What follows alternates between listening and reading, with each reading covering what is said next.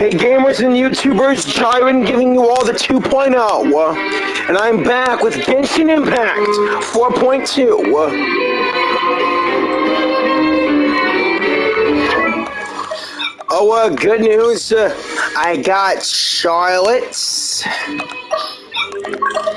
as well as Farina. Gonna try to work on them as soon as I'm done with this. But right now, let's focus on the task at hand.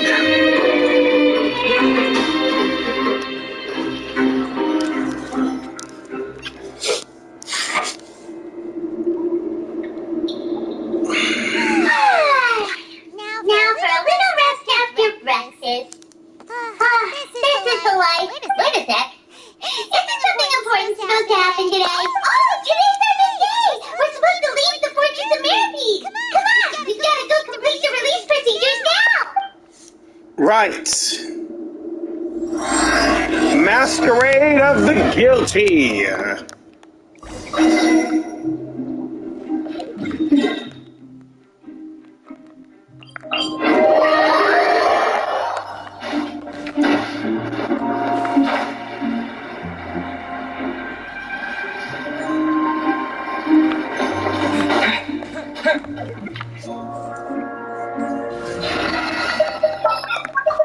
Yeah, I'll do my best, but I can't guarantee you victory. The pleasure is all mine.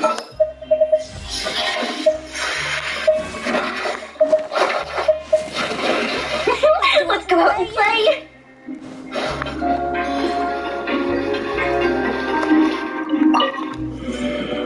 Please, sign here. This document will be effective immediately upon signing, and you two may exit the Fortress of Mirapede via the Red Room channel. It's been so long since we've been to the surface. Let's hurry up and... What the heck? What's happening? You okay? I'm fine, thanks. But I wonder what that tremor was just now. What's that, the Duke?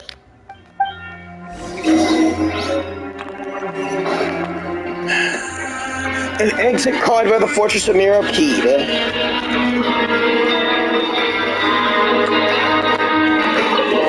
Okay, Risley, please help us out here.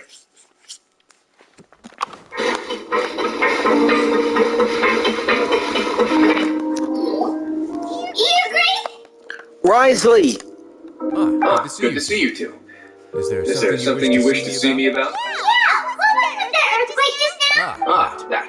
The tremor didn't originate from the seafloor. In fact, it seems it came from the surface. Over the years of surfing as the warden here, I've developed a sense to distinguish between what occurs on the surface and what occurs underwater. Besides, the seal that Monsieur knew that set in place won't fail so easily. So the fortress is okay? If you recall our last incident, if there really were a problem, there would be crowds of inmates in a panic right now. You've got a point.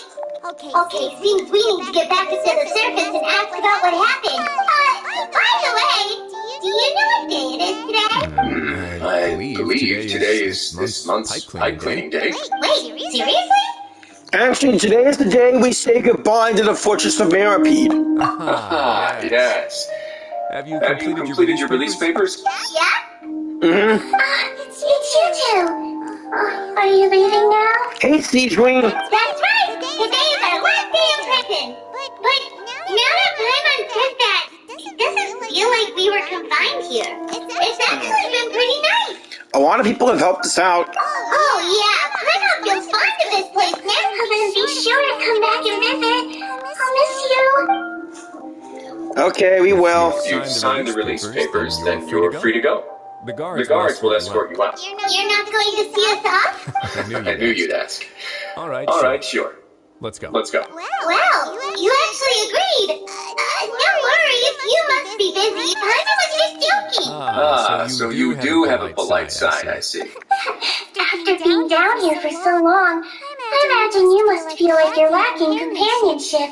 Shall I come along too? No, that's all right. It's not like we'll never visit again. Yeah, don't worry, we'll come back to see you.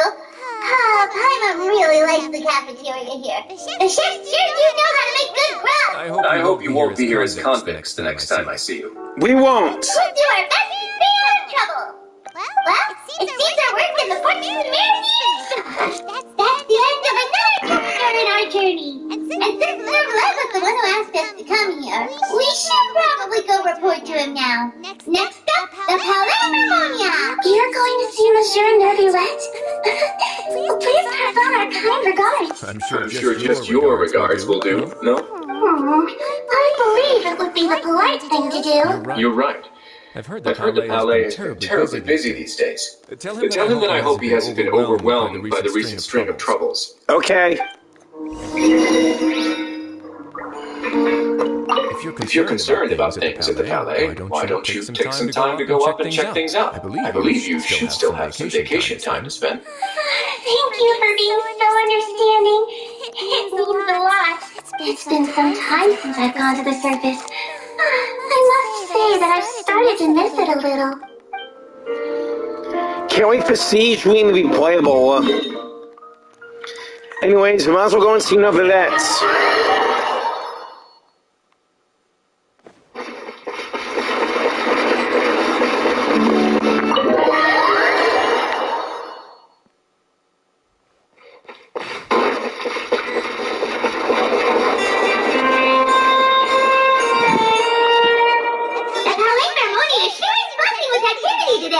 No kidding, look at all the people and the guards. It's you two. Apologies. Monsieur Nervalette would say you'd be welcome at any time. Excuse me. Would you mind helping me take a look at this report? I'll be right there. Sorry, I've got my hands full here, but you can see yourselves in. Thanks to Dean. Everyone's so busy. Seems a lot has been happening.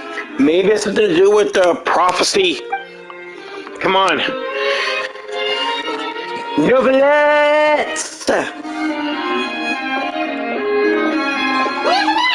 Hello. You've come at the right time, but you'll have to wait for just a moment, as there are some urgent matters I must tend to first. In the meantime, please, have a seat. If you'd like to have something to drink, let the limousine outside know. That's all right. We just ate.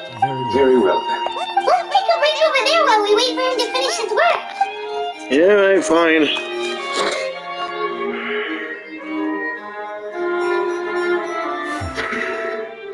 Nervalette?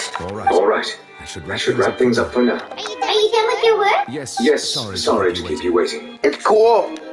Today should be the day you were released from the Fortress of Meripede. And it appears that you've managed to complete all the release paperwork. That's right, and we came here to see you right away. Yeah.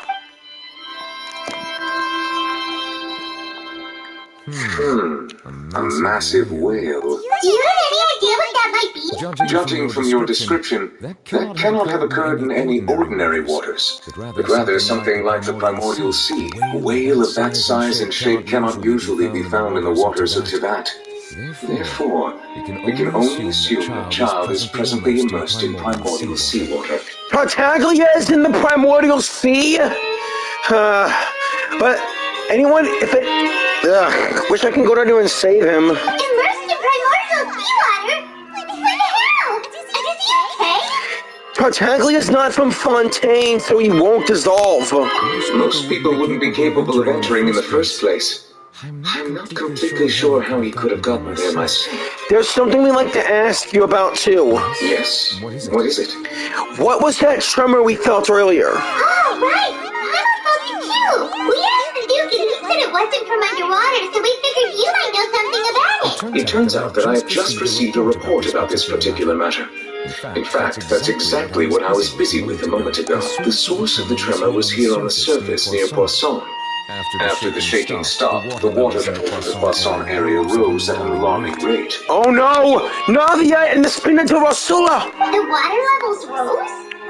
Oh no! What about all the people there? Fortunately, the water levels only rose for a short period of time, and have already returned to normal now.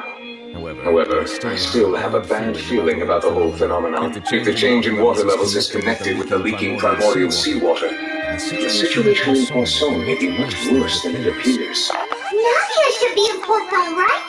We need to go check on her! Duh! Let's head to Spinach of Ursula's HQ. I would also like to go there as soon as possible, but I'm afraid I can't leave just yet. We must immediately formulate disaster prevention plans for the surrounding coastal areas to avoid potential catastrophes. I'll have to ask you two to go to Poisson first. I'll meet you there to check on the situation once I finish things here. Sounds like a plan. There's no time to lose. Let's get going. Please be careful.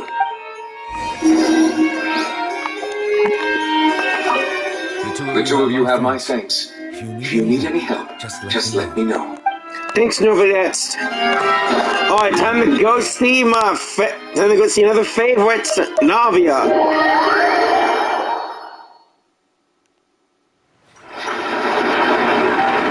Navia!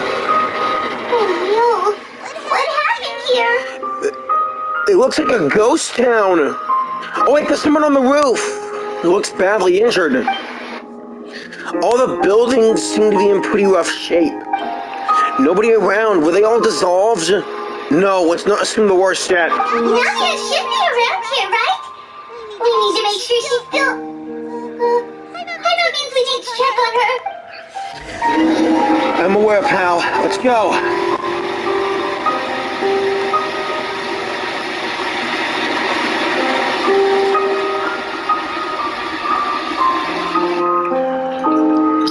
Navia! I haven't seen a single soul all the way here. Oh, this is getting scary. What do we do now? Look, there's someone on the roof over there. I noticed him earlier. Just stay put. We're coming up. Watch your balance. All right, just hurry.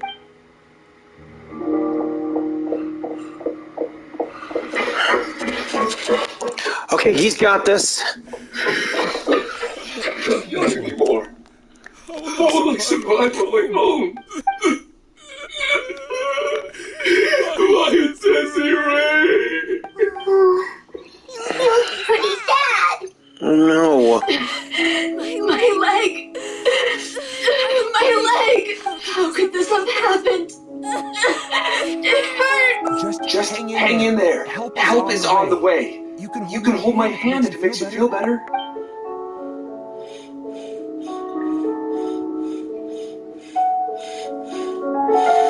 We need to move.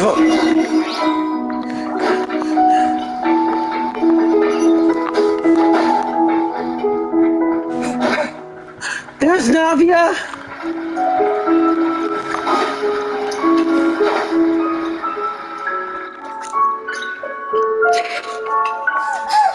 Nadia, she's over there. Hey, Nadia, are you okay?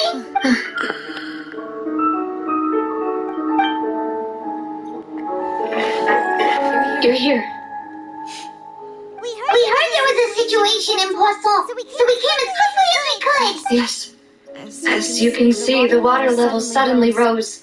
It caused quite the disturbance, in fact.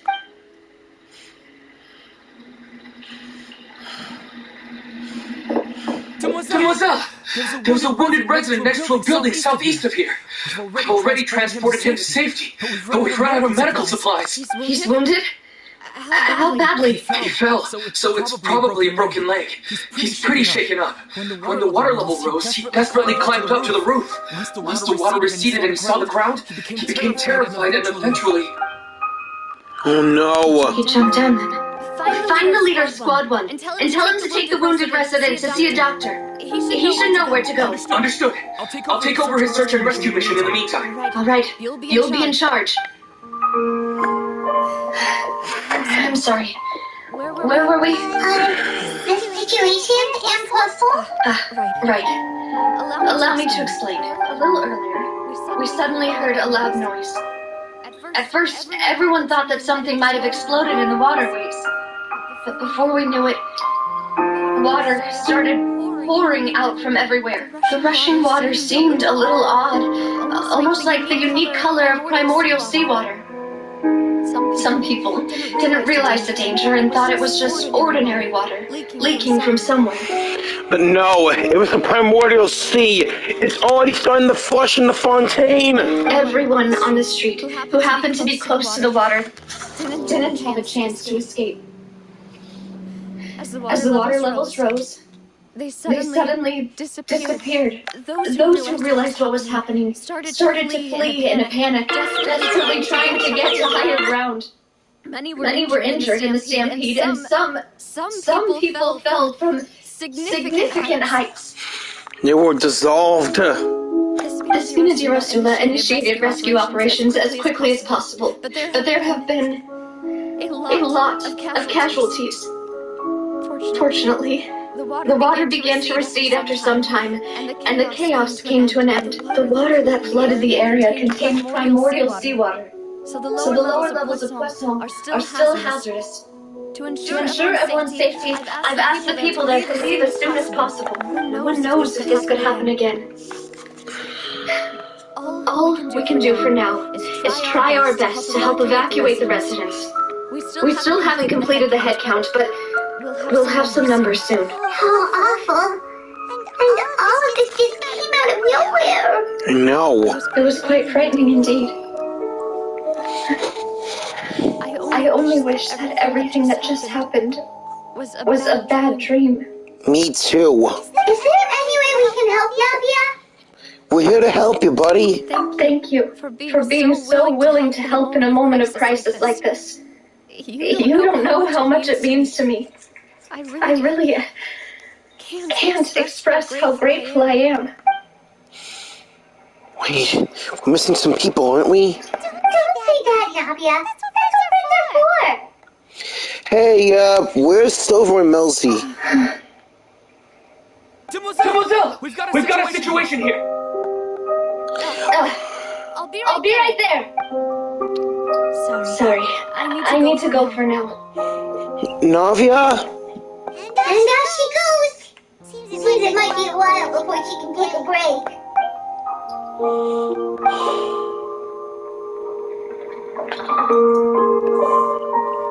Okay, the wounded are being tended to, and we finished the preliminary head count. More support has just arrived, so I suppose I finally have a moment to focus on my own matters.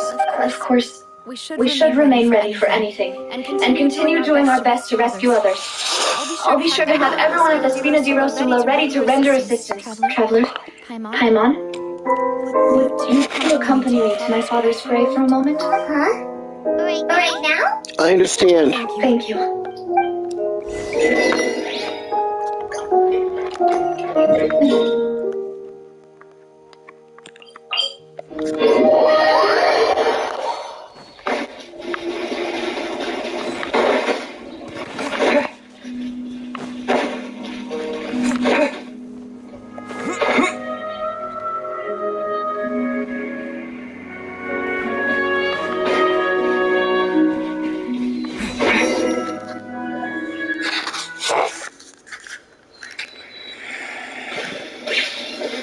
Not a lot of people here, huh? Well, given the time of day and the whole situation in Poisson, Paimon doesn't think there'd be a ton of people here visiting graves. Right. That's how things are now. The living are so exhausted that they've no strength to spare any words for the dead. Navia? There's no need to push yourself so hard, Navia.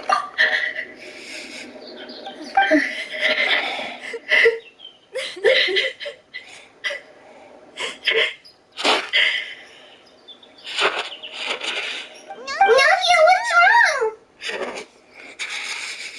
Sorry. I just... Navia? Malus and Silver. They won't ever come back here again. They were dissolved! What should I do, Papa? Huh? What happened to them? I'm sorry for your loss, Navia. Everyone agreed on the rescue plan, but still, I was the one who initiated it. They were helping evacuate the residents, but they couldn't leave in time, and they were caught in the seawater.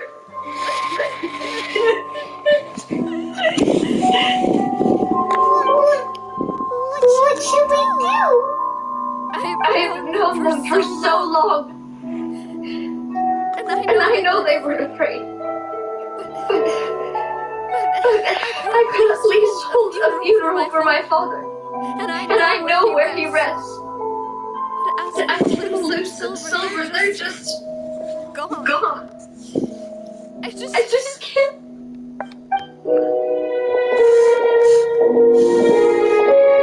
Everything looks so clean after it rains. Even the gravestones. I didn't expect that you'd enjoy a glass of red wine in front of Master Callus's grave. I can understand. Besides, the scenery here isn't half bad. See, it's not just me. I always want to bring something when I visit Papa. Perhaps we might even have a picnic. He wouldn't be angry, would he? How could Master ever be upset with you, Demoiselle? Yes, the cemetery is the home of those who have passed, is it not? Everyone ends up here sooner or later, no matter who you are. Buying yourself a plot in advance, are you? No need yet. But when I do, I hope you'll let me be buried beside Master Callus, Demoiselle. Hey, stop joking around. I'm quite serious. That way it will save us both the trip to see each other whenever you visit your father's grave. That makes sense. In that case, could I be buried on his other side? After all, besides you, Demoiselle, two of us could certainly be considered Master's closest companions. Personally, I believe we fill those shoes just fine. Why are you bringing this up all of a sudden? Seriously. All right. I'll remember your request. But I'd really prefer not to talk about this stuff. And what do you mean by saving me a trip? I'd make the journey even if I had to visit you two somewhere else. I promised to let them rest in peace here. But here I am breaking that promise. I'm sorry for letting you see me in a mess like this. I don't usually cry, really. Grandma doesn't know how to help you feel better. Well, she understands how you feel. I'd always thought I could make my wishes come true. But now that I think about it, that never solely relied on me. Many things can only be accomplished with someone else's help. Loose and Silver have helped me so much. By contrast, I could do nothing for them. I'm so sorry. You can spend as much time as you need here, Navia. We'll stay with you. We're here for you, pal. We're your friends. Thank you. Right now, you don't know how much that means. But by the way, you can have a look at this. It's a list of victims from the incident that took place here. Bernard, Burnett, Yverny, Francine, Karina, Daisy Ray, Juanville, Julianne, Esselin, as well as the Loose and Silver. So everyone else is safe. Still. It's okay. I know what you're thinking. And you're right. We lost Maloose and Silver. But we were able to save more than we anticipated. The overall outcome indicates that the cost was worth it. No one sacrifice is truly necessary. Right. Don't think that way, Navia. One person might be saved at the expense of another, sure, but that isn't something we should ever consider a trade. Maloose and Silver were not the price for saving anyone. They were heroes. You're right. Thank you, Paimon. What you said just now was pretty amazing, actually. I'll remember your words. Really? Seems you've become more eloquent in the time since we last met. The knave! The knave? What are you doing here? Is Is everything going well on your side? Yes. My people are carrying out the mission according to your request. All the residents of Poisson have been evacuated, and we're preparing to relocate them to higher ground. What? You helped Navia? As for the supplies, we have everything taken care of. There is no need to worry. Thank you very much. Wait, do you two know each other? We just met recently. Right, Miss Navia. Usually, I would call this a coincidental encounter. That doesn't quite fit this time. Besides, it never even crossed my mind that a Fatui Harbinger would come looking for me. Thanks to the knave, Spina di Rosula received generous support from the Fatui, which allowed us to complete the rescue and evacuation work so quickly. Mutual aid is essential to fostering positive developments. We were already in the area in any case, so it was not that said. I must say that you're a lot sharper than you let on. I'm sure you understand what I mean. I apologize for all the ways in which I tested you previously. We've never worked with a Fatui before, and it's extremely important for us to know who we're working with. My subordinates have reported that Fatui soldiers have been observing water levels and taking head counts in various locations. I hear that they've also prepared a large amount of emergency supplies. I'm quite surprised. The Fatuis? So you really are helping to stop the prophecy from erupting in Fontaine. This is nothing to brag about, nor do I intend to. It is simply the way of powerful organizations to act forcefully, whether they are doing good or ill. You've witnessed that firsthand, in any case. As I've told this traveler before, I know of the prophecy, and I intend to prevent the impending disaster. Lending your organization a hand was a natural first step in accomplishing that. As such, do not be troubled by this token of our sincerity. Perhaps one day, you'll also be able to help me in the same way. Without your help, there would have been many more casualties. I won't forget your kindness. Furthermore, I sincerely regret what happened to Melissa and Silver. I only wish that my people could have arrived a little earlier to prevent this from happening. Don't say that. You and your subordinates did everything you could. As Paimon said, Melissa and Silver didn't choose to sacrifice themselves for any specific person. And they weren't the price paid for others' salvation. They chose to become heroes themselves. I've never liked hearing people put it that way. It's like trying to relieve pain by saying some noble-sounding words. But right now, there's nothing more suitable. They really did become heroes. You're right. I'm sorry for your loss, Miss Navia. Water is life to Fontaine's people, and it also spells disaster. It's no wonder that people always say that prophecies represent fate. Fortunately, I've never been one for such opinions. So, you're one who will try to change fate then? Of course. That is why I'm going to Hotel Bouffe de Thé. I still have some things to take care of, and the children need my attention. By the way, Traveler, Paimon, one more thing. What now? Alright, we'll just... This isn't right. Paimon thought you would ask us to walk with you for a moment so you could tell us something in private. That is a clever and useful conversation technique, which I do like to use when necessary. But there's no need today. It would not hurt to have Miss Navia listening. Traveler, I'm sure you remember that I said we could work together when we have a chance. Yeah, what about it? You and I both know that there may be issues. More you'll see. Previously, it was the fortress of Marape's sluice gate, and this time it was the water levels in Poisson. These are both signals. So the time for jolly cooperation has come? Indeed. Allow me to share the latest intel I've received from the House of the Hearth's intelligence network with you. During some recent investigations, a child claimed to have discovered some ruins near Poisson. The ruins date back to ancient times, and seem to be worth investigating in many ways.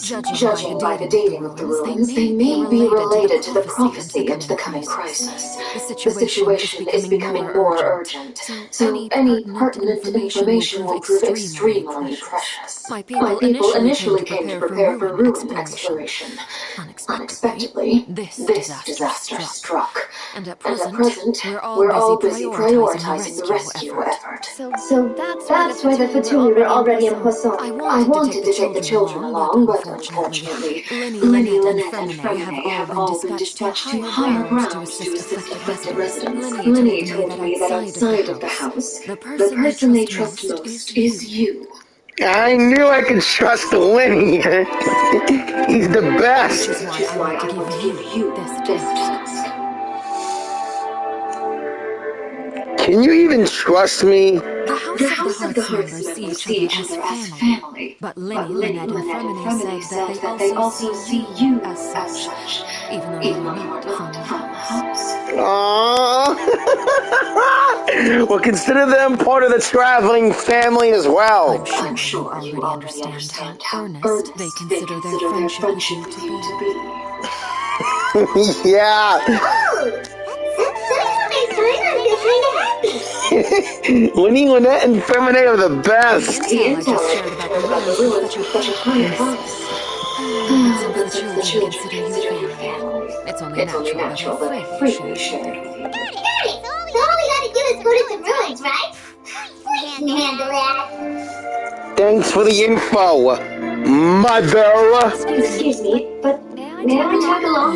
You wish to join Miss Sylvie? But are you sure you're up to exploring the ruins? You're direct. Well, I'm sad, yes. But I can't just go back and plop myself into a chair by the roadside and do nothing. There's no point in being depressed while we still have a disaster on our hands. As my father's successor, I must live up to the hopes he had in me. Besides, I'm also doing this for myself. I need something, a distraction, to keep my mind off loose and silver. Nalvia's strong, but she needs company. We can be that company if she goes to explore the ruins with us. Since you put it that way, I have no objections. What do you say, traveler? Let's go together. All right. The ruins are to the south of Poisson. Here's the map. Okay, the three of us will handle it. Come on, pack up and get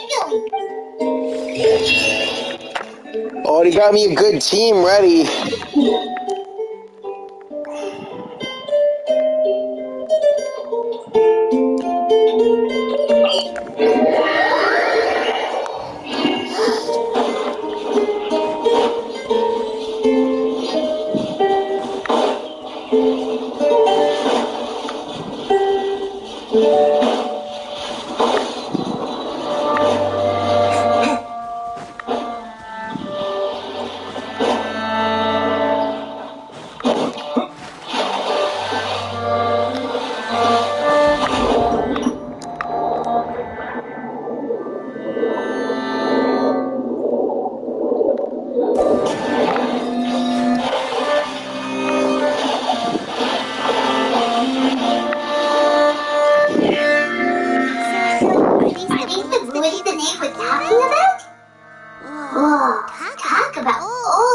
They seem to be pretty ancient, all right. Let's go in and have a look. Just be careful. We already know. We've been through ruins numbers of times. Place of secrets.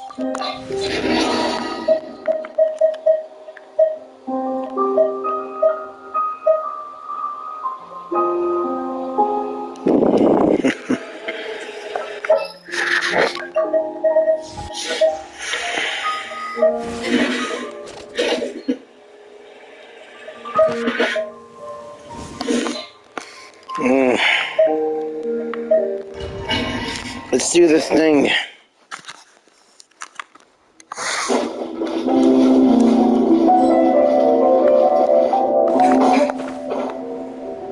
think it's best to avoid the water at all costs.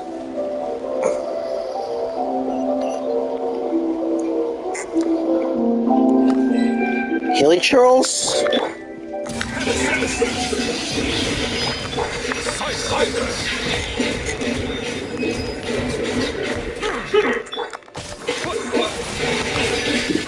Wind blade!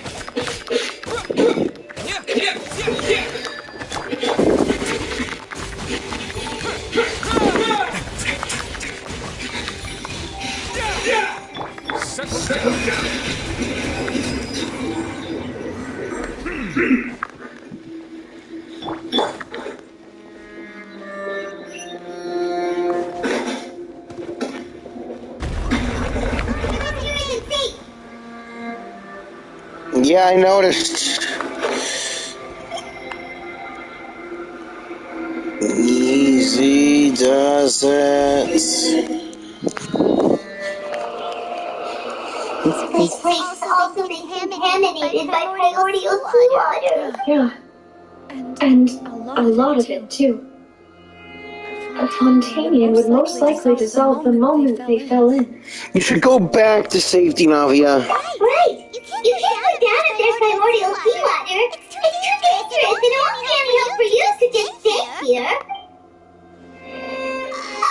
Don't get Hermine wrong. We're not saying you're useless. It's just that... No, you're right. I can't do anything in this situation. I'll leave this to you.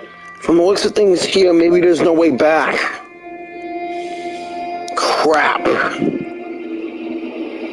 That complicates things. Maybe the only way left is forward. In that case, do you want to wait for us here? The water levels here are unstable, and there's a chance the water will rise. So staying here wouldn't be safe either. I'll go together with you. Perhaps we'll find the exit just up ahead. Seems like there isn't any other option. Alright. Come with us for now then, but please be careful.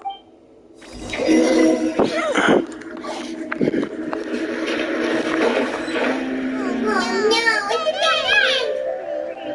Let's try climbing over from the side.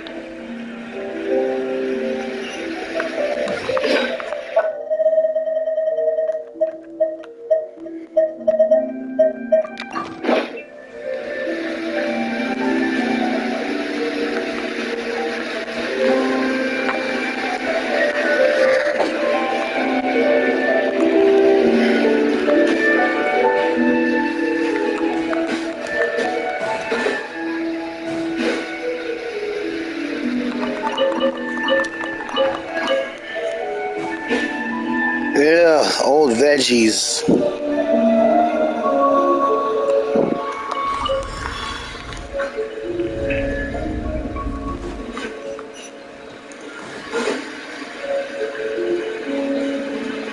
Look at that tower. Hey, isn't that same thing in the fountain? Or am I thinking of something else?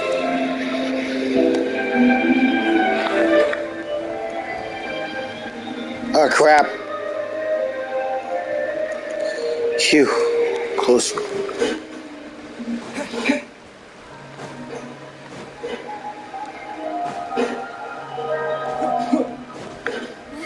Wait. Something wrong with this bridge. Oh, crap! Move! Run! It's gonna go down! Navia! No!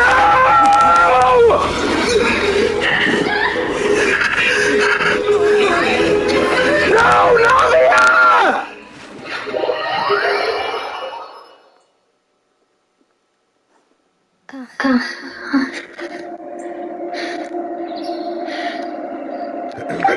Demoiselle.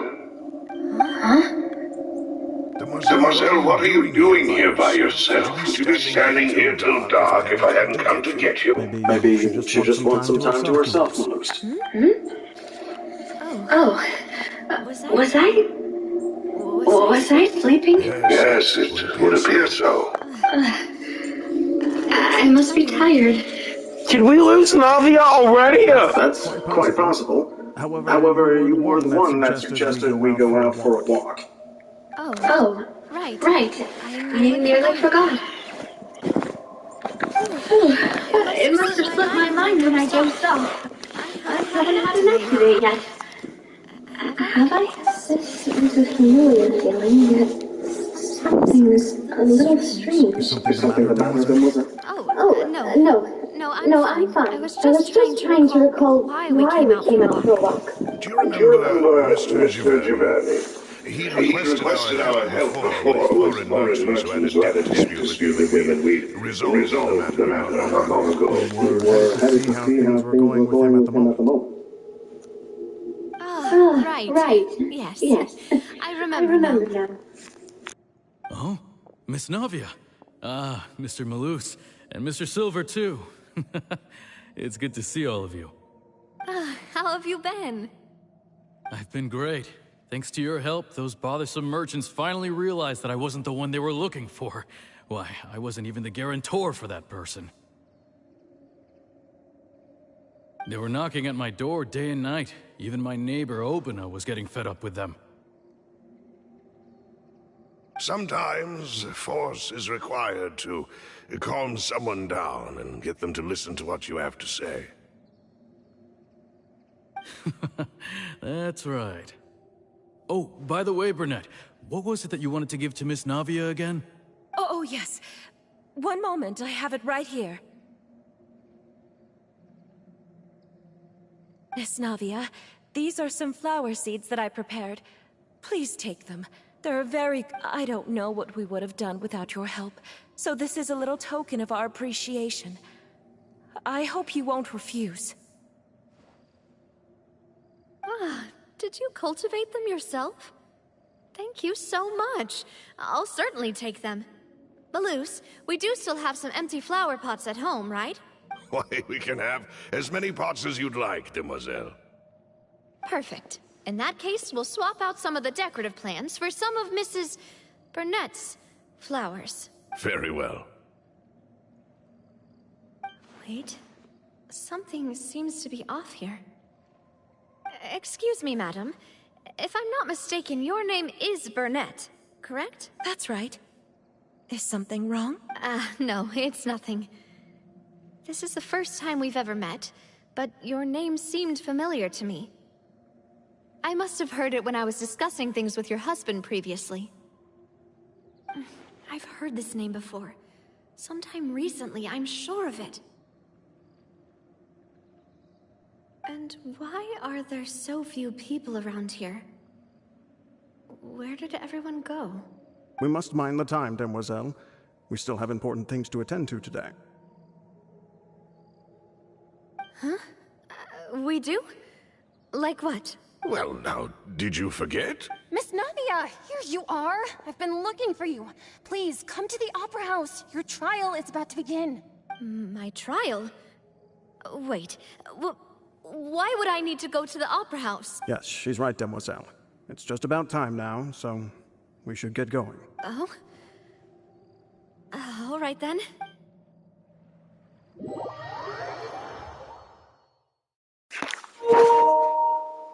Look, it's Navia! She's here! Enter two attendants with her! Goodness. Everyone's finally here. Why would Navia be on trial at the Opera House? There sure are a lot of people here to see the trial. And they all seem to be oddly excited about something. I even know some of these people. Karina, Desiree, Joyville, Julian, Essen. Why are so many people here? And why do I have no recollection of this case? And as for the judge... Huh? Where's Mr. Neuvillette? Please sit in the defendant's seat. Don't worry, Silver and I shall accompany you. All right. But are you sure you can stand behind me? Typically, it wouldn't be allowed, but today is an exception. Hey, what kind of place do they think this is? Come on. Do they have any idea what they're doing? Seriously. Enough with the whispering!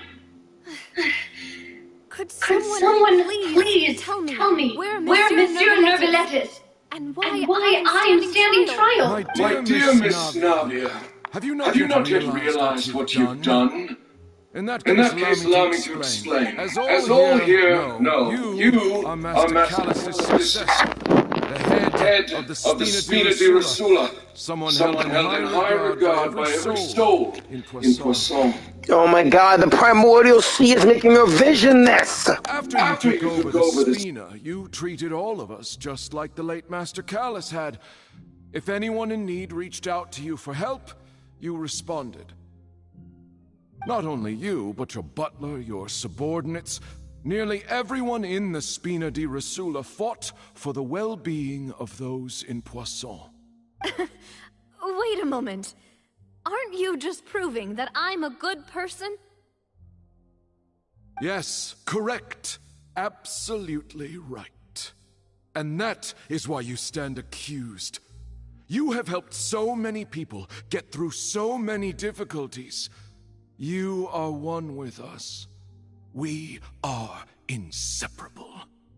We are one big family, all of us who are from Poisson, inextricably linked.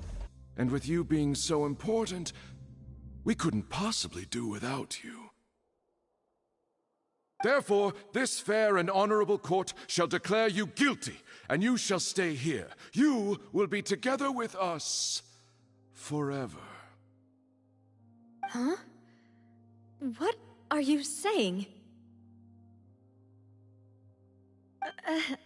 Everything you have said is correct.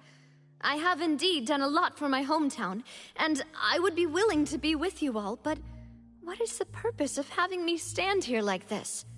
What is there to discuss?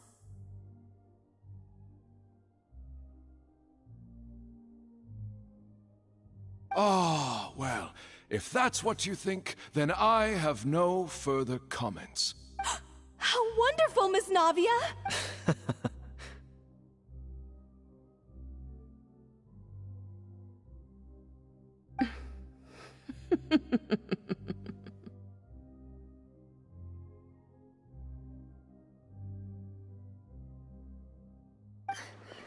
I know all these people. Why are they laughing? I seem to remember now. Yes, I get it. This trial is... Wait just a moment. This isn't right! Malus? What was that, Mr. Malus? Our conclusion is very clear and unanimous. Let the court judge her now. She's guilty!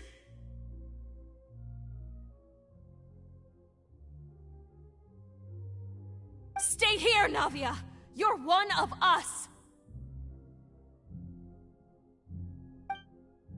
Demoiselle, don't admit guilt. This trial means to keep you here forever. I wish to exercise my right to defend Our Lady. Mr. Joinville, you only know of Navia's goodness, but nothing of her utterly independent mind. She was born a free and independent spirit. She has never been tied down by anything. Indeed, even the death of Master Callus couldn't stop her. Her actions cannot serve as proof that she identifies herself as part of any group. She merely acted as an individual, extending her hand to help others. Please do not mistake her actions as being otherwise. Really? As an individual, you say? Don't forget, we are all Fontainians here. This is the nation of justice, the nation of Hydro! Even if Miss Navia only voluntarily rendered her assistance, that doesn't change the fact that her beautiful soul must return to everyone. Everything is measured here in the nation of Hydro, and in the end, everyone shall meld together. Thus, when a unanimous opinion emerges, that opinion represents justice. Now I speak for everyone. Our opinion is consistent. Navia should stay. We and Navia are one. And you would call this justice? Preposterous. You are merely jealous that Demoiselle still has a chance. Have you forgotten how much you all once longed to become individuals, to become independent? Do you mean to defy our justice? If your justice is flawed, then why should we acknowledge it?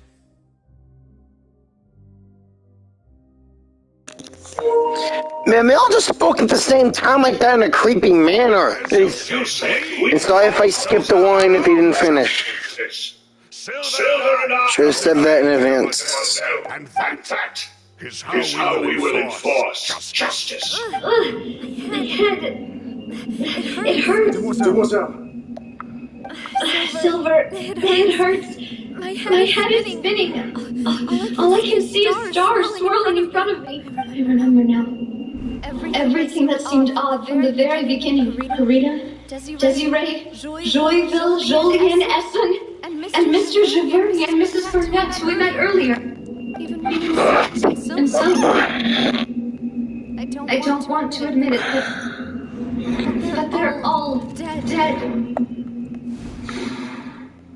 Don't be afraid. And don't admit guilt. We will protect you to the very end. Absurd! Who are you to say that she cannot be judged? We are the majority, and in the nation of trials, the majority is absolute justice. We are the will of all. Don't let them escape! We shall keep Navia here with us! Mr. Malus and Mr. Silver, must you be so stubborn? How could the two of you possibly hope to stand against the collective? Do not resist. This judgment is fair and just. Navia belongs to us. Did I sing an Oceanid? After all that happened, she should not be left alone in Poisson. Oceanid! What are you saying? Navia, look closer! No more excuses! The Oceanids! He says we're jealous. Jealous? How could she possibly be an independent individual? What's with these people? The Oceanids! Don't you know what they look like? Who's jealous of her? She belongs to us. Miss Navia. She... Silence. No, relax! That's... Monsieur Lavillac. Such commotion is prohibited in the court. The accusations you just present are nonsense and cannot constitute a proper trial. The court will adjourn for the rest of the day. In this, I shall hear no objections from any unauthorized party. Our thanks, Monsieur Lavillac. Please leave with me, Miss Navia, while there is still time. But... Go on now, mademoiselle. This is your only chance to leave this place. What can't bear to leave us behind, Malus? Apologies. I couldn't resist making one little joke once I realized that this shall be our last goodbye. No, Silver, Malus! Silver. They're Oceanids now, too! Quickly, you must come now. Goodbye. Mademoiselle.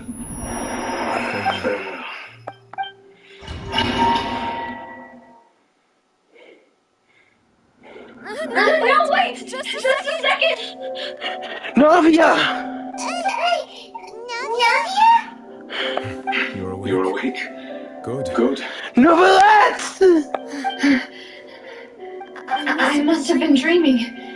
Malus and Silver were still alive, and they were defending me at some insane trial. Looks like you're all right. Did all the bad feelings cause you to have a nightmare?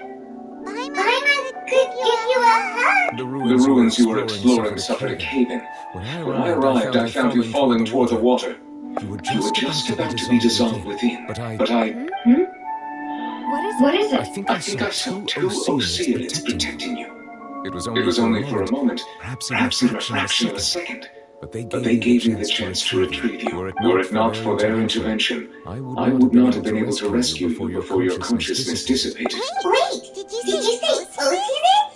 You mean like what happened with Masquerade? So people that are dissolved in the primordial sea become Oceanids. Perhaps those two Oceanids were the people you saw in your dream. I always told them that they didn't have to protect me. To think that they keep doing so even after death. Please come with me. Novelat, what is it? Are you okay? No, I am quite all right. Perhaps there's something we could chat about? Why do you look so stiff all of a sudden? Oh, Paimon knows. Kevin types feels like there's nothing to talk about, right? I really thought that we should give Navia some time to herself. Why did you say so then? Don't you think it'd be more awkward to call us over like this and then there's nothing to talk about? I suppose so. By the way, Siege Wing sends her regards. I hope all is well with her these days. Her work in the Fortress of Masquerade has not been too much for her, has it? No way! don't worry. She's doing fine down there. She's an amazing head nurse. I see. Well, that Well, is that is good. I have always worried that Sijwin will need a lot of time to understand the world of humanity, just as I have. Understand the word of humanity, dude. She looks like a human and melusine hybrid in this game. Oh, and the new octopus guy. Even though Sijwin made him do that. He hopes that you haven't been overwhelmed by all that's happened lately. Thank you. I have indeed been busy lately. And I also hope that everything is going well in the Fortress of Meripede. He still doesn't know what to talk about. Let's chat about something else then. You're the expert, Paimon. What should we talk about? So, Nicholas, you're probably quite the swimmer, huh? Yes, of course. How's it going anyway? Let's try something else. How did you find these ruins? Did the name tell you? Yes, in fact. I had arranged to meet you in Poisson, but when I arrived, I discovered that the Patuli were helping the residents evacuate. They had even transported a large quantity of supplies to the area. Amid my astonishment, I ran into the Knave. We had a chat. She informed me that she had asked you to investigate the ancient ruins here. Yeah, we originally planned to meet up with you, but we thought you might still be busy with all those official documents. We didn't think exploring the ruins would take very long, and who would have thought you'd wrap things up so quickly? I hope Navia can get back on her feet.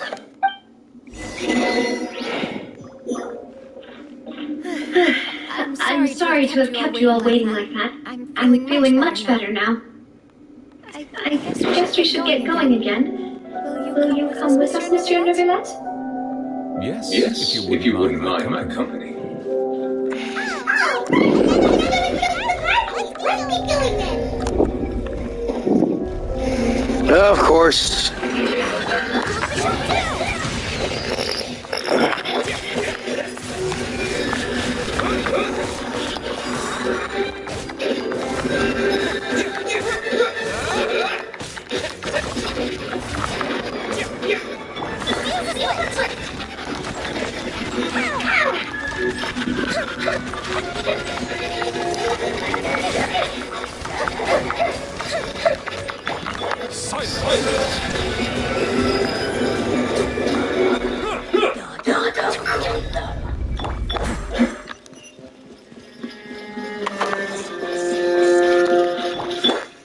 No, not again. I got a bad feeling about this.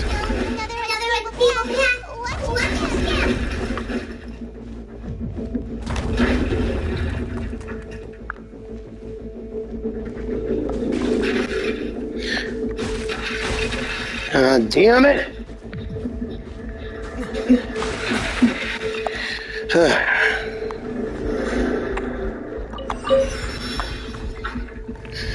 Glad all of that held together.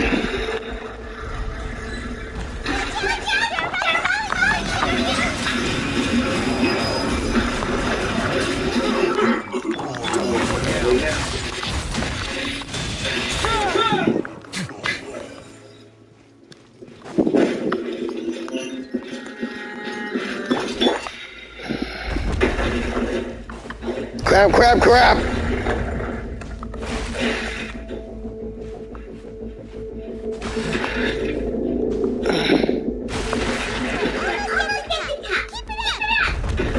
Ah! Climb!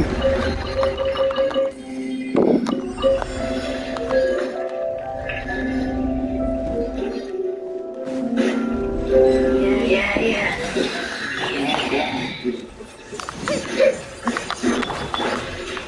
The time beckon.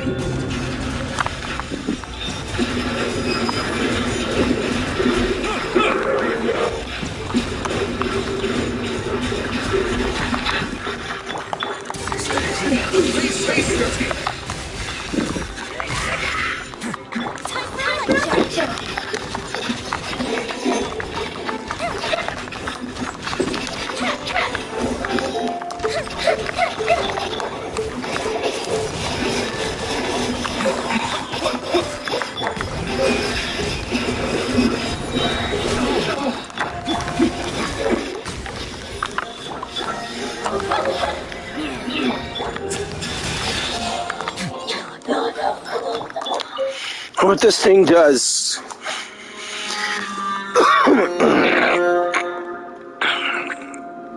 No way it activated the tower.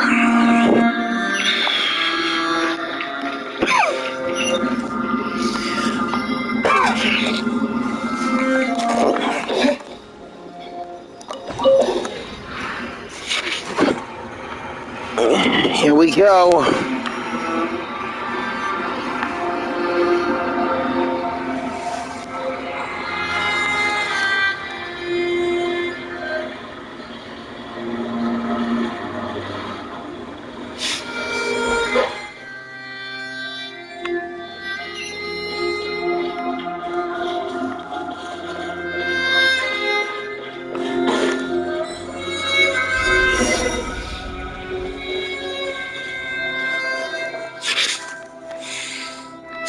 Looks like we've reached the end. This is the place. There should There not should not be be any any other other hidden hidden spaces in the vicinity. The path sure had some twists and turns, but it turns out that this place isn't actually that big. There seems to be something on the wall. Come on.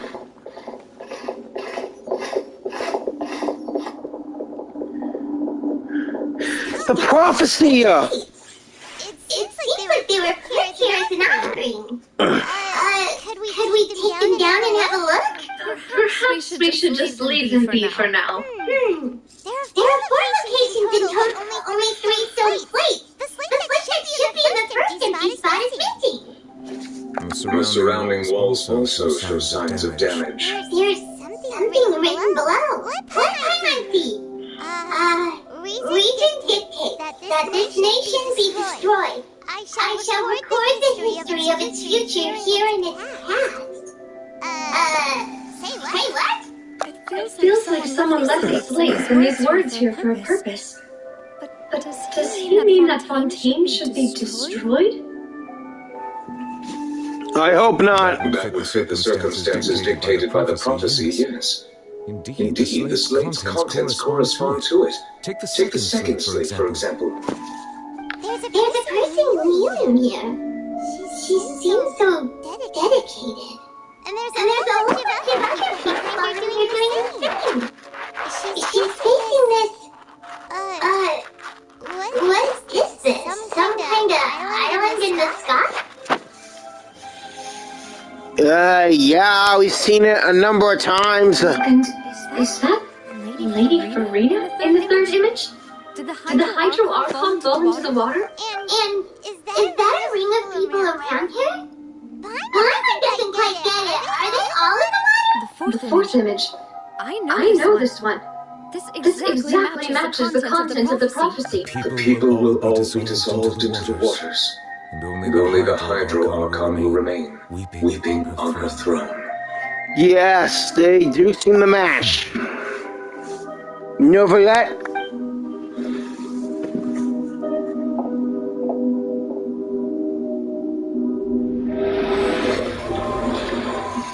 Whoa, Novelette, what are you doing?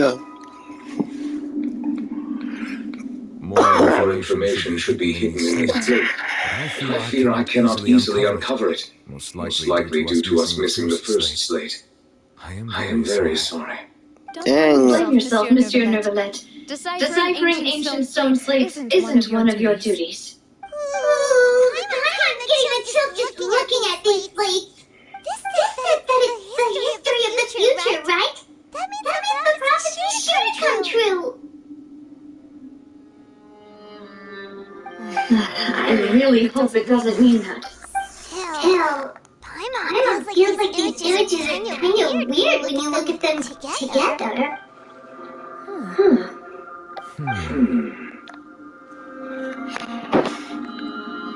The issue, I get what you mean, Paimon. The issue is the order of the third and fourth images, right? That's right. If the images are in chronological order, shouldn't the fourth, the water surrounding Fontaine, come before the third, where the Hydro Archon herself falls into the water?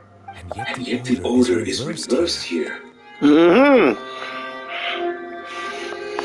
The second image is also quite concerning. What sin are the people in the image confessing to? If we go by timing, Lady Farina only emerges in the third image. That means that the person in the second image might be the previous Hydra Archon. Jyran, then. I I had never met her, but her appearance here does match the records. The previous Archon kneeling before the floating island in the skies, as if confessing a sin. Did she herself commit that sin? And if not, why would she be in such a posture? Also, I'm still wondering why these ancient lids are here at all. Judging from their contents, could this place be the origin of the prophecy? Does that mean that someone, or some people, once saw these slates? But who created these slates and left these words here? It seems that any further clues will have to come from Farina. In that case, there's no time to lose. There's nothing else to be gained here, so let's head back first. Yeah, we better get somewhere safe for now. Honestly, who created these slates doesn't matter. The real question is whether things will truly play out as the prophecy foretells it or not.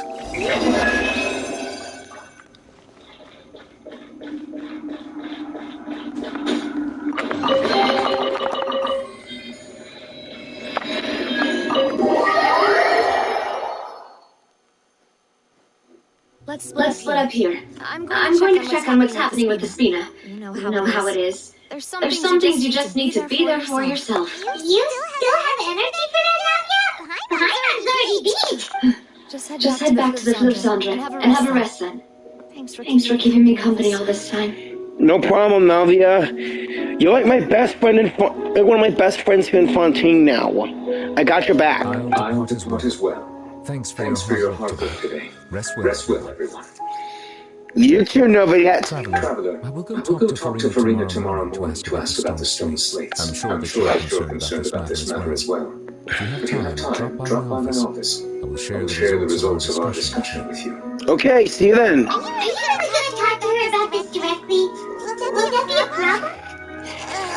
Paimon's getting a little scared now that it's come to this. She has long been harboring secrets, and not give them up easily. Which makes it all the more my duty to ensure that she understands the present situation.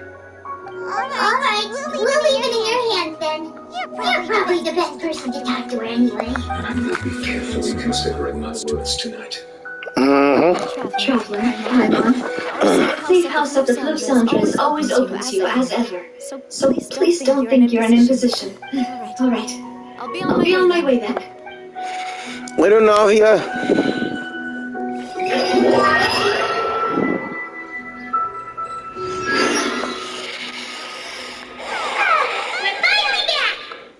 Welcome back. We've got a special menu prepared for you tonight. Yay! And there's good food too! No, the boss is the best. You did great as well, Paimon. Ooh, dessert! Nice! They're all Paimon! Paimon's already starting to forget what happened today. Oh, that voice. Is that who I think it is? Mona? Huh? Is that Mona? It's you two.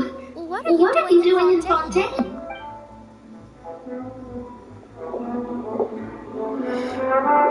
Mona Majestus.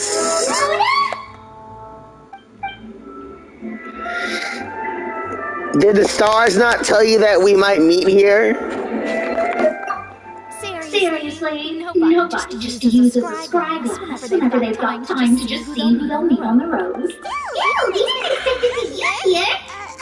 Wait, you're not a Fontanian, are you, Mona? Well, I have some business to attend to here, so I booked a hotel in the city. I was just out for a stroll when I bumped into you. Quite unexpectedly, if I might add. Why did you think I was from Fontaine, though? Is that because Magistus doesn't sound much like a Monster surname? Well, I used to have my own surname, which was, some other thing. By the way, the old hag told me when she took me as her disciple that the first step to being a great astrologist's pupil was to change that name. There was nothing for it, really. She really is amazing at astrology, so I changed my name to what it is now according to her wishes. To my surprise, however, Magistus is not the name of some ancient house or clan. Is it? Nope.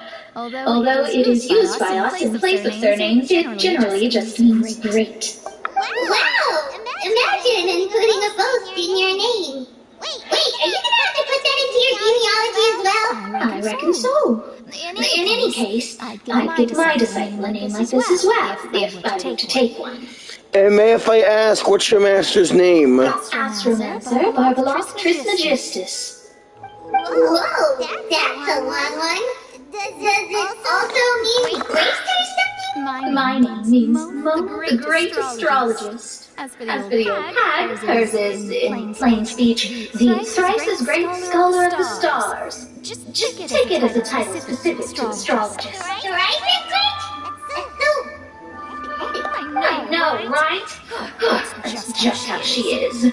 She used to call herself Magistus, actually, but when she took me in, she changed her name to Trismegistus. Talk about excessive. Magistus is thus the calling card of our school, so to speak, which makes it about the same as a surname. It's all right.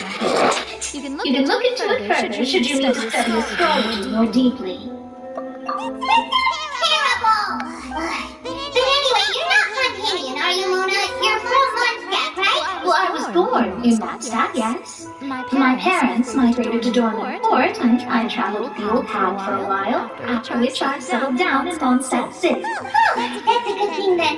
At least we know you won't be dissolved by Fontaine's waters. Speaking of that, I'm sure you're aware that a bunch of things have happened here in Fontaine, right? I know you're not a local, but I'd avoid getting too close to any water that looks strange on the Seine. There's something ominous about it. The water, I mean. Did you come to Fontaine because of the prophecy, Mona? That was the main reason, yes. Just a while back, the Seabird invited me to take part in a panel and speak about the circulation of the prophecies and astrologists. The invitation was sent quite early on. I don't think anyone expected Fontaine to be in this much trouble. What do you make of that prophecy, Mona? Just tell us what you think as an astrologist. Your word would go a long way to make things more certain and less scary. What I can tell you is that I'm an astrologist, and that this prophecy concerns the fate of Fontaine, even that of all Teyvat. Ascertaining this is akin to reading the fortune of the whole world. I'm afraid that this is not something that just anyone can do. If I could do it, you would no longer call me an astrologist. But on the flip side, the prophecy is so huge and powerful that it must surely come from a powerful visionary. Its contents involve the fate of the world. Disregarding it would be a mistake. Visionary? Sounds really powerful and all, but does such a person really exist? Of course. The old hag could do it, and I bet there are others among those hexenzirkel colleagues of hers who could do something similar. I need to ascertain the accuracy of the prophecy. Could you help me get in touch with your master? Are you sure? All right, I'll help you. It isn't often that I see you with such a serious look on your face. I'll tell you when I hear back from her. Thanks, Mona. You're amazing as always. Well, this is something only I can do after all. So yes, your praises are quite welcome. That's the greatest of astrologers for you. Of all the people we know, you know the stars the best. Indeed. That's the spirit. Mona Magistus takes the win. Good luck, Mona Magistus. Oh, sorry. I came to see what all the commotion was about. If there's anything you need, do not hesitate to inform the Spina di Rosu. Whoops. Guess we were getting a little too carried away there. Well, I'll go tend to my own business now. If I receive any news, I'll be sure to come find you two again. Thank you, Mona. Where did she go? And here we are with the Spina guy giving us suspicious looks. Trying to keep it down.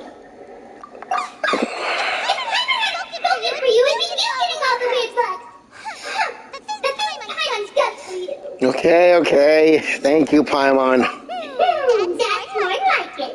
Oh, boy.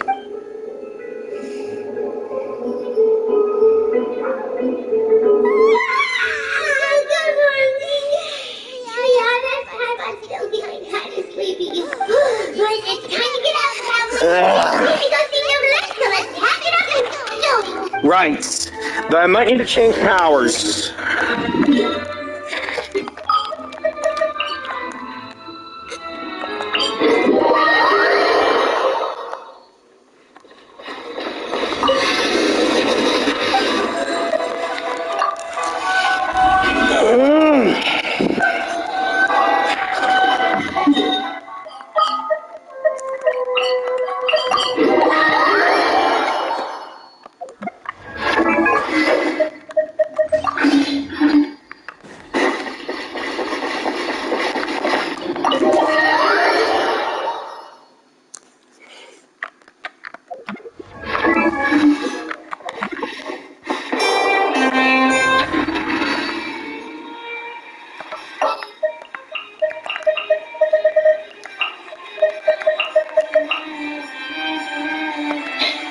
At your command.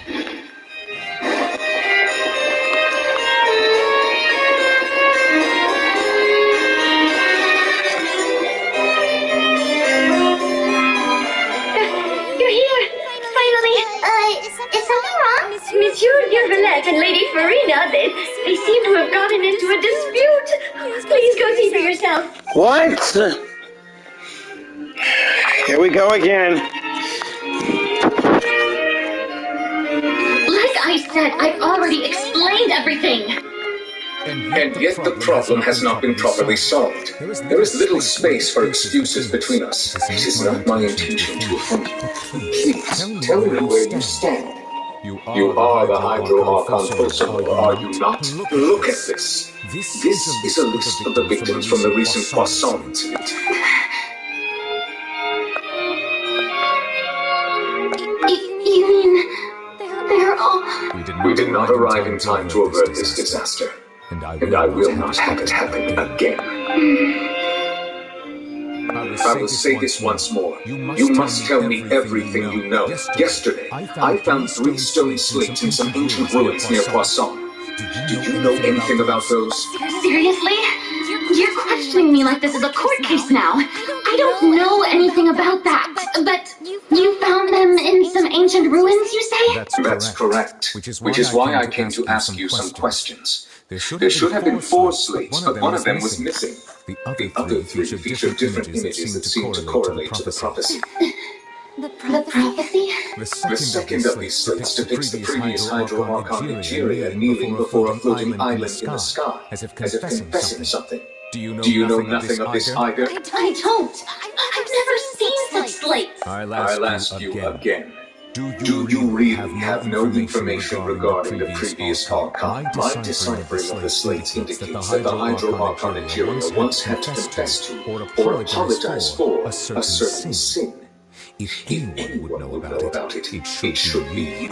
All gods don't have the same secrets, you know. She was herself and I me. Is it really so strange that I know nothing? I understand your concerns, but I'm sorry. I just don't have anything to tell you. Forgive me for saying this now, Lady Farina, but I have long known your various secret investigations into certain matters. There are several indications that you have been investigating the prophecy on the sly. This is not strange in itself, considering that you are the Hydro-Archon. But it is strange that you should also claim to not know any of Egeria's secrets, as well as do nothing following your inquiries. I wonder if there was some secrets that Makoto kept from A. But nah, their sisters, they wouldn't do that. But since Ruka Nevada erased herself from Irminsul, no one remembers her but me. So sorry, Nikita. You have never been as superficial as you have presented yourself to be, nor are you a fool. And yet, your behavior is very inconsistent.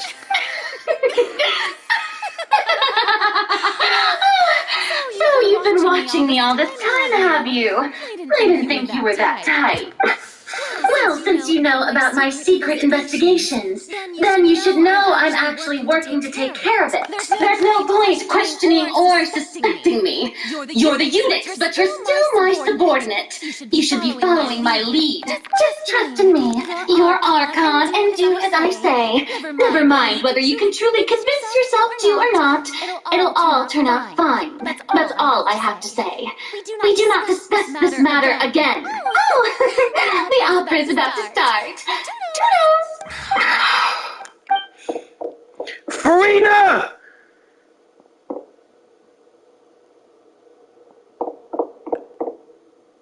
Did Farina not notice us standing by the door? Wonder what's up with her. She was smiling. Huh. She didn't seem in the mood to care if we were listening in or not. She seems to be hiding something deliberately. Nevertheless, I assume you've been outside for a while now? Oh, you noticed. Seems Farina didn't even realize we were here. She was in a great panic, though I cannot discern the reason. Our discussion passes time and again. A state of affairs that we cannot continue. Still, I do not understand. Dialogue is the basis for understanding. So why do you keep refusing to engage? I'm afraid questions alone might not suffice. We need to make her understand how dire the situation actually is. Everyone in her inner circle has noticed that she is hiding some secret. The issue is her attitude.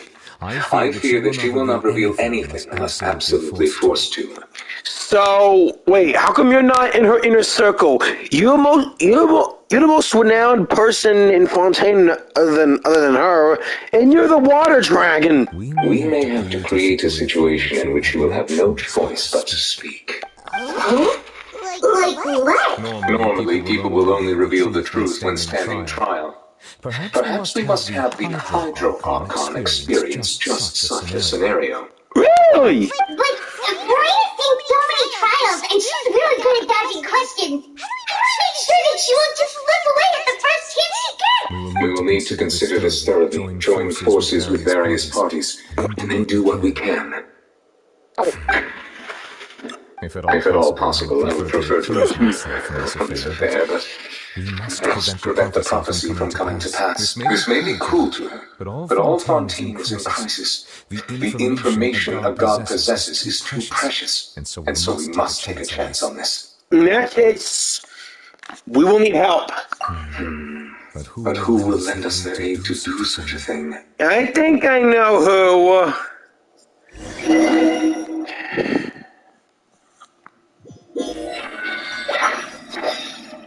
Well, that's everyone, huh? Speaking of which, it was pretty smart of you to think of hiding here. Poisson was just involved in a disaster, so it's presently devoid of people. That naturally makes it the best choice. Lenny, we're not in feminine! Here you are drinking tea like it's the most natural thing in the world, huh? That's what we should do. Sit and enjoy a leisurely time together. Correct! It's nice to enjoy tea here, you know? Care for a cup? Lend me your ears, everyone. Or perhaps one of you might like to start us off. How about you, friend? Me? No, I don't think I can. Then, how about you, good sir? I fear that I will cause the mood on this boat to become as somber as it is in court. Well then, I guess we're lucky we've got a local like me to organize things. Wonderful, the spotlight at last. I guess I'll be facilitating things from here. Alright. Long-winded, don't you think? Oh, you might be right. Anyway, to cut to the chase, our friend here, the Traveler, has brought us together to discuss something. As for what that is, well, let's start by saying that we'll be pooling our efforts together to create a series of traps. Oh, how intriguing. Oh, you like this already, Lenny? Well, it's just an expression, really. One that I just learned from Gloriant and used on the spot. So, let's invite her to explain in detail. A round of applause, please. Huh? Didn't you say that you would be facilitating this? Oh, come now. Your work doesn't involve much public speaking, right? This is a good chance to practice. You might even pick up some fancy oratory tricks to impress your boss with in the future. I see. And what does my boss say? He is glad that you consider him your boss. Do go on.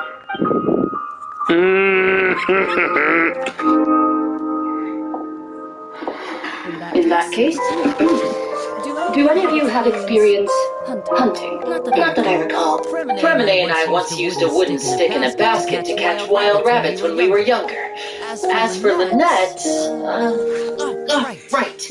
You were sick that day, weren't you? Sick? Isn't she like a robot or something? I've also gone diving to catch some fish before. Does that count? I'm afraid not. You may or may not have heard, but Fontaine once played host to a group known as the Marechaussee Hunters. Though that was their name, they did not hunt animals, but rather various monsters left behind in the ancient dynasty of King Remus. Today, Fontaine's monster population has already thinned greatly, so the hunters have blended back into society, taking up arms in other lines of work. They even left a unique methodology of hunting in their wake. A trap comprises of the following components: bait, a trigger, and a containment device. Sometimes a lethal implement will also be necessary to deal with the prey. So, if we were to build a trap together, right now, what would you choose to build it with? For me, I would prefer something basket-shaped. Pigeons and rabbits will see the bait and naturally enter the snare. Our line of work requires a deft hand, and we're some of the best in the industry, so you can count on our techniques. Thank you, Lenny! You use some of those techniques while moving the people of Poisson. My subordinates mentioned that you even performed some magic for the bawling children. Yes, and I even managed to gather some intelligence in the meantime. I'm quite the multitasker if I do say so myself. I'm afraid I think that is my strong suit. I prefer more stable methods, like placing bait in the water and waiting for the fish to come within reach. That's the kind of method I would count on. Calm and steady. Exactly the kind of person who would catch loads of fish. Good for you, Fremine. And I can be their assistant. With discretion, I'm sure. I'd probably use some sort of mechanical animal. Papa once bought me some small clockwork squirrels, mice, and such. When placed in the forest, they can attract others of their kind. I remember that you liked those too, didn't you? I did. And that would be a good way to go about it. If they're realistic enough, animals of the same kind will follow them all the way to the trap. What about you, Monsieur Neuvillette? I fear I do not have any related experience. That makes sense. You usually solve problems directly, without the use of any such tricks. But I do have one more question for you, Monsieur. If we were to create a trap now, how would you design it? I would like for it to be effective, but bring no harm to the prey. A more gentle trap would be ideal. Kind, as always. However, our intention doesn't necessarily change the containment device and the type of implement we need. If we wanted to kill the prey in one strike, we would need a powerful implement. However, that also goes for prey that must be captured and safely contained. Gotta say, Corinne's eyes remind me of the Spiral Abyss for some reason. Oh, wait. Why is that? Only a hunter who's a true expert at subduing their prey can snare it without harming it. The line that divides life and death is often exceedingly thin.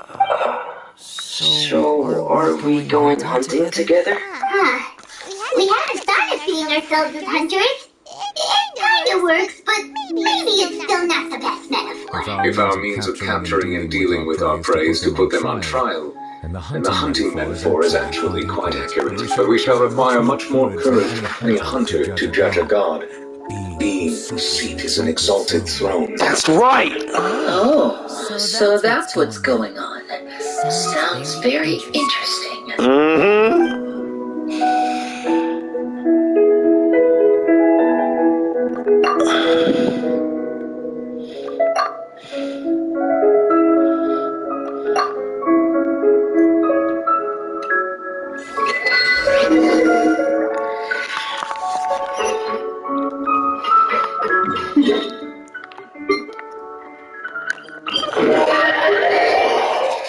Alright, time to end things.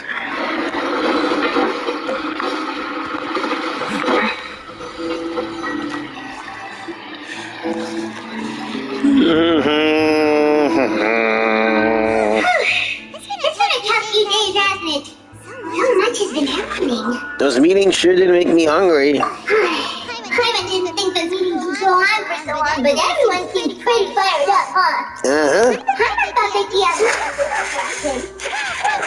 Right, now that Paimon thinks about it, but everyone else just looked a little surprised. Do you feel more confident after the meetings, Paimon? It's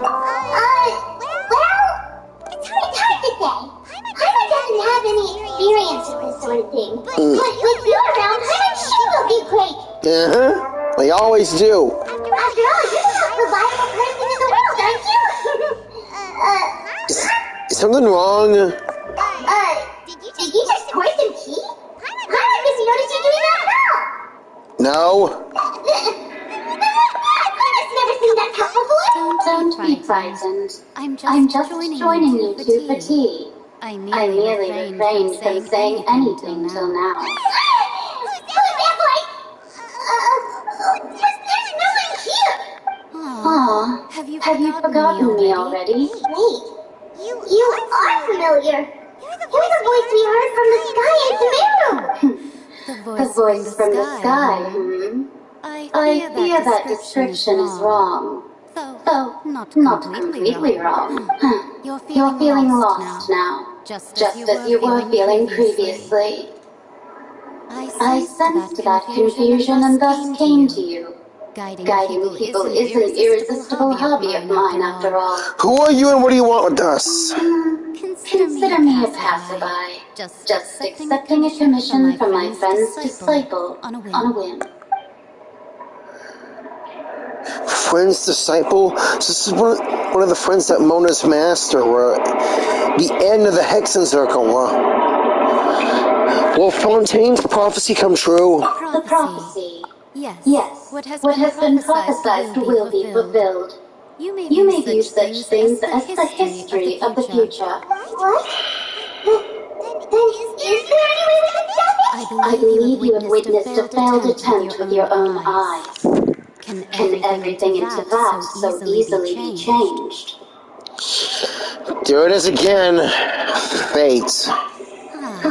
So you caught on. Just as prophecies are usually only the future as seen from the perspectives of the gods. Could things be happening in hidden corners where the god's gaze does not fall? Are the things that you shall see different from the fate that the gods perceive? What is she talking about? It all sounds really impressive and important and stuff, but it also sounds kind of scary.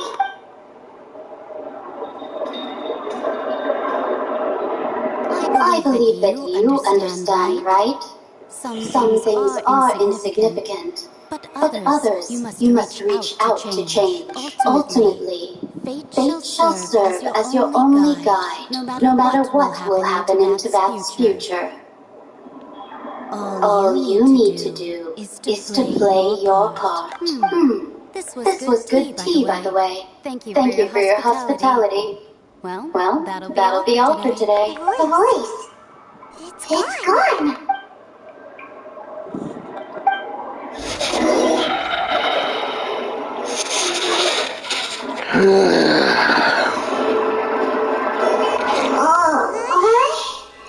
I hear someone talking. All right, coming. You're getting more diligent, Paimon. You was getting lazy, okay? Well, I see I've walked in on some lively banter. How you been these past few days, pal? Fine, just fine. I did take part in that Steambird panel. It turned out to be more interesting than I expected. Really? Not all Fontainians are pessimistic about this. One journalist mentions that sitting around and waiting for the end to come would be wrong, and that they should make their own rescue preparations. Did she Yep, there by any chance? Why, yes, it was Charlotte. You remember her, right? That daredevil journalist? Yes, I know her. I'm in full support of her view. Prophecies are very important, but how can people allow their lives to be commandeered by just a few words? That's right! Paimon's lively or something sensible for once. Yes. About what we had discussed before. I did try, but I'm afraid I couldn't reach the old hag. I'll try again tonight, but I wouldn't get your hopes up. Huh?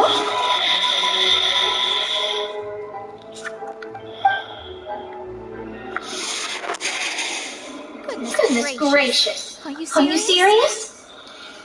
I believe she came to pass a message to us. She said that even the gods gave had a blind spot. Pretty old if you ask Paimon. Most people would believe the gods to be on Earth. The Hex's circle members are certainly anything but ordinary.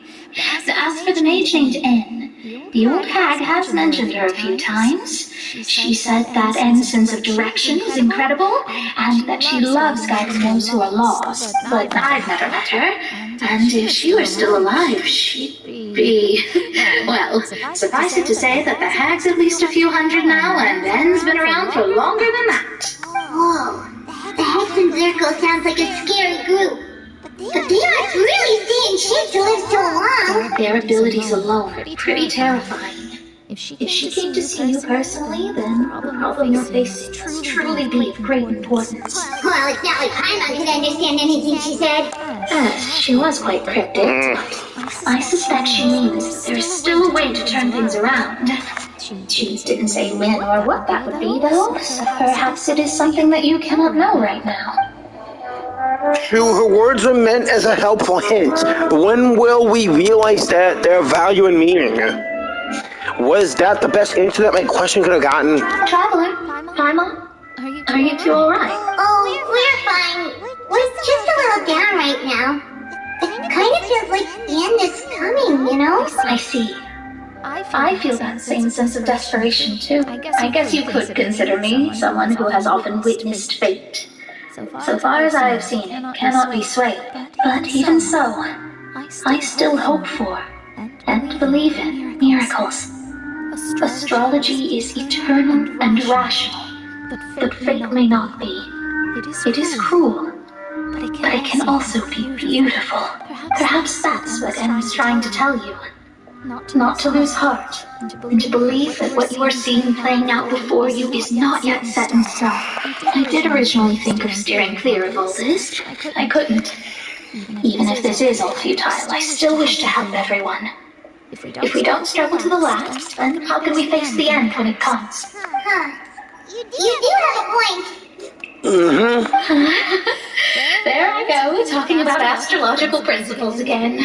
Sorry about that. The moment I start talking about work-related stuff. Oh, I need to get going. Don't worry about it, Mona, and thank you. It was worth trying to comfort you, even if only a little. I believe that you'll help those who are struggling in the same way I did. I suppose that might be why we always seem to meet by coincidence. Yeah. See ya, buddy. Paimon feels kind of moved by what Mona said. But also kind of sad, too. Hey, Traveler, Paimon suddenly feels like going outside for a walk. Let's go. Okay. Let's walk around the city, shall we? There's a few spots here.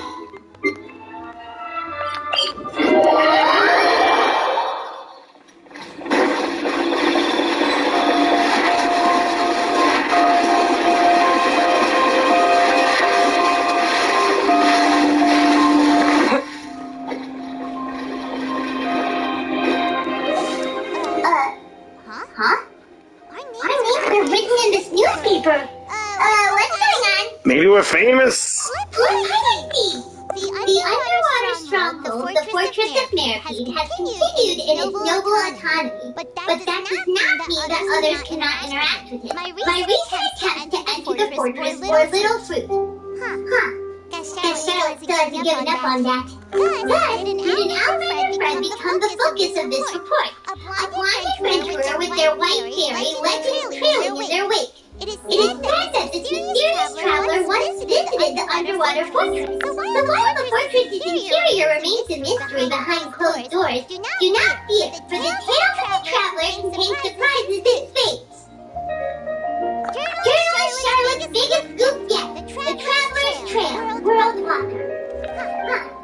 Charlotte took so many awesome photos of us and we never even noticed her. She hasn't been able to get a hold of anything at the fortress, so since we're easier to find, she's using us as the subject matter instead. That sure seems to be the case. Plus, we still owe her one for a chat with Risley. Let's owe us some info on him. Seriously? Well, fine. Those headlines and photos do look cool, so Paimon will forgive her this time.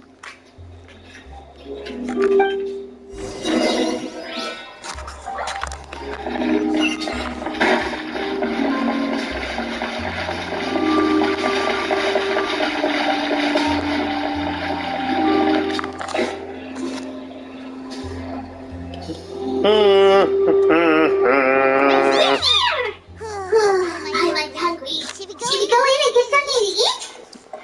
Alright, fine. Hey,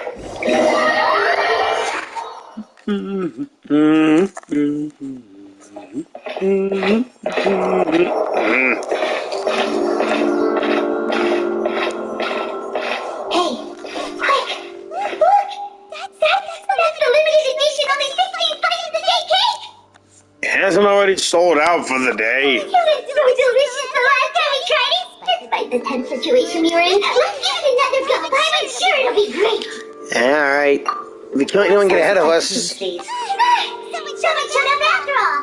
Oh, wait, you're the one from the Palais Vermonia!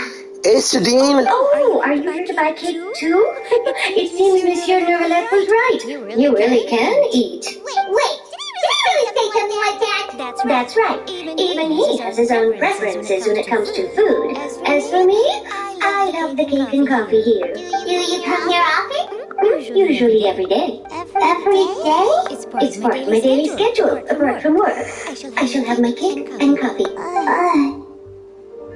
Then what if someone told you one day that this place would be closing soon, and you wouldn't get to eat cake here anymore? What would you think? But why would it close? Well, Paimon doesn't know either, but maybe the waters will rise tomorrow. You know, like in the prophecy. Oh, the prophecy. To be honest, I haven't paid much attention to that. But still, even if there be no more cake tomorrow, that wouldn't keep me from having some today. No, it's the same for eating in general. You might not be able to eat tomorrow, but if you can do so today, then you should carry on. That's what people call living, you know. She's right. Don't be sad. Excuse me, could I have 2 more slices of cake to go? These 2 slices are for you. Sijun said that this kind of expression you're making is what humans call being sad. Oh, you know Sijun? I sure do. She was born before me, and she sometimes comes to the surface to teach us things about humans. She said that humans are creatures that are saddened easily, yes, and you can only lift their spirits by feeding them delicious food. So please try the cakes here. They have macaroons and cupcake soup. I've got something else to do, so I'll be going now. You can try to stay in a good mood after eating, alright? Bye. Later.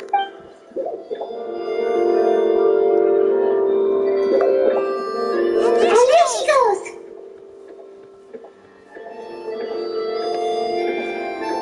Alright, let's begin. I'm sure this cake will be delicious.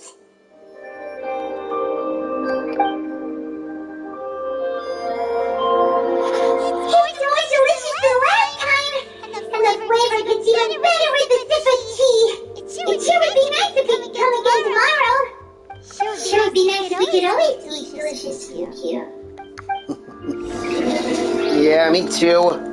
Alright, time to leave the hotel.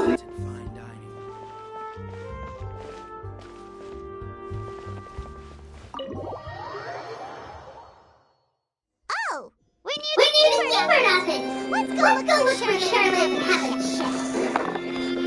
On it! Charlotte! Finally a playable!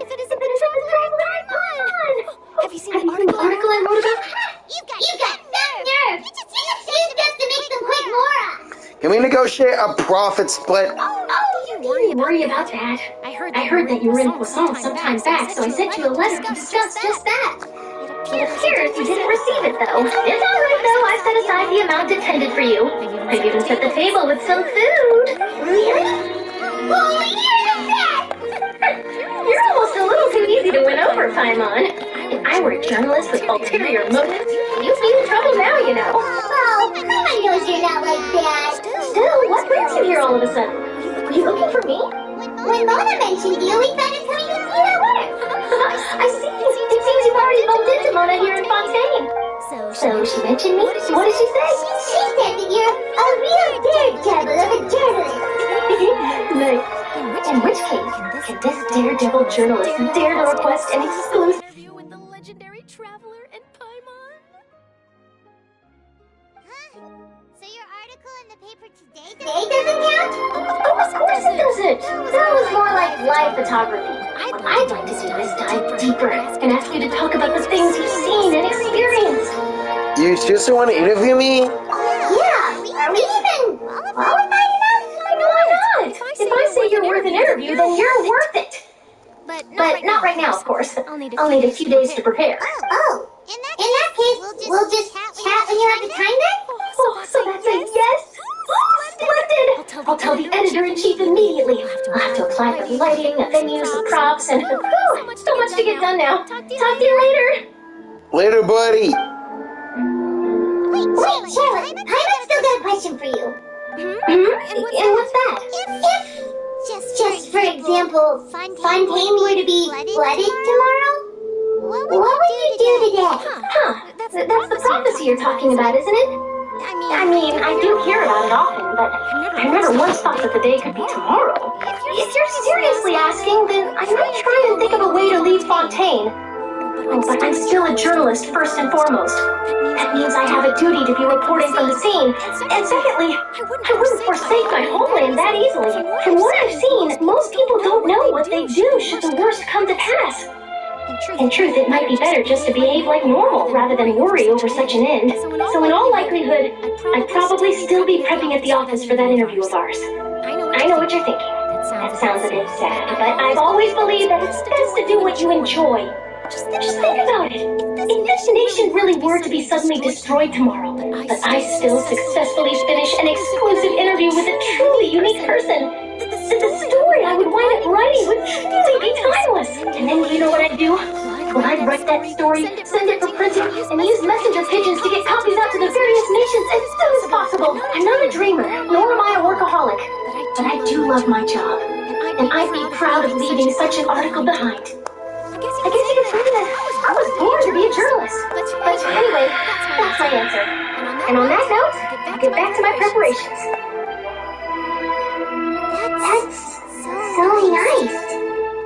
All of a sudden, Paimon actually kinda envies her. Anyway, let's go and take a look at the scene, shall we?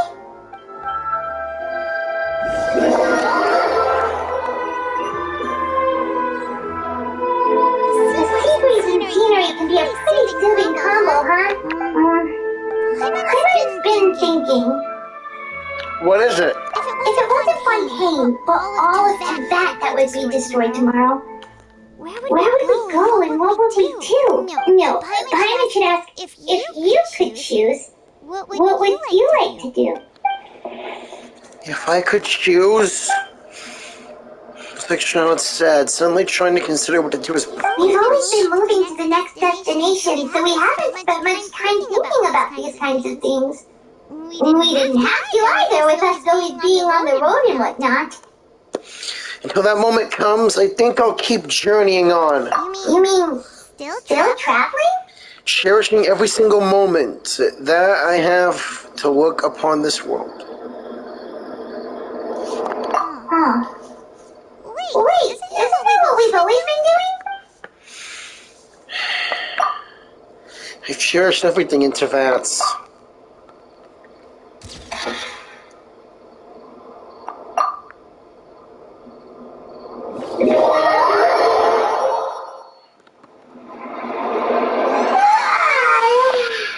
Feels like it'll grow old if you stay here long enough. But it's better than the Fortress of Meripede, that's for sure.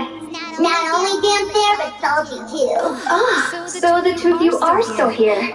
Wonderful. Oh, you're from the Palais Harmonia, aren't you? Yes, I'm Isadora. Monsieur Narila sent me to look for you two before. I heard that afterward you went to the Fortress of Meripede. So are you under the impression that we might be wanted criminals? Not at all. I'm well aware that you're friends of his.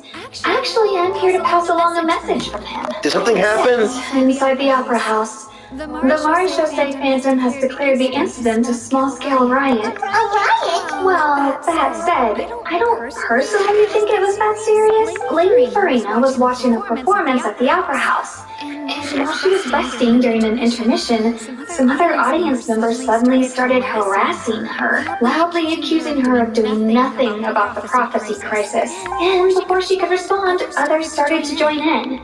The crowd continued to grow, and protests against the Hydro Archon started to break out. So people have started to put the blame on Farina. Guess they finally found an outlet for the pressure they've been under due to the prophecy. I agree. People will naturally rely on gods, as is customary. But the moment people feel threatened, gods are also the first to be blamed. Hey, don't forget about the South Winds, the dragons. So what happened after that? Is Farina okay? Seeing that the situation was spiraling out of control and that further argument was pointless, she claimed that she'd gotten tired of this and left in a hurry. The Marechaussee Phantom had their hands full maintaining order and did not catch where Lady Farina had gone. Only when things had stabilized did we realize that she had gone missing. So you mean she's still missing? That's right. The Marechaussee has dispatched many people to search for her, but we don't have any leads yet. That said, I don't think there's much to worry about. She is a god after all. Even if she were to fall into the hands of rioters, what could ordinary people do to her? I understand the situation. Good. Monsieur Nervillas sent me to tell you about the situation, but he didn't say anything else. Don't worry. This is more than enough to go on. Thanks for keeping us informed. Is that so? Well, alright then. In that case, you two take care. I'll be heading back to the Palais now. Well, let's go god hunting. We should hurry over to Fort Paladin. She won't try to fix things in the situation. Instead, she'll look for a place to wait out the heat. And, as we also know, she may be loud and dramatic, but she doesn't have a heart of stone. When Nervala was talking to her in the Palais Harmonia, and she heard about Poisson, she couldn't hide her sadness and remorse. It would be hard for her to ignore being accused by the public today. Paimon thinks Farina's probably taken the opportunity to slip away to Poisson and try to relieve the sense of guilt that she's feeling. Well, what do you think? Paimon knows the answer, of course, but Paimon can give you an answer to back it up too. Cool. In that case, there's not a moment to lose. Poisson, here we come. Awesome work, Paimon. Let's go.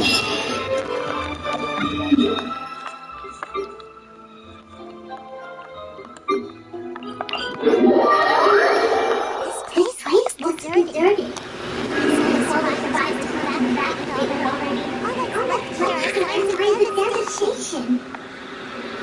Farina really here? Let's try to find her as soon as possible. Found her.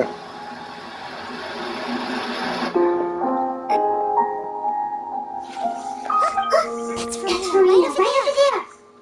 She really is here all on her own. Stay quiet for now, buddy.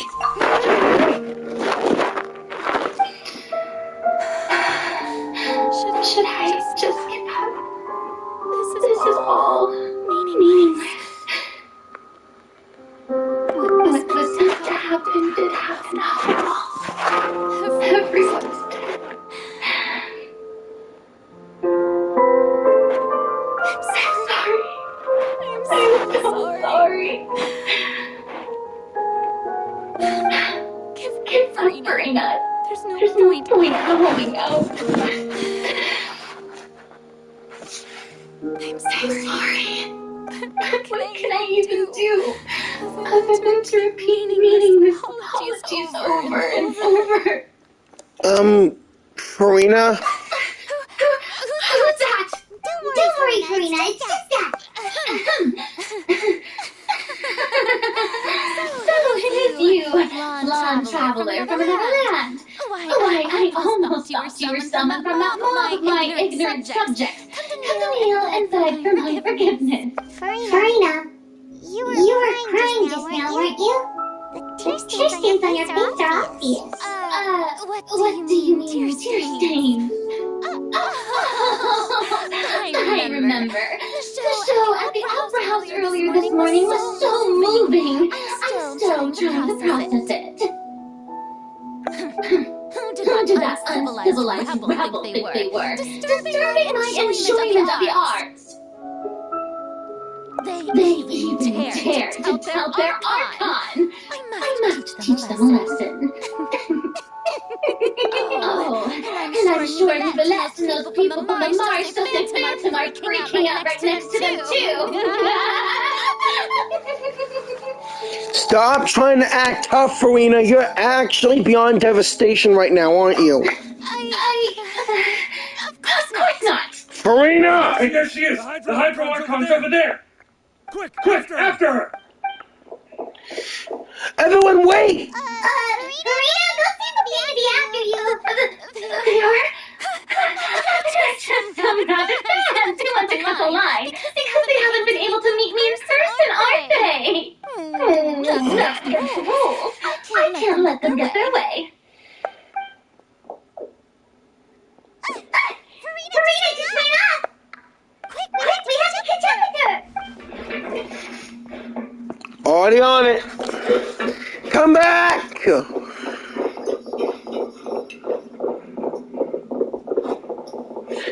Hey, one of them was a bard from Mondstadt.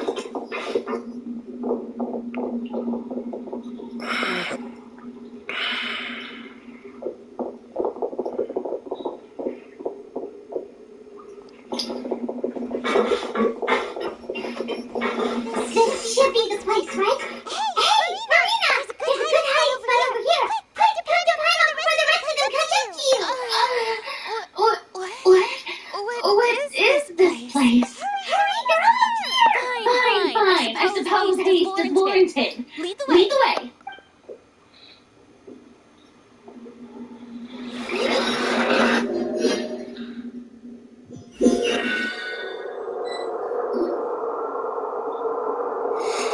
When someone's home.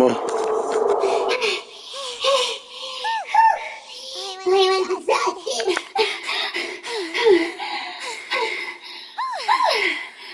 I'm so tired. I totally thought they had caught me. No, I merely gave in to the sheer enthusiasm they displayed. This place is not what I call soundproof. You might want to lower your voice. You're right. Yep, that's a good girl. Damn it! What's happening? The ground's shaking. Is it an earthquake? Another disaster just struck, I suspect. Yeah. A quake of this kind preceded the flooding in full form, didn't it? It can't be. It's happening again. Well, there's no need to worry too much about that. Neverlette's made some emergency plans, so the evacuation should go a lot smoother this time. Yeah. I hope you're right, but the people of Poisson, leave already. Farina finally reached her limit. Now that she's talking in her actual feelings, she's starting to look far less stiff. It's true.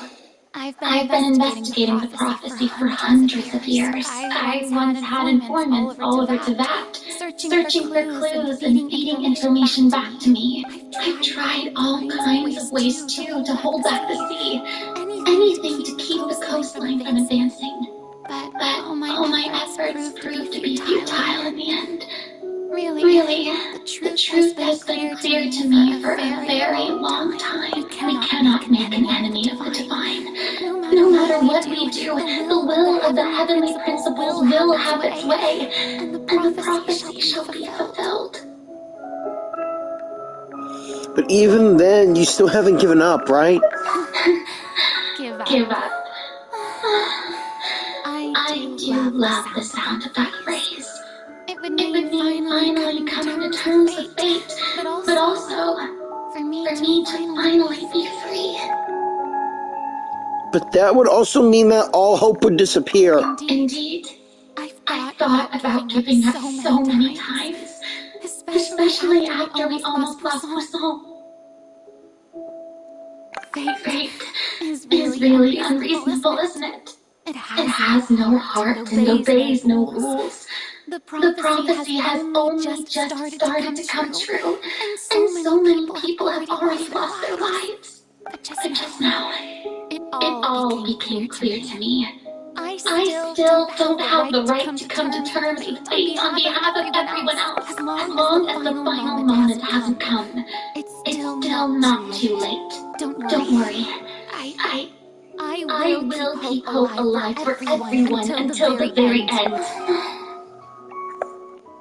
Well, that's enough for now. I got the impulse to play the stricken maiden, but honestly, considering my rank and station, that wasn't a good fit at all. Don't take any of what I just said seriously. How could I possibly let Fontaine fall to the whims of trivial prophecy?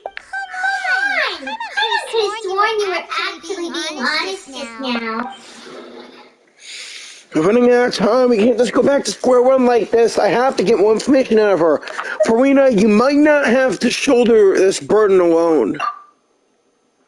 Although I don't know what you might be keeping from everyone, your people are more than willing to share your burden with you.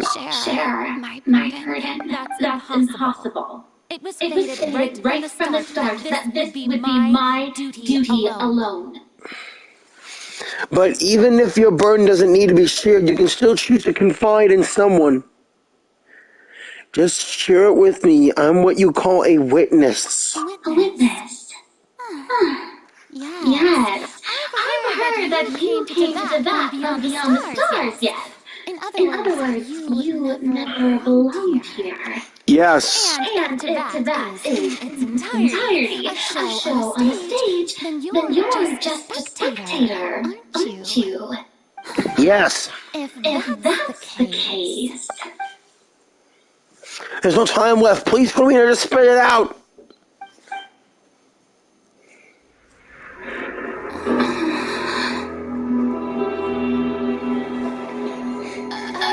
Come on. Come on!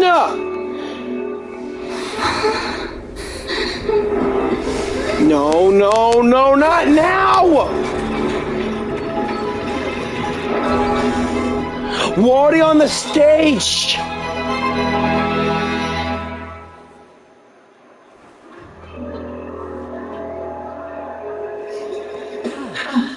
Lydia?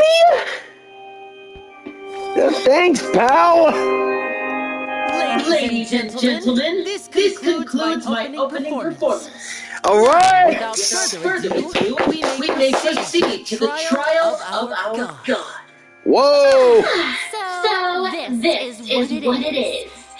Yes, you deserve praise for the effort you took to raise the dramatic stakes. Do not forget, however, that I am Thosalor, the god of justice, the embodiment of justice itself.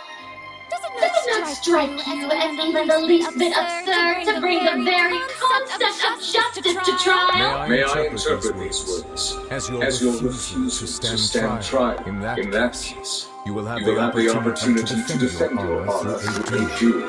Clorinda! You would draw your blade against a god? I did it before. I see. It seems like you have made up your mind.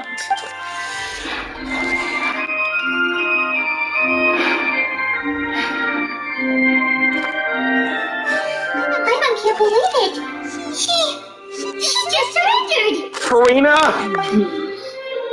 What the heck is going on?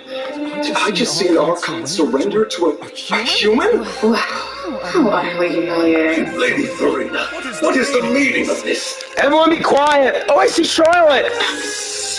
It would seem that there has been a misunderstanding. Hey, Navia! Here, And Lynette! is not always an indication of surrender. Looking for excuses again, huh? I raised my hands just now to indicate my acceptance of the trial. No duel shall be necessary. I will admit that I've been running away for a long time. I'm sorry, everyone. I was unable to protect the people of Poisson. It is my duty to stand trial for my crimes. You are not the only ones to be disappointed in me. I, too, am exceedingly disappointed in myself.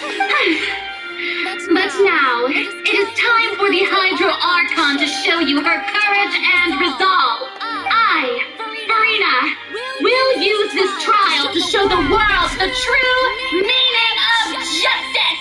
This time, I will protect you. Applaud and rejoice. One of the most outrageous and fantastical arcs known to the opera epiclese is now unfolding before your eyes. Mark my words. This shall be one of the most exhilarating and brilliant shows ever to grace the stage of Fontaine.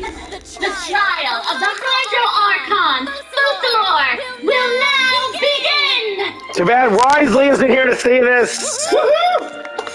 Now we're making history! As always, Farina makes it into a performance. It doesn't feel like Farina just took over the whole thing. Like, come on! Didn't she just get forced to stand trial for her crimes? Also, even though she's still acting super dramatic, she is taking this seriously this time, right? Alright then. Who will be my opponent in this trial? The court asks the prosecutor to please take the stand.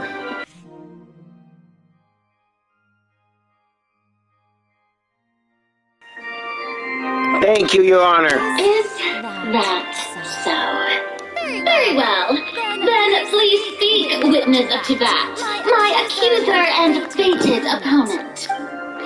We were so close to getting her to tell us the truth, and it still turned out like this in the end.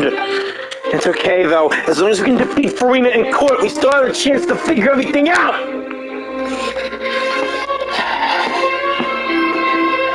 I defeated A in the store duo, and if I can defeat Farina in courts. Please allow me to ask the final question before the trial begins. Just how much work did you do to force me onto this stage? Well, we did do a lot of prep after the meeting that day.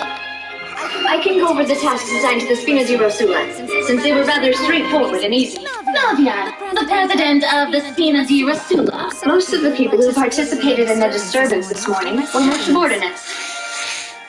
They changed into plain clothes and came to the Opera House as regular audience members, waiting for the perfect opportunity to incite insurrection against you. The people's resentment against their Archon has been building as more and more of the prophecy is fulfilled.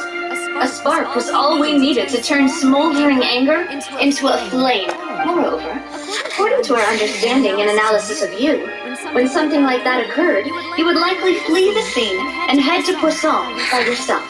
So, we arranged for a second group to lie in wait there. So, you mean, the ones who scoured the settlement for me were also from the Spina? And their goal was to force you to step into the giant magic box so you may personally participate in the greatest magic performance in all of Fontainian history. Yeah, Lindy! That's right. That house was a magic box, rather than someone's residence. As the super ultimate version of the setup that I used when I first performed in the volume of the box was increased by a whole order of magnitude, and the distance it traversed was the entire gap between Poisson and Aranese. Its cargo, of course, was an Archon instead of a human. My thanks, Farina. Without your help, we could never have pulled off such an extraordinary performance. You're welcome. Of course, this performance was only made possible with Father's support. The House of the Heart spent a massive amount of labor in Mora to pull this off. We had to select a location, construct a giant magic box, dig a tunnel, and open up a path through the water. It was a lot of work for all of us. So, in other words, the earthquake that we felt within the giant magic box was just a normal tremor from the transportation of the whole house? That's right. It wasn't a sign of another disaster to come. Sorry about that. Then, I can guess Nervilette and Florence part. You gathered a crowd. prepared a stage, and made sure that the champion duelist would be immediately ready for a fight. Also that as soon as I appeared on the stage, the trial may commence without a hitch. Am I right? Yes, that is correct. Well, Floran, I must commend you for your courage. Only the most outstanding champion duelist in all of Fontaine would accept a duel with an Archon without flinching. Thank you. As for you, Traveler, I suppose your role was to keep me distracted with conversation once you found me in Poisson. You'd make sure that I didn't notice anything amiss before revealing yourself as my prosecutor once you arrived onto the stage. You guessed wrong. Oh? My mission was to give you one last chance. We hope that you'd share your secret with us before the magic box arrived to the stage. Is that so? Then I suppose I must give my final chance. It's fine. It matters not. Done. The stage is already set, so there's no reason to disappoint the audience. Let's see this trial through to the very end. Yeah, the only thing we can do now is judge you.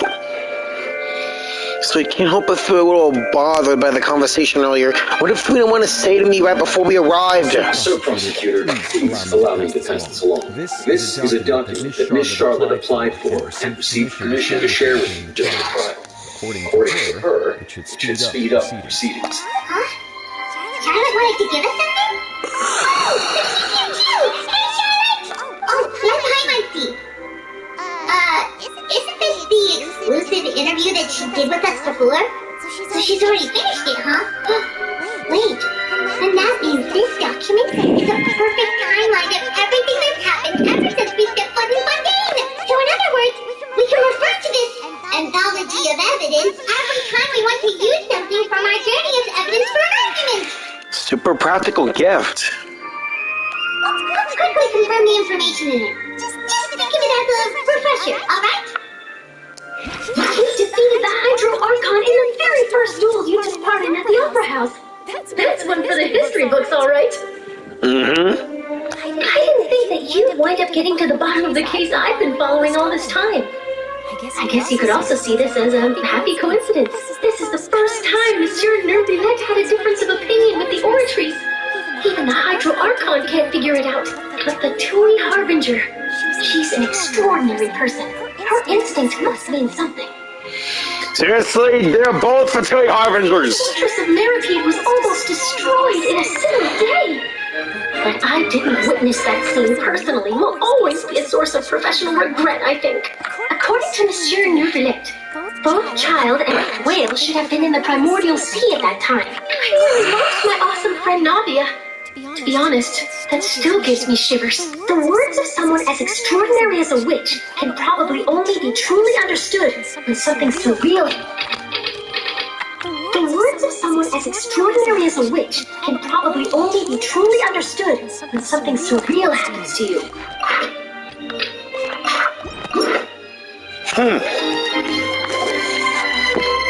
The prosecution and the defense are both in position. The trial shall now begin. Thanks, Charlotte. You gave me everything I need. Oh, come on, Nervillette. There's no need to repeat all the unimportant legalese. Just fast forward to the part where the prosecution lays out my offenses. As the defendant and the lead actress of this performance, I still haven't even been informed of my supposed guilt in all of this. Of course. It is only natural for humans to struggle to understand the actions of a god.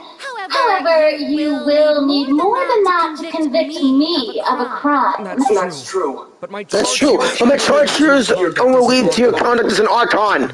Instead, I would like to charge you as a fraud who never been the Archon in the first place! Wait, what was that?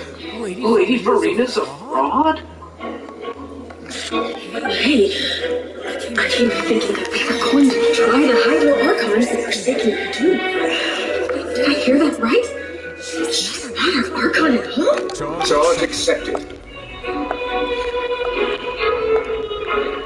How about it, Farina? Lady Farina, do you plead guilty to the charge?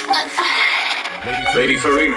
I plead not guilty. How can I be guilty? There is no way that I, Consulor, otherwise known as Farina de Fontaine, a member of the Seven and the Regina of all waters, kindreds, peoples, and laws of Fontaine, could be anything other than your true Archon. Yeah, even though Lady Farina can be rather eccentric, isn't it going too far to doubt her very identity? Yeah, I've never questioned her identity either. Sure, Lady Farina can be super irresponsible, but what grounds does that prosecutor have to make such a huge claim? I have taught to believe common sense will prevail in this case. Many of the members of the audience have known me as the Hydro Archon ever since they were born. There would be no fooling their memory. See? Even the Oratrice has decided to show me its favor. Are you sure you want to commit to a charge that will never be upheld? If you wish to drop the case, I can promise you as the God of Justice that you will not have to face trial for making a false accusation. We will treat everything that's happened as a dramatic spectacle and move on with our lives. What do you say to that? An argument with Jyran Pop, huh? You have to not only refute Farina's claims, but also overturn the long-held beliefs of the people. The people only see you as their god because that's their long-held belief. Well, I tried to give you the chance to surrender. If you must persist, then let me ask. If you believe I'm not the Archon, then what manner of being do you think I am? And if I was not the Archon, then how did I manage to live for over 500 years? Think carefully. What do we know? What do we know to be special about Farina?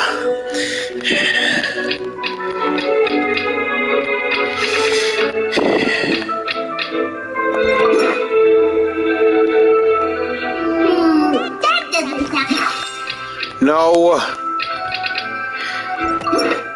N.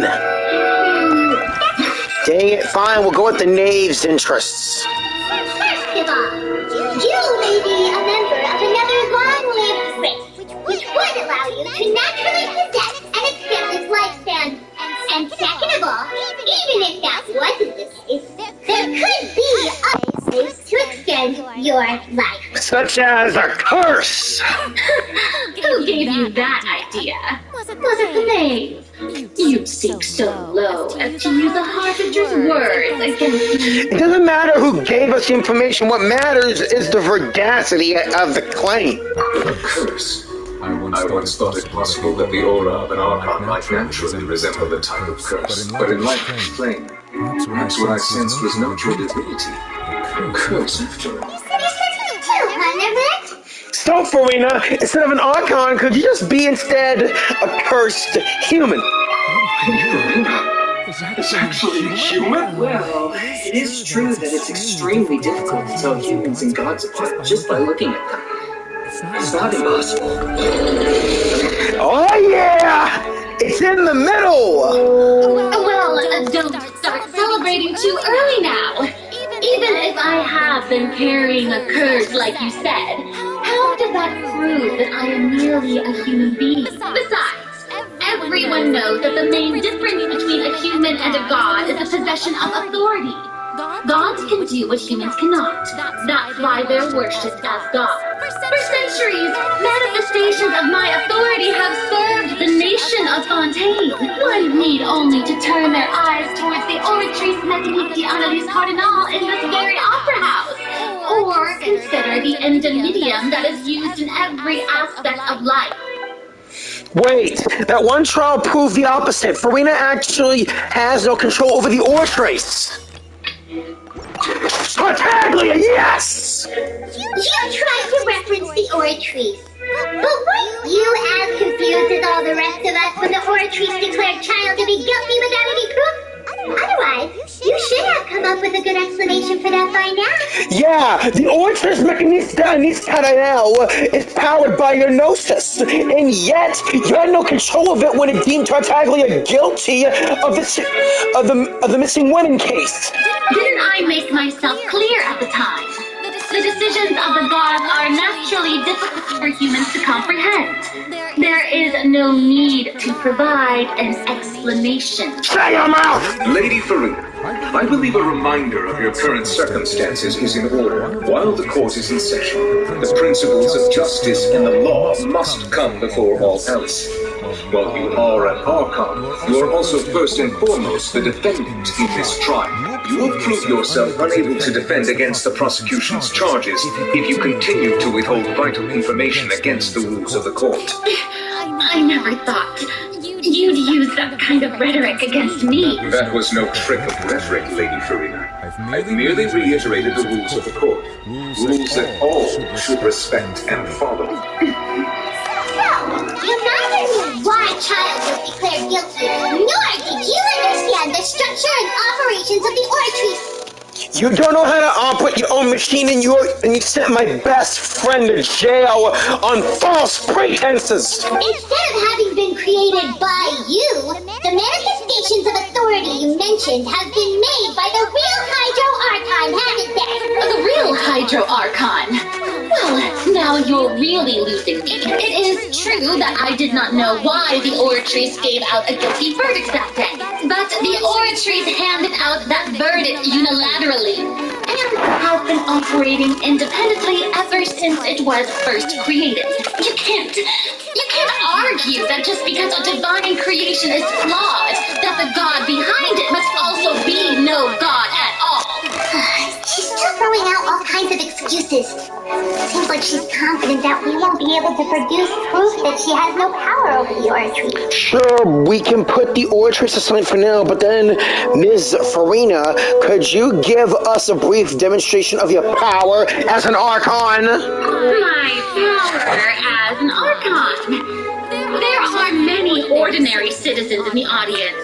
How can I just carelessly demonstrate the formidable power of an Archon? If that poses a concern, I'm prepared to extend my protection to the audience.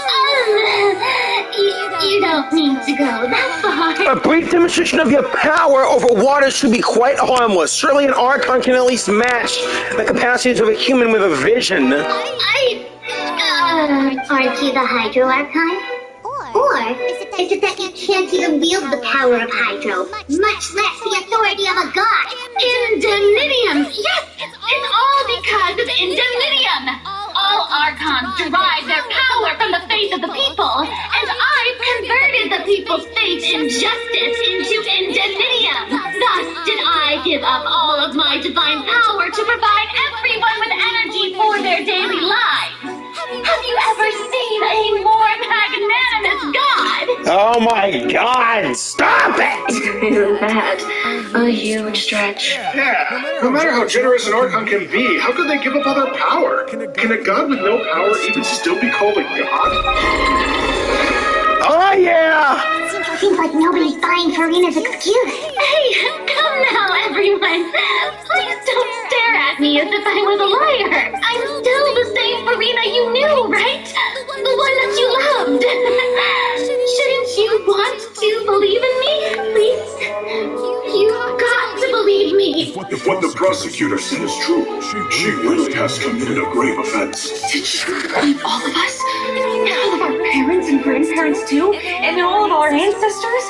Ever since they were born? Enough! That's enough. Tell me then, if I'm not the real Hydro Archon, then who is? If you have no evidence of another Hydro Archon's existence, nor can you find anyone who can back up their claim to be such, then what grounds have you to say that I'm not actually the real deal? Wow, she came up with yet another argument. How can we refute her now? Seems like she really doesn't want to give up. If we can't prove that she's in the Archon, we can try to prove that she is just human. And if she's only human... no... Alright, let's go to the Novelettes. That doesn't sound good. Okay, how about Navia falling into the water? Winnie? Oh yeah, the Leo disappearances. Why did I think of that? It has been established that all Fontanians can dissolve in water from the primordial sea. And that Since you insist on claiming to be a god and not a human, then there's a method that you can use right here and now to eliminate all suspicions of you being the latter. Miss Navia, please apply to serve as a temporary attorney for the prosecution before addressing the court. Though you act in partnership with the prosecutor, you must still adhere to proper procedure. Super sorry, Mr. Chief Justice. I swear this really will be the last time that I'll speak out of turn. Now, I brought some seawater from Poisson. As everyone knows, a massive flood struck the area not long ago, taking many lives, including those of some of my closest friends. So, Miss Farina, would you dare to touch some of the seawater? If we are to believe that you are indeed the real Hydro Archon, touching the seawater would have no effect on you. All it should do is strengthen your case. But if you don't dare to touch it, then we would have basically proved the reverse. Oh, and I must remind you that after the disaster at Poisson, nobody wants to see any more people dissolve. I do hope you'll act prudently and choose the simpler path of admitting guilt. Navia from the Spina di Rosula. Spina has governed Poisson for many years. I guess her suggestion is valid. If Lady Farina is indeed just a human, she's probably Fontainian like all the rest of us. Would she really dare to try?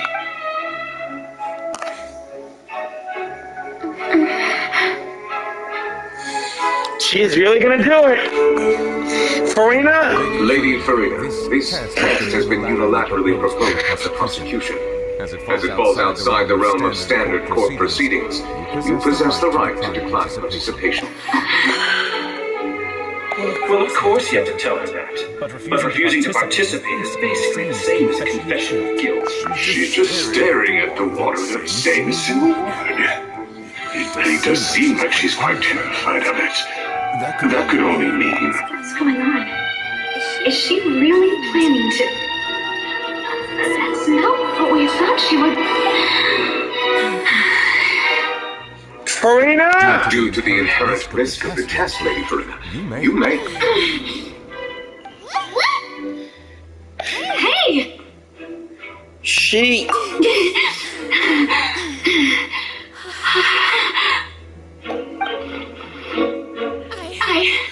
I'm fine! Look at me, everyone! My hand is still here! I haven't been dissolved! Will you believe me now? I really am your Archon! I'm nothing like a normal human who would fall apart as soon as they touch this water! Really? Was this not the most obvious thing in the world? Miss Seedwing? If you're present, Miss Seedwing, please come forward and attend to the defendant. Seedwing, don't be nervous. It'll just take a few seconds. Let me see. That should be enough. Please announce the results of your evaluation to the court, Miss Seedwing. As everyone doubtlessly saw, Miss Farina was displaying symptoms of hyperventilation and flushed skin. These indicate that she was experiencing the adverse effects of exposure to primordial seawater. The extent to which she was affected is the same as other humans when exposed to primordial seawater of a similar concentration. Thank you, Miss Seedwing. Lady Farina, you may return to the defendant's stand. Wait, what did she just say?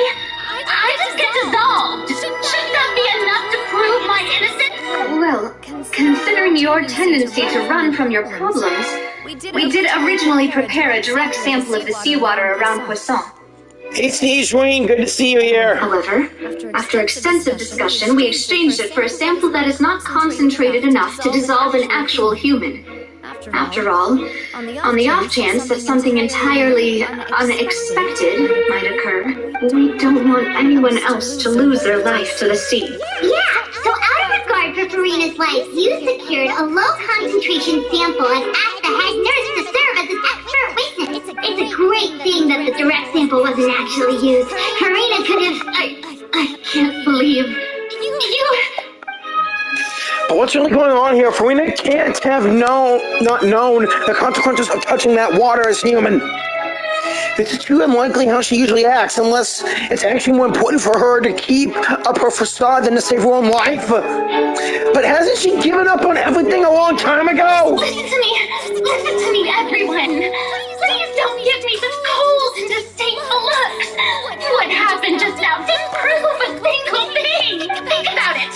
How can you conclusively prove that an Archon can also be affected by the primordial seawater? Also, if I was really just a human, why would I dare to just put my hand in that kind of water? They don't believe you! No, the looks. Anyone, just listen to me! I swear, I really am your Archon!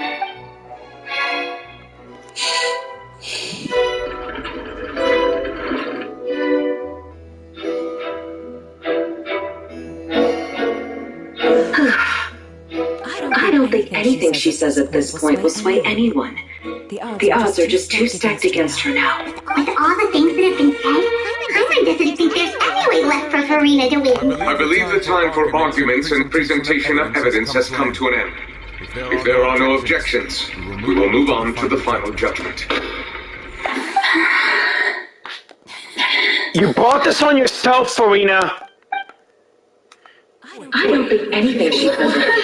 You should have become a better guy instead of performing exaggerated shows and antics.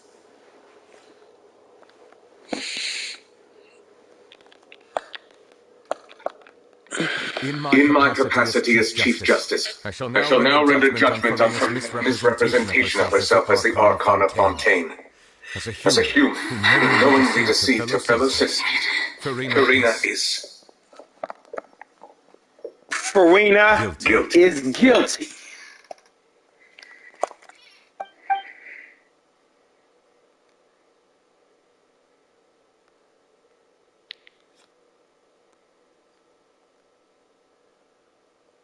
We shall now turn to the oratrice mécanique d'analyse cardinale to render the final verdict on the charges. Sure! Honkai Star Rail style!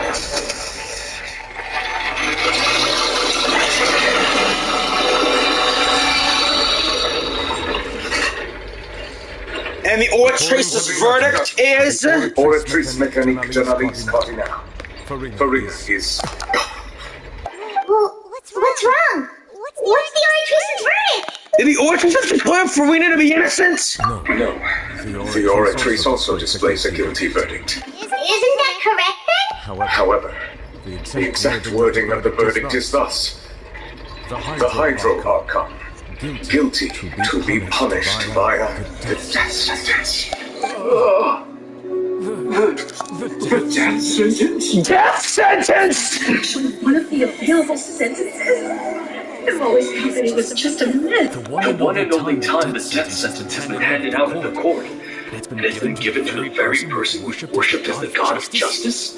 What an unexpected twist. Farina's been sentenced to death by the oratrice? We just wanted to use the trial to show her the seriousness of things so she'd give us control. How did things escalate this quickly? This outcome is indeed quite strange. According to Fontaine's current definitions of justice, as well as its recommendations for criminal sentences, is this sentence really appropriate for the crimes that have been committed? She wasn't sentenced to death by the oratrice. You know, the real evil mastermind behind the theory of this case.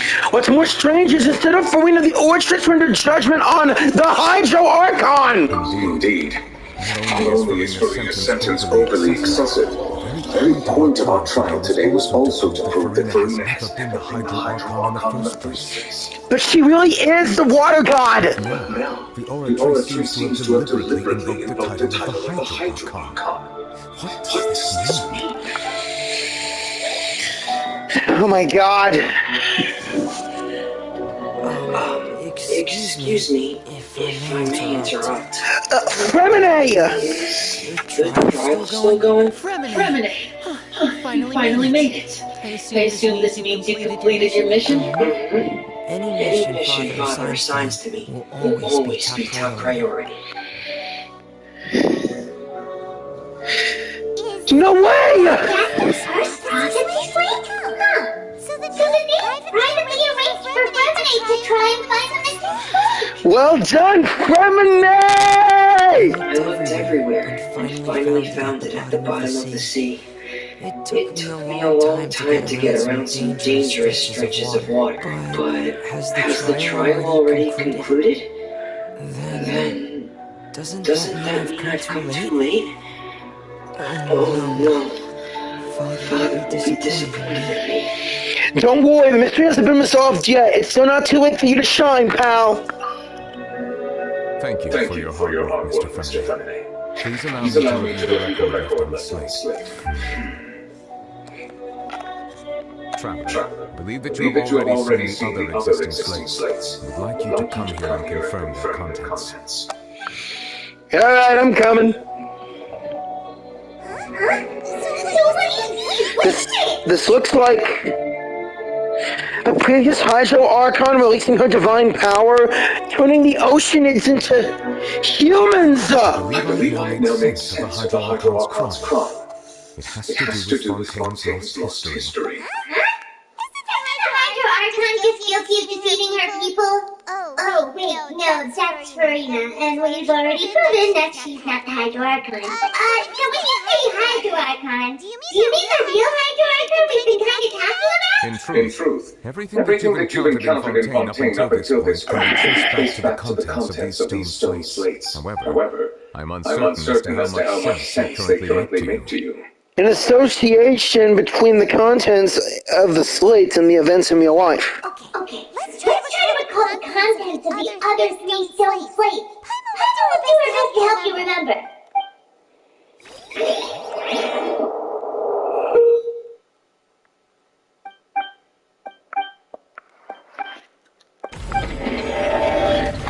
Real live events of the prophecy shall begin. The first stone slate describes what you just said. It seems to show the previous Hydro Archon using her divine power, and then the Oceanids turned into humans. Dang. Does that mean that Fontainians were transformed to Oceanids?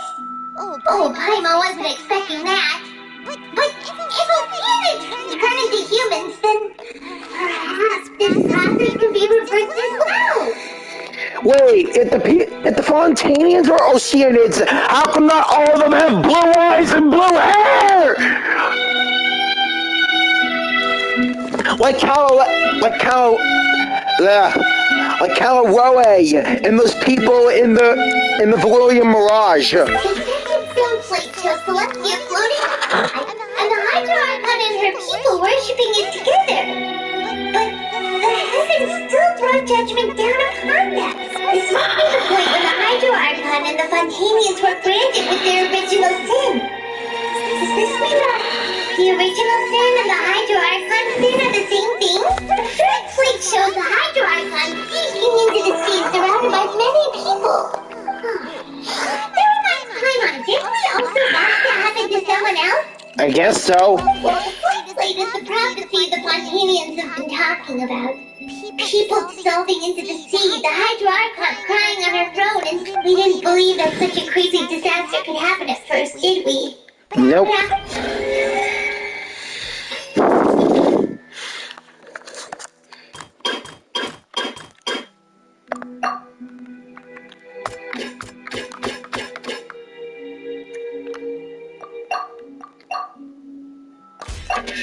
We know from the cases, experiences, young women, the Fontainians can be dissolved into primordial seawater. And the first stone slate tells us that long ago, the Hydro Archon used their power to turn Oceanids to human. It's the reason that Fontainians can dissolve.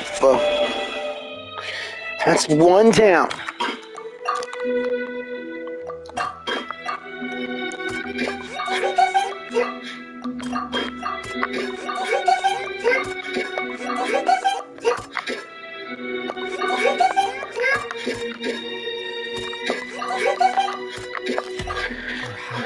Perhaps what is about to take place has all happened before. The true sin of the Hydro Archon that Nufnet mentioned.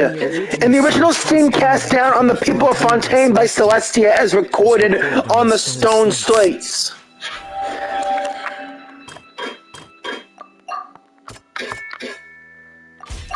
The prophecy from the stone slates found its way into society, but not many people believed it at first. The Fortress of Mirapi was nearly flooded with primordial seawater, which we know can cause spontaneous to dissolve.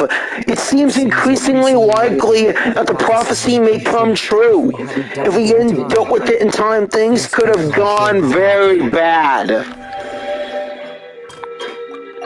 And now for the finale. It's not as simple as falling into the sea. When Navia fell into the sea, her consciousness was subjected to judgment. The stone slates show the people gathered around the Hydro Archon in the sea. Could that be alluding to the same thing? There we go! Dissolve into the primordial sea but won't cease to exist. Their essence will flow in the seawater, converge, and take the form of an oceanid. The Hydro Archon was sentenced to death in the court, shocking everyone present. This means that her sin was actually Fontaine's original sin.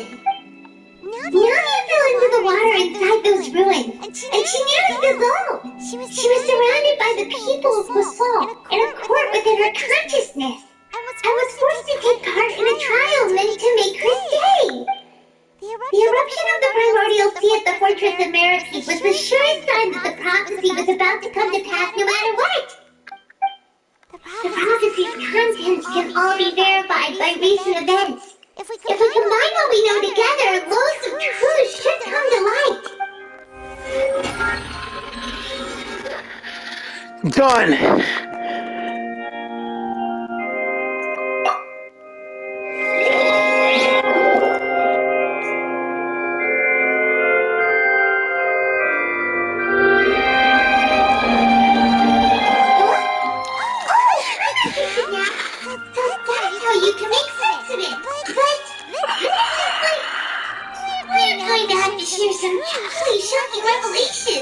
Let's hear them.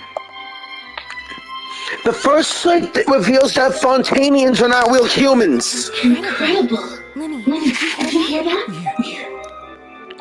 Not really humans. All Fontainians were originally created by the late previous Hydro Archon, with Oceanids at their basis. The evidence for that can be found in how only Fontainians could dissolve in primordial seawater, and how all the girls O'Shea dissolved were also turned into Oceanids. And according to Navia, when she was about to get dissolved, she also saw everyone gathered around for a trial, all of them in the shape of Oceanids. Indeed.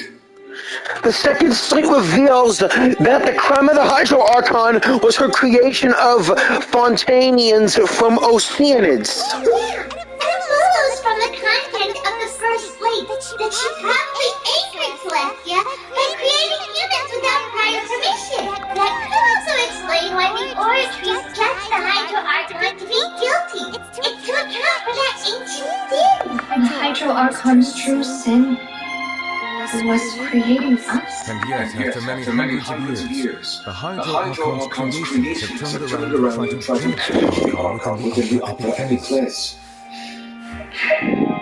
The twists of history are often the most unexpected of all. As for the third slate, I'm still convinced that it should come after the fourth. Yeah, isn't the image here just like when Navia fell into the sea? So wouldn't it be trying to show the image of the Hydro Archon also falling into the sea once the prophecy had been fulfilled in the fourth slate?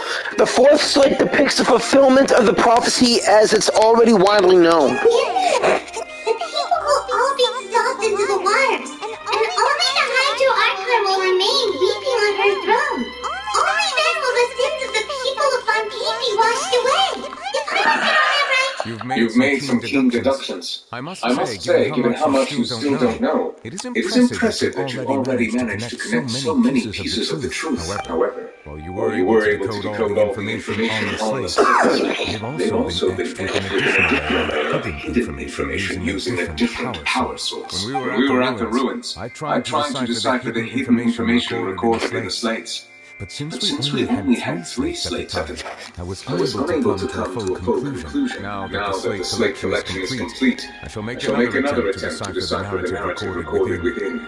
If everything goes well, we should finally be informed of the unadulterated truth.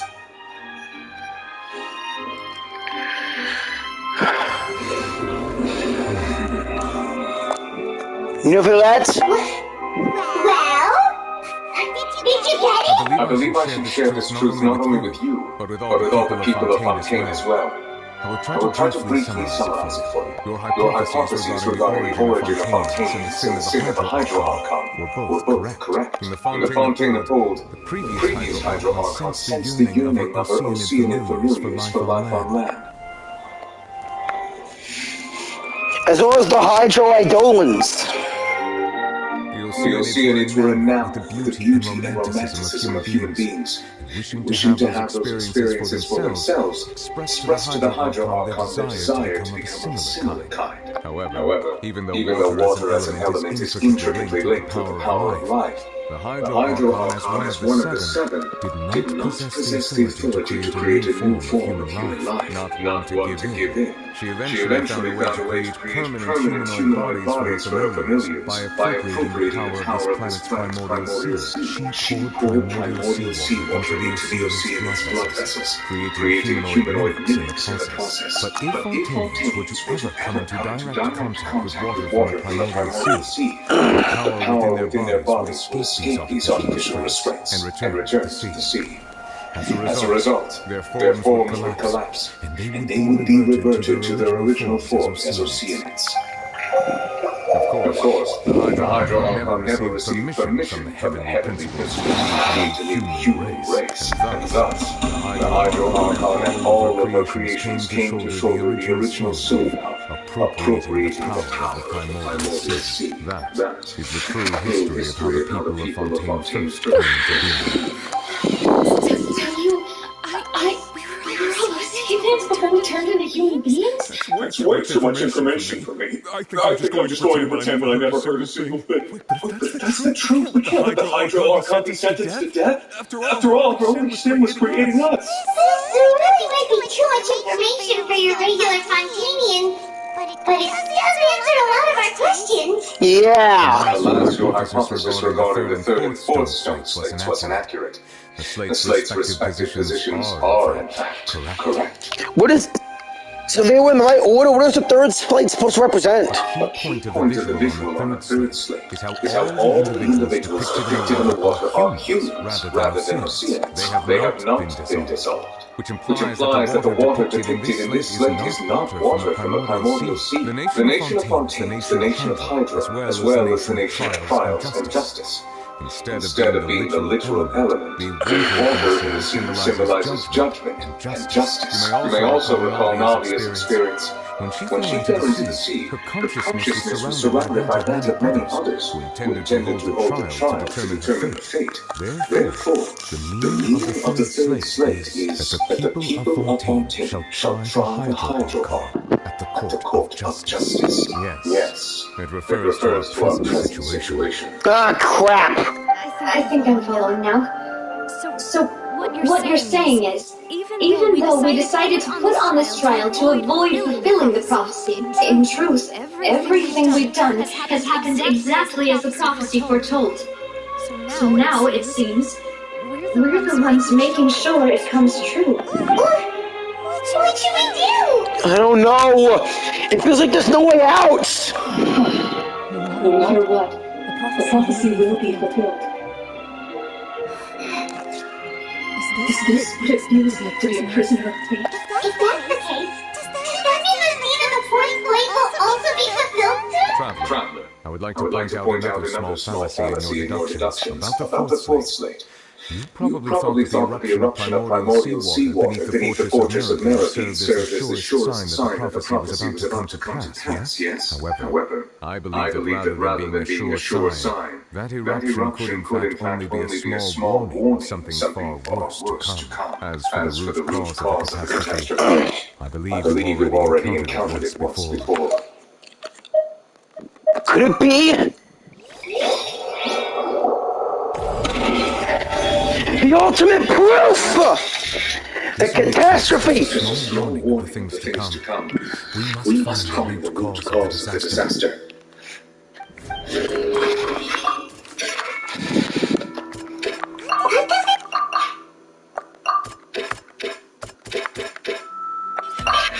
It was both dream and reality!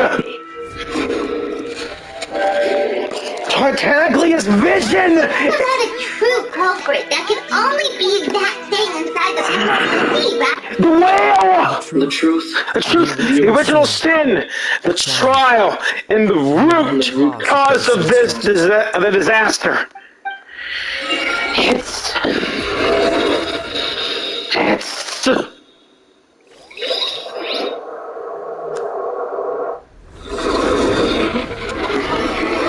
Oh no, here it comes! Everybody run! Run!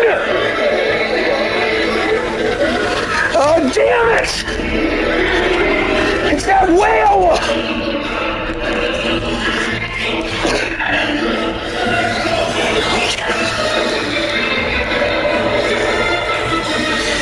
Novelette! It's breaking through his power! Novelette!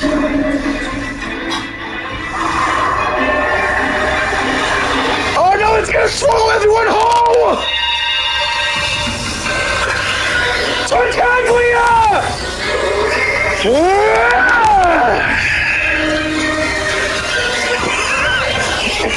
Oh yeah! Child to the rescue!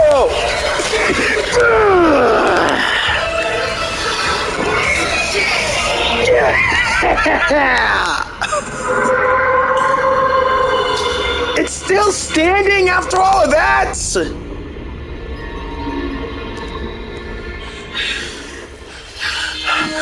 Tartaglia!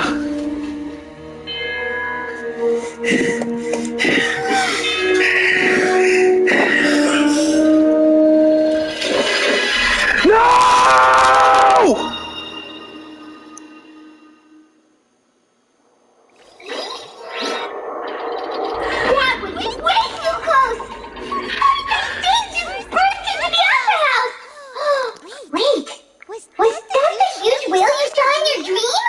Wager is also the one that child saw when he was young. So we've met it at last. I understand very well why it has chosen to make an appearance here. That wave does not belong to that. It is a monster that has traversed the stars, weeping all the while. It has been greedily consuming the energy from the planet's primordial sea, using it to grow. That is the main cause for the rising sea levels, and once it has finished consuming all of the energy contained within the sea, its next step will be... You said that when the Hydro Archon first created Fontainians out of Oceanids, she filled their blood vessels with primordial seawater. Precisely. That whale finds the blood of Fontainians nigh impossible to resist. Therefore, when it left the primordial sea, it decided to make its next stop a packed opera house full of food.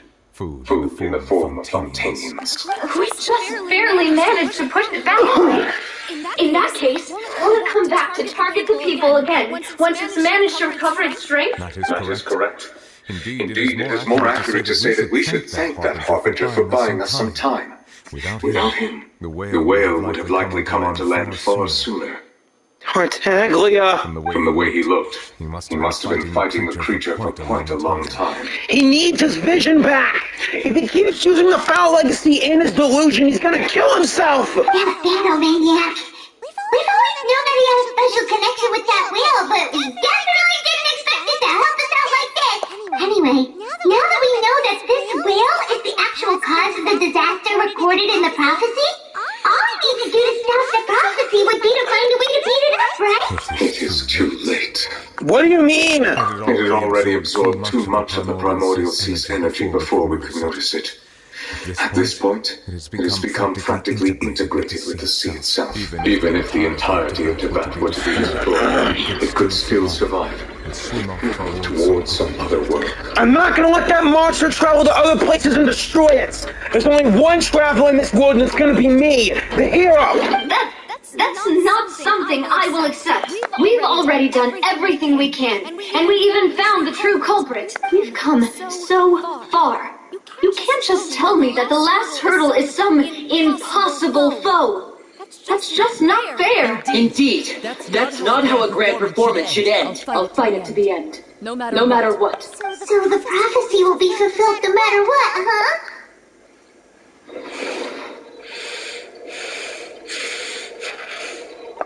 The prophecy. Yes. What has been prophesied will be fulfilled. You may view such things as the history of the future.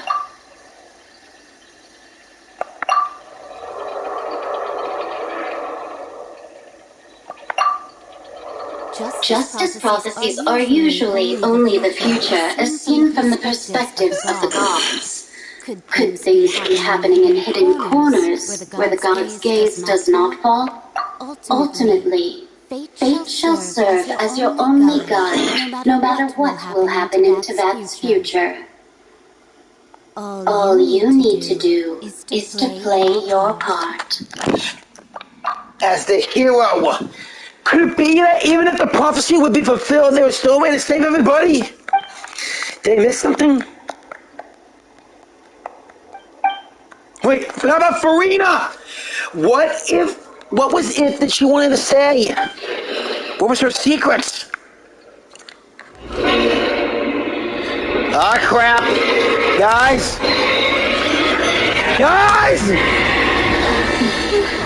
What's happening with the orange trees? I believe it is preparing to carry out the death sentence. I can't do it now! Farina, we need you now! Farina!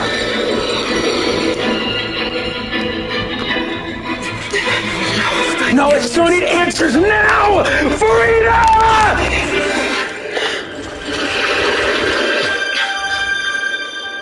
It's not happening! Not now! Not ever! Farina!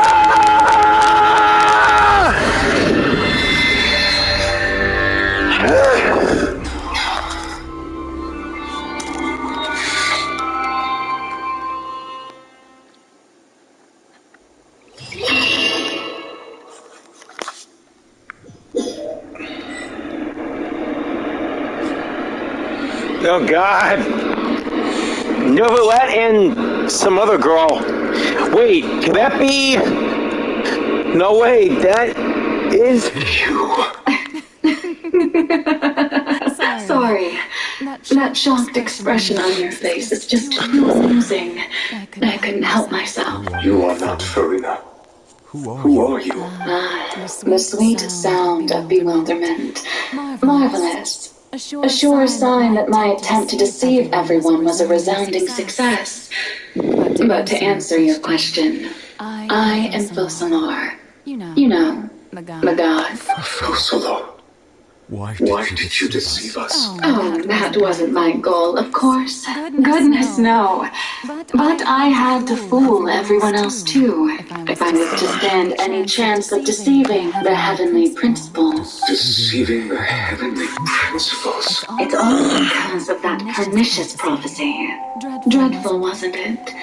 Everyone doomed to dissolve. Fontaine condemned to be flooded. One was not amused. In fact, one was positively bemused when that problem was thrust upon me by my dearest predecessor.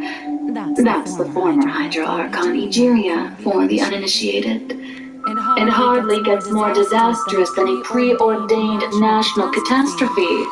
Now does it? She knew full well that the prophecy would surely come to pass, and as one of the seven, she also knew full well that one defies the heavenly principles at one's peril.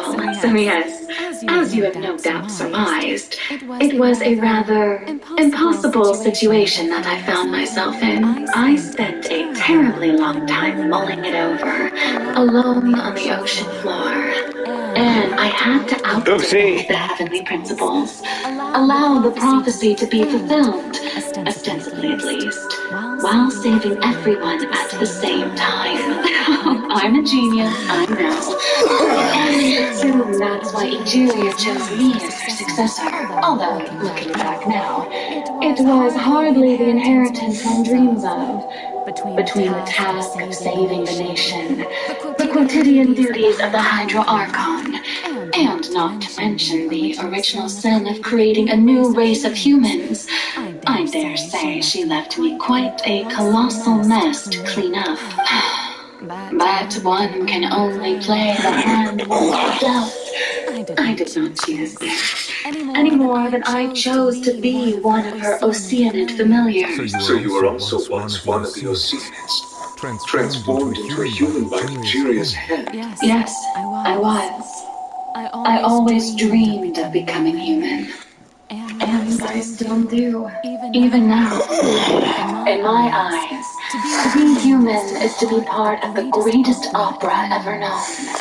And yet there's a giant water blade hanging above your head.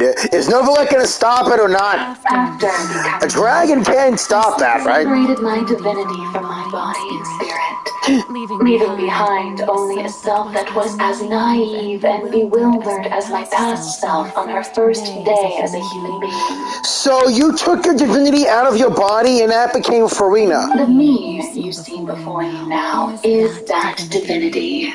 And the human counterpart I left behind, I named Farina. She could feel joy, sorrow, and everything in between.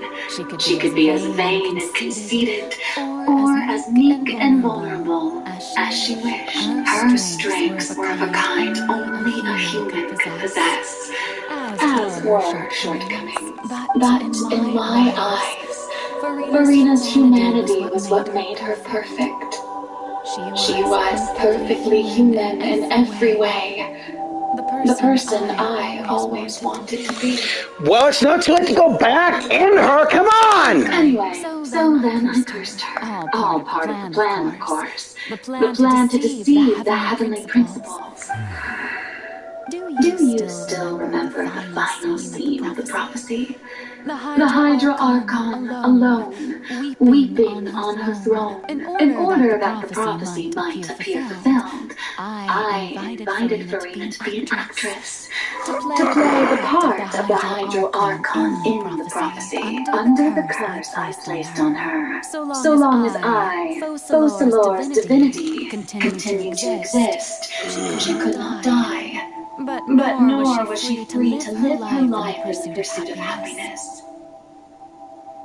Instead, she was forced to take the stage in the opera house, to embrace the role of leading lady, to forever play the part of the god from the prophecy, all to create a deceitful appearance of that prophecy coming to pass. I suppose now you understand why your court is called the Opera Epiclet. But Farina is only human, isn't she?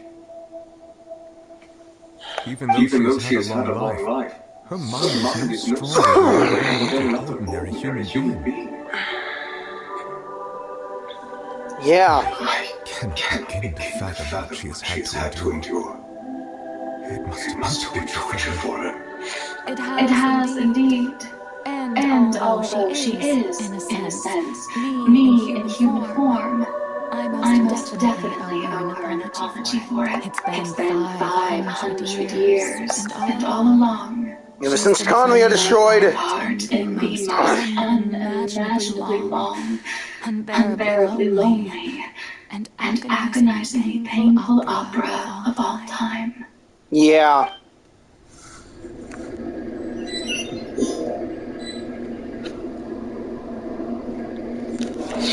Oh man, my head. I came into contact with Farina's tears. So I remember correctly, tears often contain a being's strongest emotions. With sufficient sufficiently strong hydrosensitivity, I can form an emotional connection just like I did with that ocean at the fountain. Wait. Farina's in her world? Farina? Wait. That can't be Farina. It's a reflection of her inner self.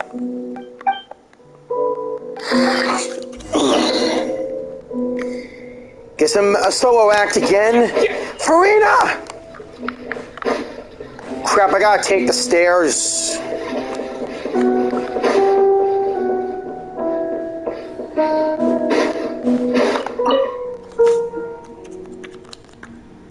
Oh, who permitted you to come onto the stage? Now, I understand your admiration for my august self, but I must ask you to keep to the rules. Come on, it's me! Alright. It is not my intent to reprimand you. There is no need to state your name. Just get off with you. Do not distract me from my performance. I don't see an audience here. Oh, do not jest. Can you not feel it? I am Fussalor. The eyes of countless Fontainians are upon me. I must at all times display the utmost elegance and nobility. Something's wrong. There's no getting through to her. Even in her heart of hearts, she's still playing the role of the Hydro Archon. What sort of resolve must she have that even her inner self and subconscious would have such an impenetrable defense? I need to find it.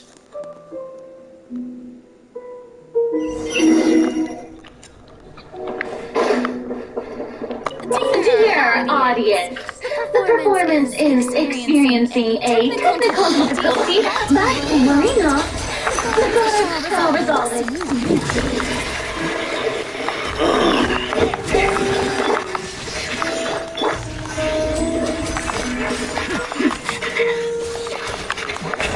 Just stay damn still!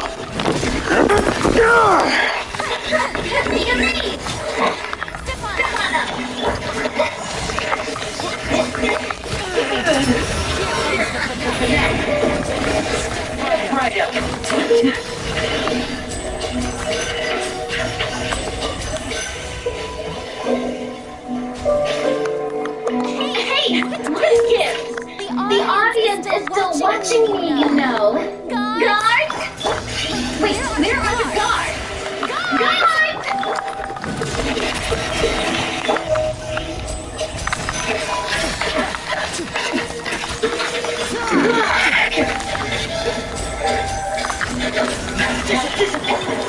Over here!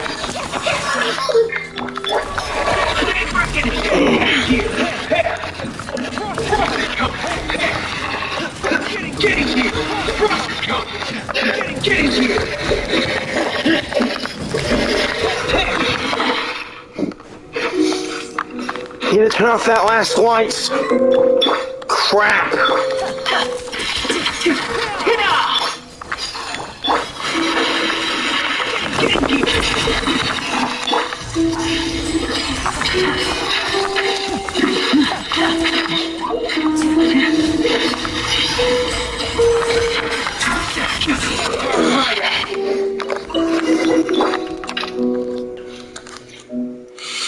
All the spotlights are off. In Farina's heart, they must symbolize the eyes of the people.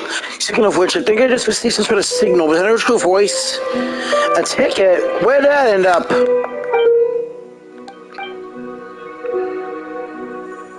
A seat for me? Of course. Either way, it looks like the show's about to begin in that case. Show me how you truly feel, Farina. Scene 1, before mirror, Farina.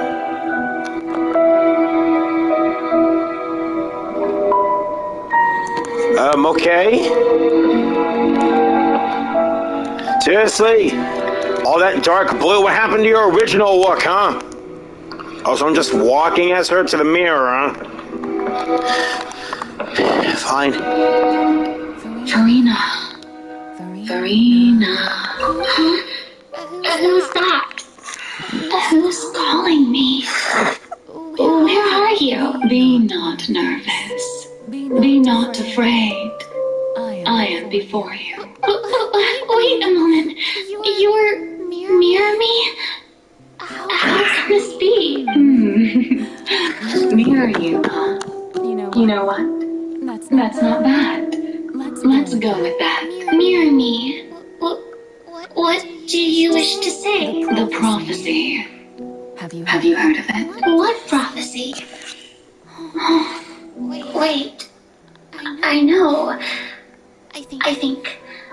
I don't know why, but it's in my head somehow. The people will all be dissolved into the waters, and only the Hydro Archon will remain, weeping on her throne. We already heard this. Oh. Very good.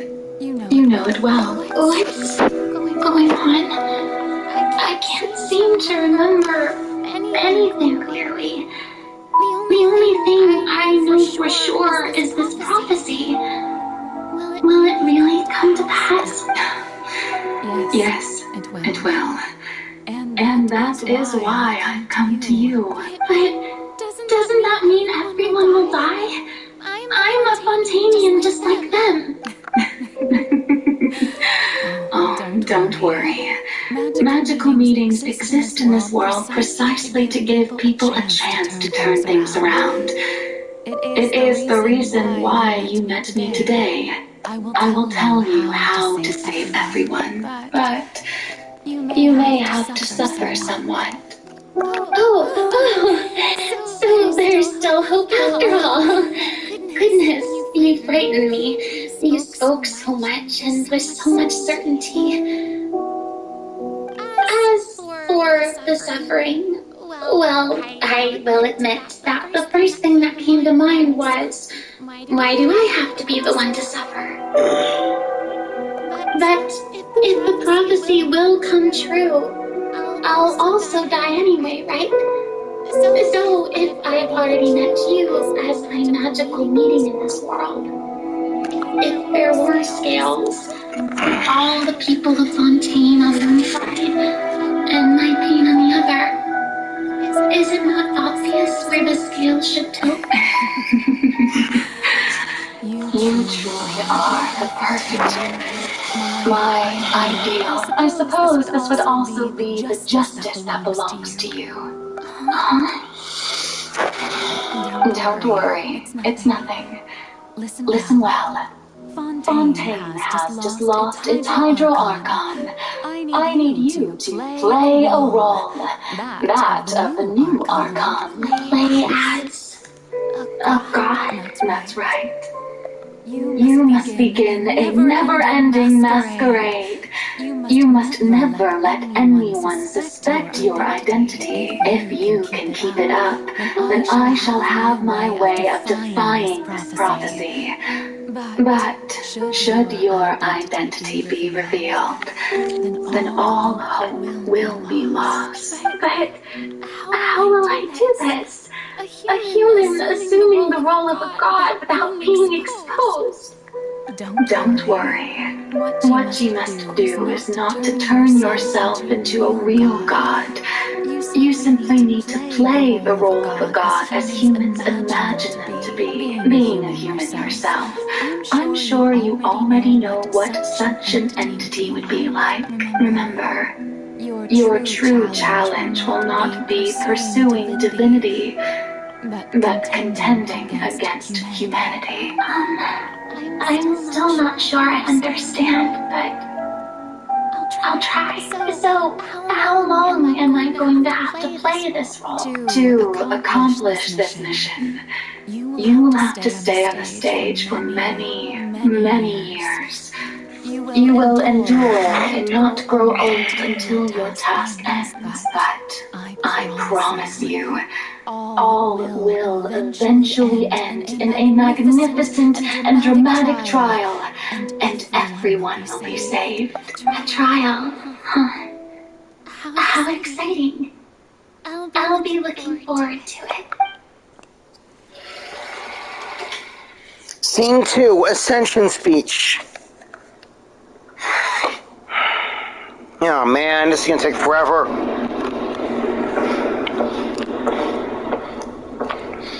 There we go, that's the Farina look I like.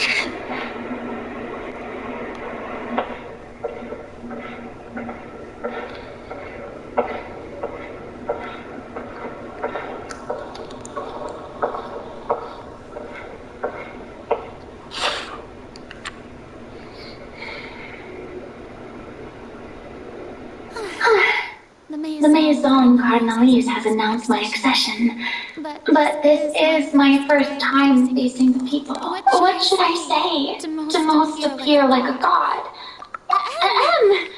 Ladies and gentlemen, good evening, and welcome to the Opera Epiclave. I'm sure you've all heard about how I have taken on the role of Hydro Archon. Indeed, I am Jyran 2.0, your new Archon.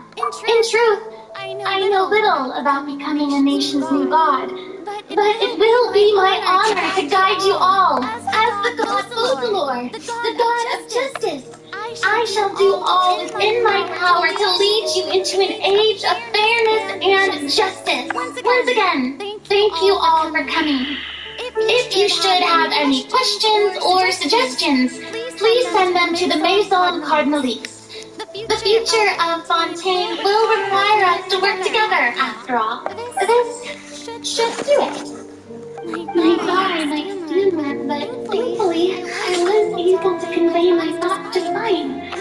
Okay, and next. That's the new Hydro Archon. Is this some kind of joke by the Maison? I would have thought that a being that surpasses humanity would be a bit more assertive. Hey, did you hear that?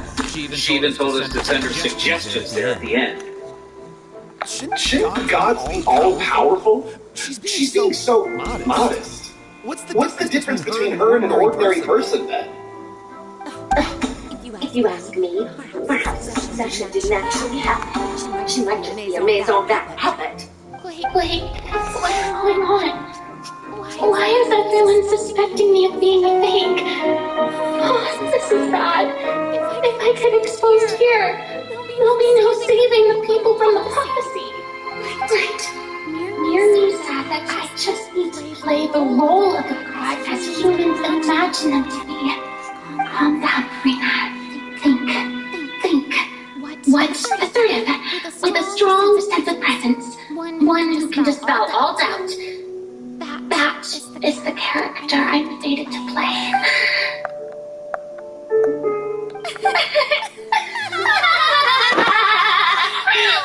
Oh, very good, my people. Only ones such as you are deserving of my rule. Now, I was wondering if some weak puppet were to one day come onto the stage and claim ownership of this opera house. Would the children of Fontaine follow them?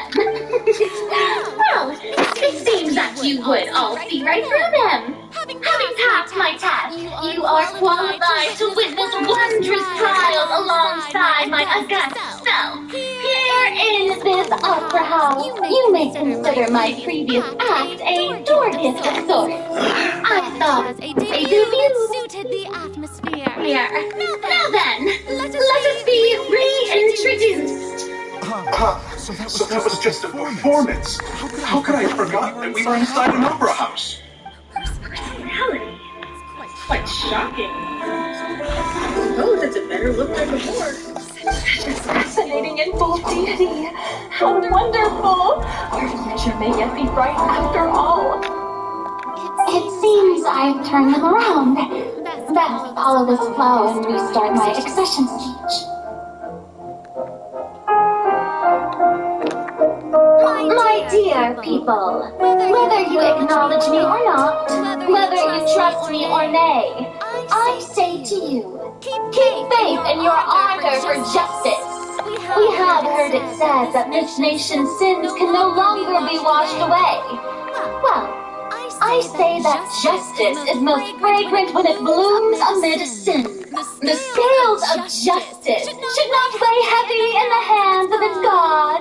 On one side, it must carry fairness and justice. And on the other, praise and applause.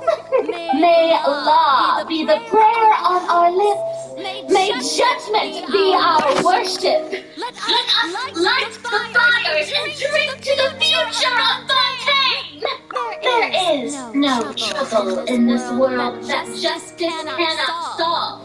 All that is needed is for you, my people, to believe in it, heart and soul, so long as I, the Archon Focalor, the opera eclairs. So long as I stand before the oratrix, I shall even judge the gods of this world!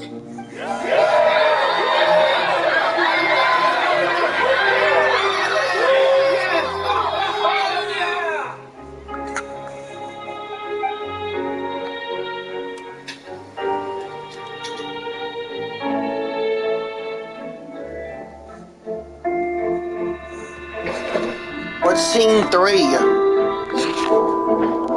Finally, I can run.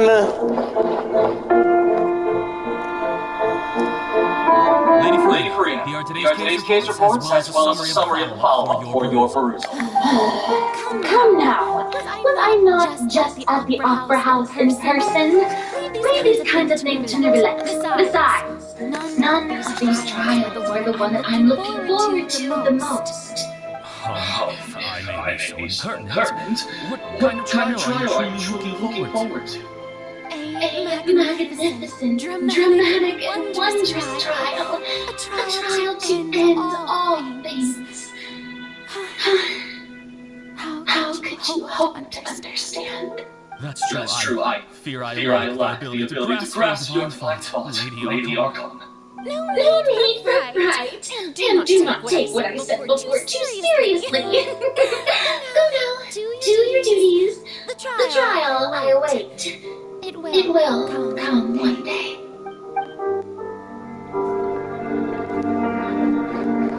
Here we go again. When we gonna jump to the part where I fight the damn whale? I want to save Fontaine right now. Thank you for agreeing to see me. No need to thank me. Or rather, thank your own sense of perseverance instead. Long have you stood in line to meet me, have you not? I'm afraid that's just an inevitable consequence of my divine charm. Alright.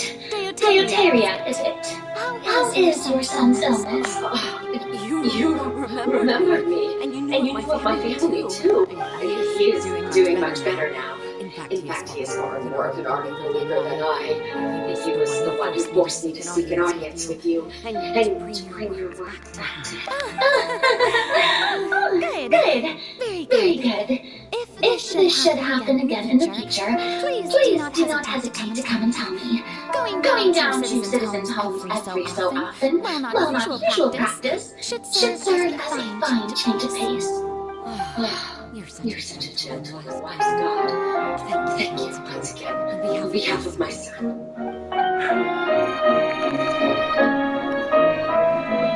I'm going everywhere here, aren't I? Can I sprint? No, of course not. Damn it!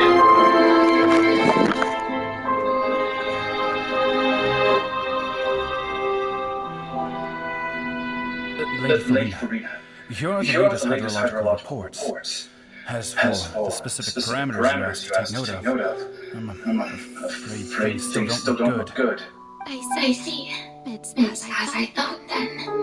As for God, I did already expect this, but I wanted to see how far your human wisdom would allow you to analyze it. All manner of signs indicate that the prophecy will still come to pass.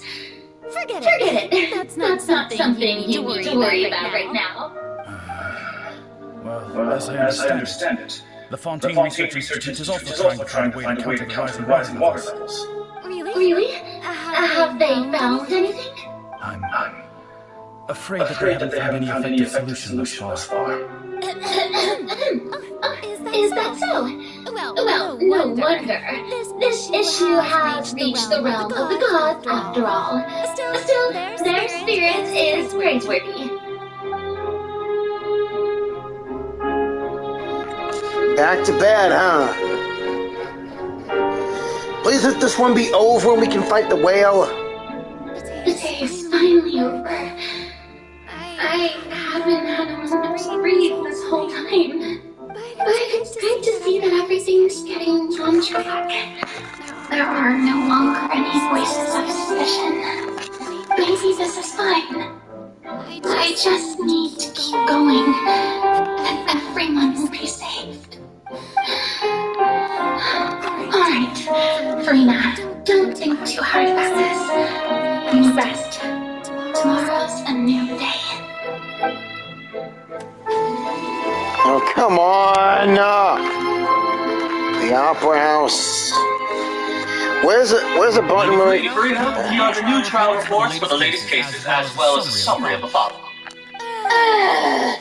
There'll be no need for that. I've seen them already. There's no need to go back over scenes I've witnessed in person before. Lady Farina, I've waited so long for this chance to see you in this manner. Indeed, my dear, loyal citizen. This joyous moment is an honor for us both. Lady Farina, we're detecting significant hydrological anomalies near Poisson. Understood. Keep monitoring. Keep me informed should anything come up at the Institute. I don't think I let anything slip today. I must show the people that there is nothing to worry about. I just don't know where these days will end. I feel utterly exhausted. Best to rest early today, too.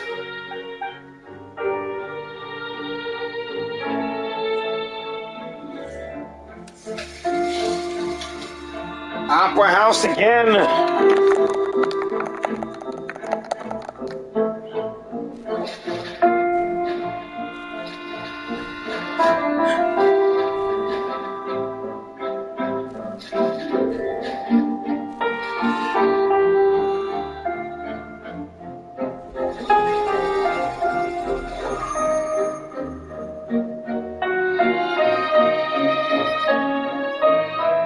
Lady Farina, it's like a dream being able to speak with you up close like this. I've heard that the first member of our family who was honored to receive an audience with you was Madame Dioteria, almost 20 generations ago. And what a fine family yours is indeed. It brings me great joy to meet such a faithful believer, a descendant of a line most ardent. Surely you exaggerate, Lady Farina. My lady? What is it, good citizen? Are you crying? Really now? I didn't even notice. This must be the overflow of hydro from my person. Well, can't quite help being the god whose dominion is waters, can I? No wonder. A manifestation of your power, then. Oh, Archon, I am honored to have witnessed it.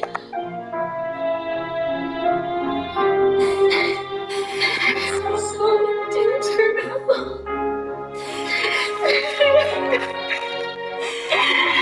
So lonely. Hundreds of years must pass by now. Perhaps the show must go on for hundreds more. I never imagined that it would hurt so much. Reached my limit. Perhaps I reached it long ago. Today I didn't even notice my own tears. I want to tell anyone about this. Would that not destroy all I've done so far? I have conducted so many investigations across the centuries. But there's not even a sliver of hope that we might break the prophecy. All I can do is keep heart. I must maintain this act. It is the only way to save Fontaine. Please, mirror me. You have to succeed.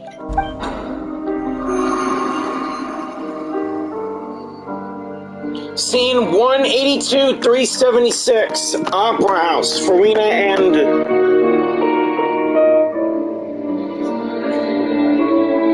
Farina, You don't have to Serena, you don't have to shoulder this burden alone. Although I don't know what you might not be keeping from everyone, you people are more than willing to share your burden with you. That's my voice. Is this scene from when we were in the giant box?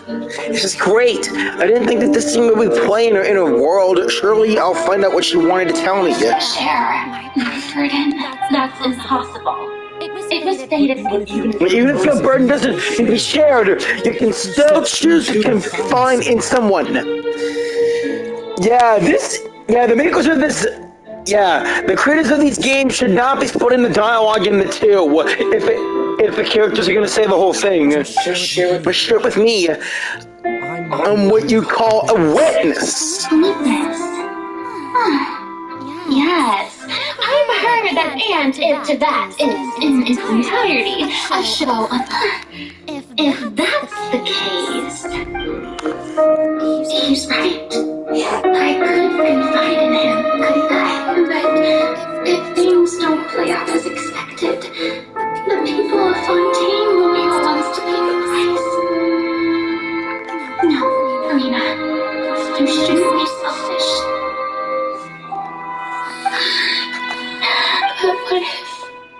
But what if it's really alright, Serena? You've worked so hard for so long. Surely it would be okay to put yourself first for once. Just this once. Is it such an outrageous thing to do anyway? To find someone in whom you can confide your frustrations and sorrows? If you let this opportunity slip through your fingers, it might never come by again. Think about it long and hard.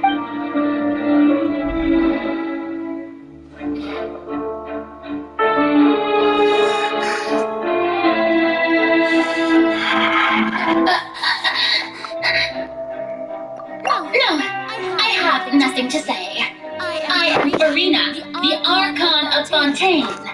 Everything will surely get better. All you need to do, dear spectator, is to witness my performance until the curtains fall.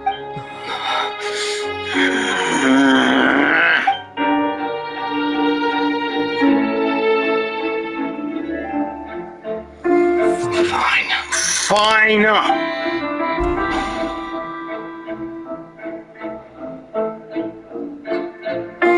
Could have helped you, but no.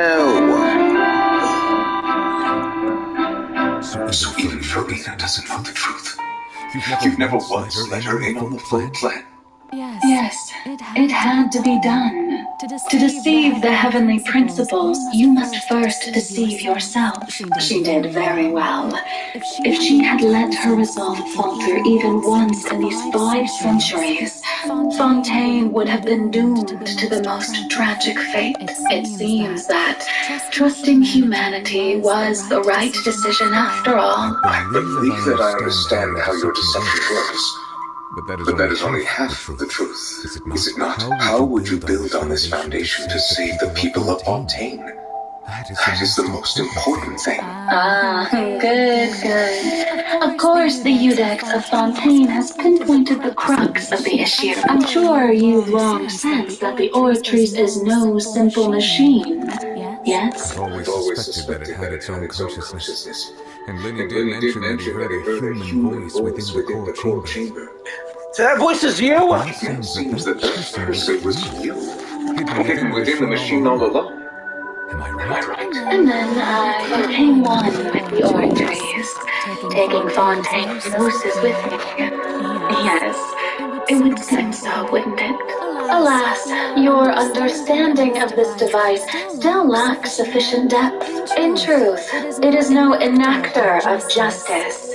It is, in fact, a device created to kill the god of justice. What? I beg your pardon. You made that thing to kill yourself? Are you fucking crazy? Oh, you have it. Sorry for swearing, but that just shocked me.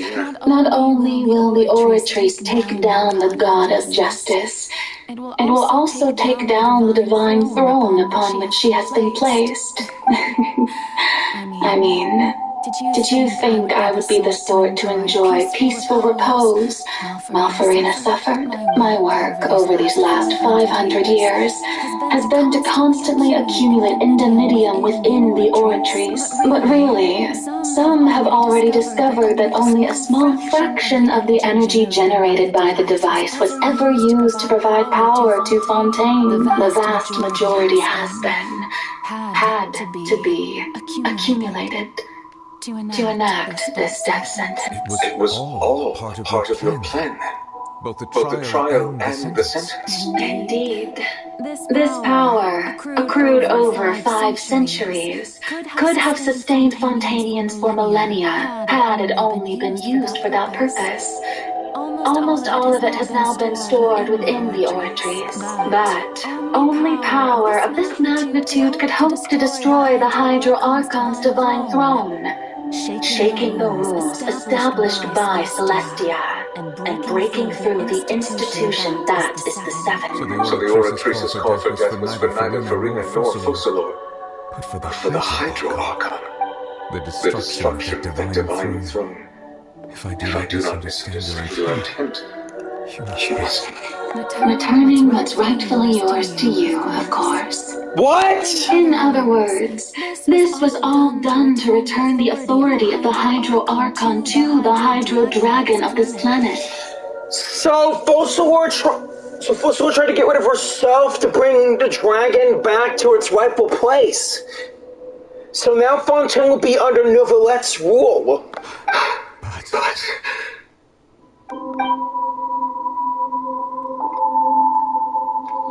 He can't do it, he's not ready! No, what? Getting sad again, are we? The authority of the ancient dragons shall soon be yours once more, O Hydro Dragon Sovereign. And this is the face you make. All you've done throughout the years is just so you can sacrifice yourself at the very end. I've never quite seen it that way, you know. Even now, I'm quite pleased at how well my deception worked.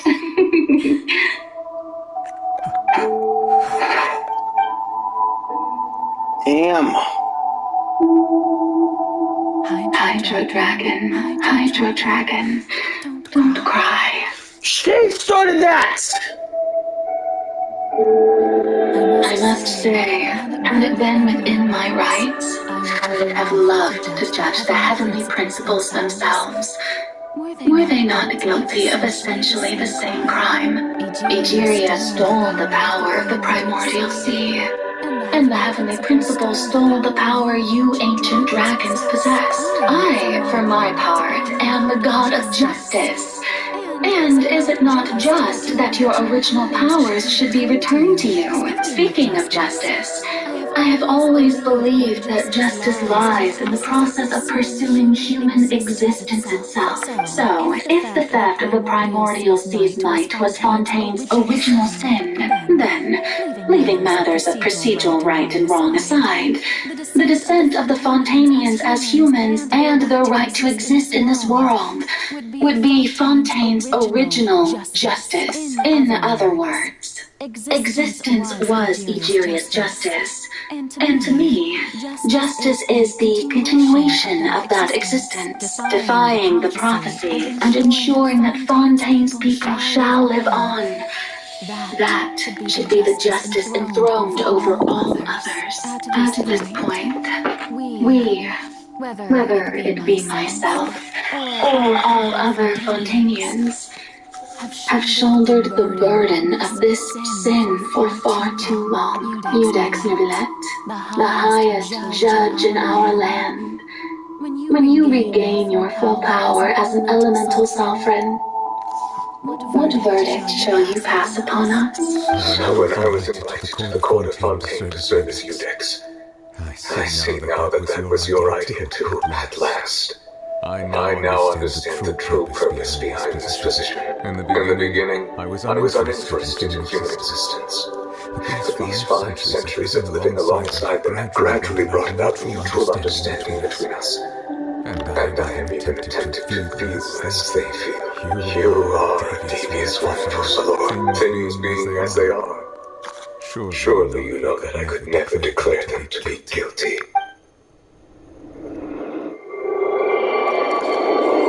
No, what's happening now? The hour of my execution is almost here. For the sinner, the curtain call has come. I know I may not sound it, but faced with death, I find myself a little afraid. Perhaps this is one thing both gods and humans have in common.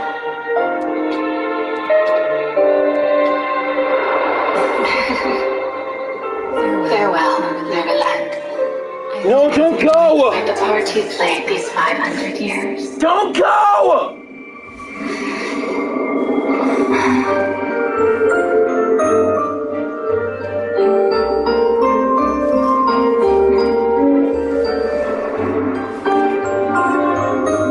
Farina?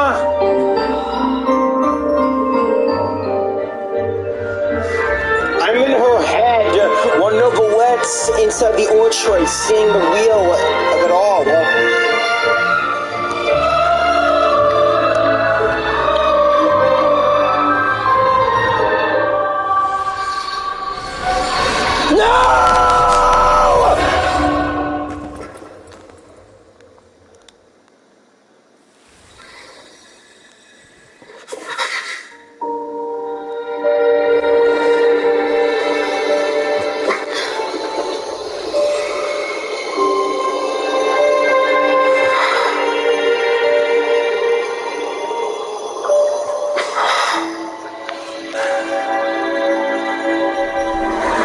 Well, Novelette, what are you gonna do now that you got your power back?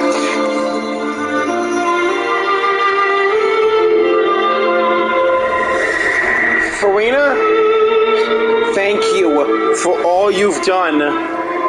From this moment on, please live happily as a human, just as I wished we could. Fossilor.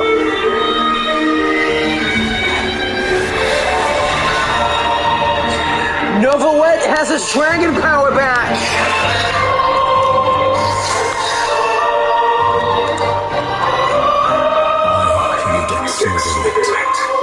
Hereby declare, Keeper of Fontaine, your sins are forgiven.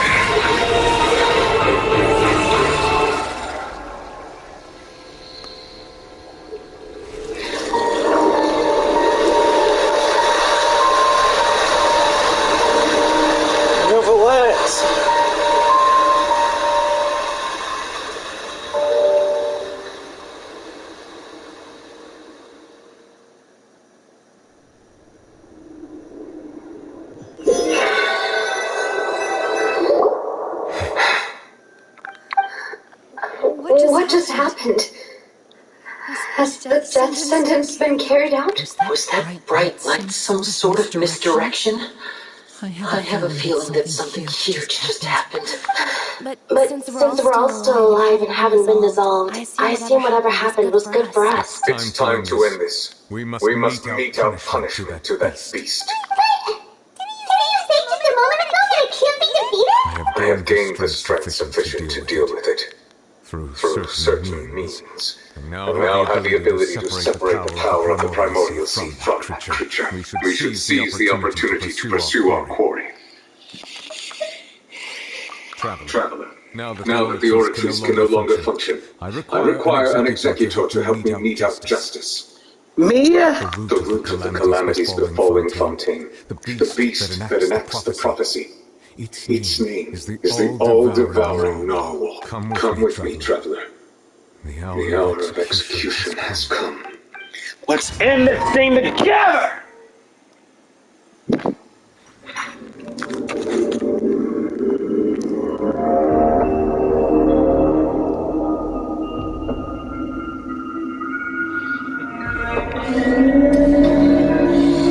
Let's end this thing! This is for Tartaglia! But how are we going to do that?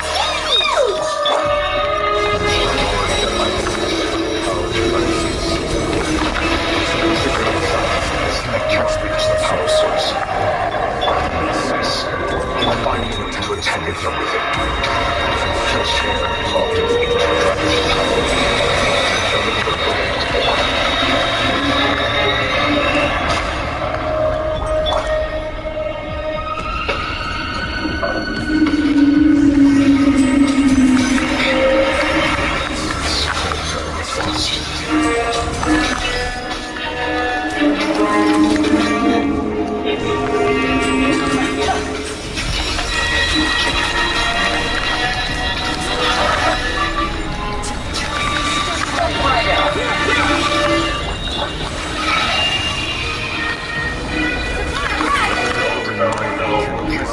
Instincts of rebellion.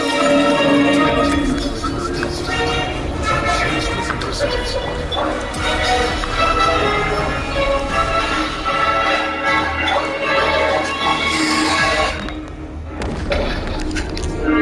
Where you at, you big no good? There you are. Crap, crap, crap!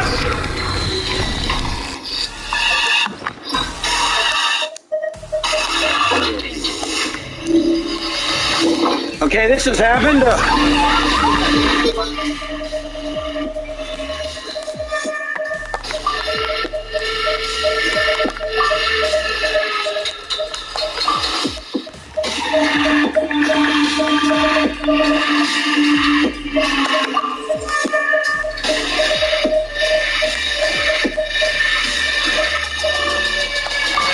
Over there.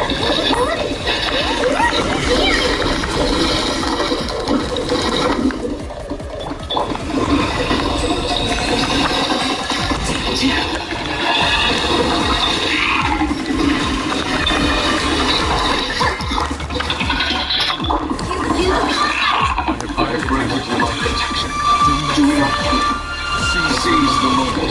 Use my power to suppress its root.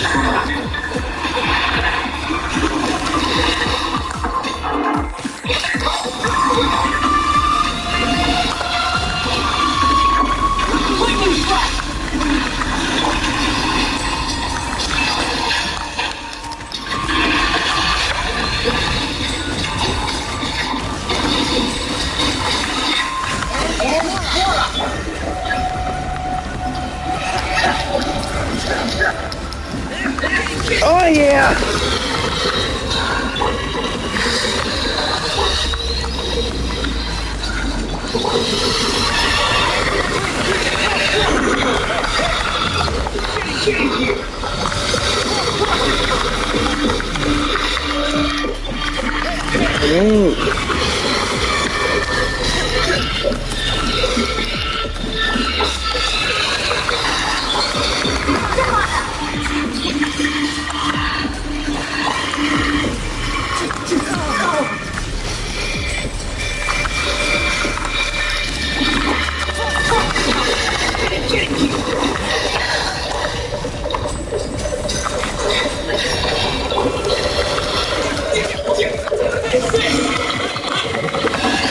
If I can just break that barrier!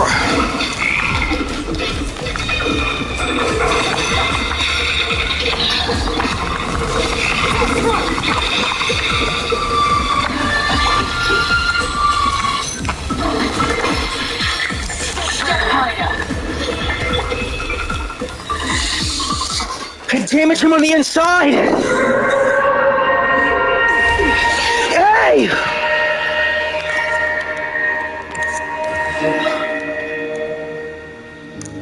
Nevertheless, what are you about to do?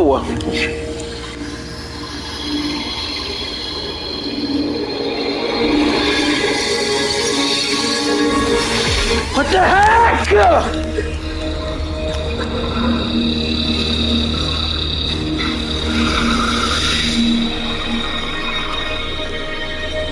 Tartaglia! Who are you? No!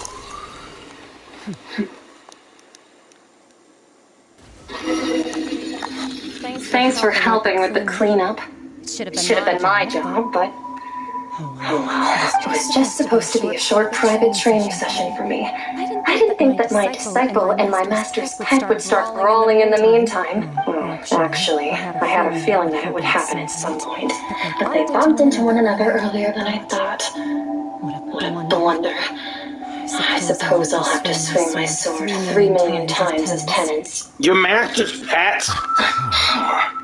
Who are you exactly? Raymond has an idea. From what she said earlier, she must be Child's master. Skirk, right? It's just that he can't mentioned that she was what? Talkative person. I simply did not have anything to say to the weak. But you, on the other hand, managed to defeat the all-devouring narwhal without using power from beyond this world, so you may speak to me as equals. What sort of person would take that thing as a pet? I have to agree. It's a strange use of a planet's primordial waters just to raise an all-devouring narwhal. That kind of power is wasted on it. It's not cooperative. It eats too much. And I have more important things to do with my time than pet sitting. The only thing that creature has going for it is its looks. All in all, it fails as a pet. Mister?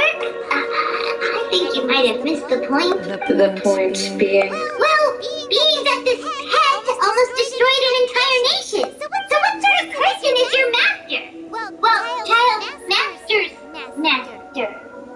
Wait, is that right? Right. So you don't know him. Sorry, I assumed you did. His name is Sertologi. Sertologi? I am unfamiliar with that name. So Master isn't sufficiently famous. How should I describe him then? Have you heard of the name The Foul? The Foul? Still nothing? Well, how about the Visionary? Vetterfalnir then? Or Gold Rhine Daughter?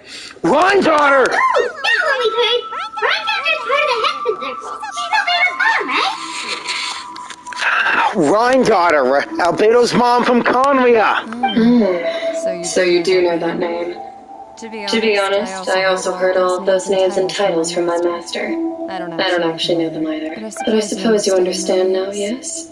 My master is likely a similar sort to Rhine Daughter. They are both pursuing some form of perfection. Wait! Didn't you also mention a visionary person? I didn't quite catch their name. Actually, never mind that. I believe it expedient to inform you that the all-devouring narwhal used up nearly all its strength fighting you. Such roiling hydro energies will prove difficult for the planet's deep seas to digest. As such, the Fontaine back on the surface has most likely been thrown into chaos. In other words, the prophecy that you've been fretting over should now be in full swing. What? No! There's little to be surprised about, Paimon. Not to worry. Focalor has already managed to deceive the heavenly principles.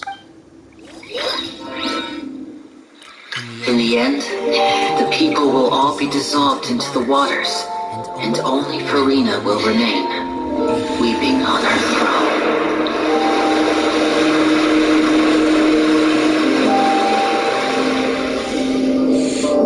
Oh man, all of Fontaine. Only then will the sins of the people of Fontaine be washed away.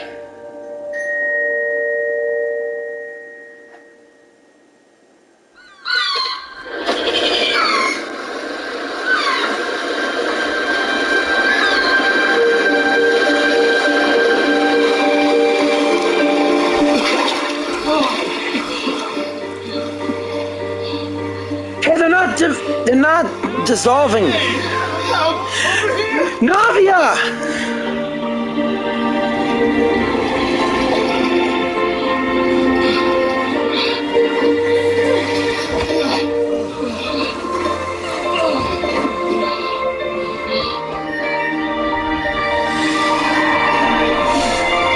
They're no longer oceanids.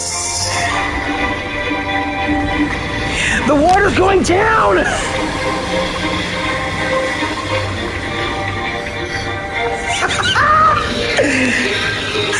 Wait! I know that boat! Wisely! Initiate emergency rescue!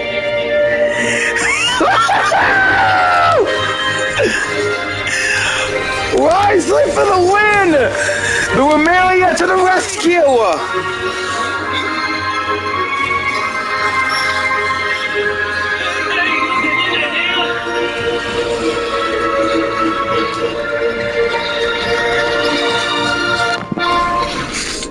Fremine! Expert diver to the rescue.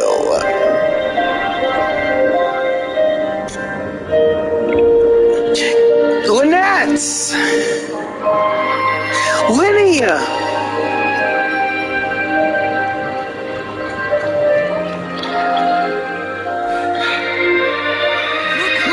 The water's receding.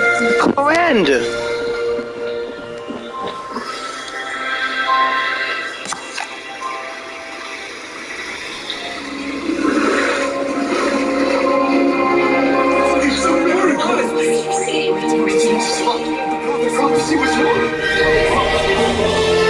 Yes! Fontaine is saved! Though that whale didn't put up much of a fight. But what about Farina?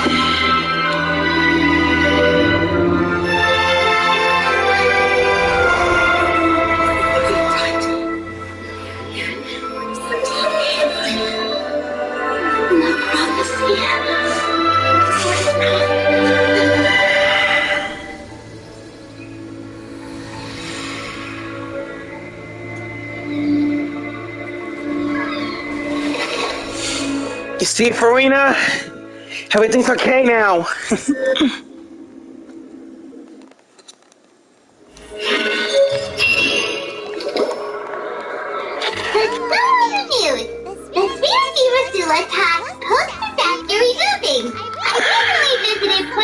To meet with Miss Nadia, spokesperson of the Speed of Urasula, and we spoke about Poisson's present and future. Old soil can still give birth to new bloom, Miss Nadia stated. Hope is like seeing a small cookie when you're starving late at night.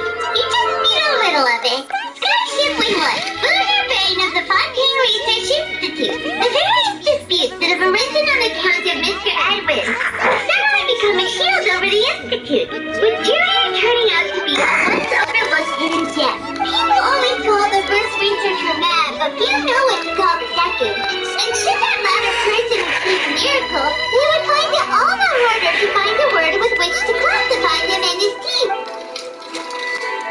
Wow! I don't barely recognize the people in the report. Are those really Jyran and Nadia? They sound like real big shots. There might have been big shots in the start. What do you think? Pretty enthralling, huh? The steamer's idea was pretty simple. With the disaster just having passed, we would print a free edition packed to the margins with good news to calm people down. The value for these big scoops lies in their inevitable follow-ups. We'll publish further reports and go into the stories behind those people. Edwin's assistant, Jyran, created a true mind shift, while Nadia is leading people in the reconstruction of their home. I'm sure that these stories could draw even your well-traveled eye. I'll forget wisely had part in making that ship. The articles do make me curious about how things will play out. Wait a minute. Couldn't we watch everything happen from start to finish? What's there to be curious about? And that's exactly why I'd like you to come conduct interviews with me. You're the best incubators of news, if you haven't noticed. And also, with you around, I'm sure I'll get to see that Duke. Are you sure? Hasn't he turned you down several times already? Oh, this time will be different. Come on. Let's head to Poisson first, and then make a trip to the fortress. There are some things you'll only know when you get there.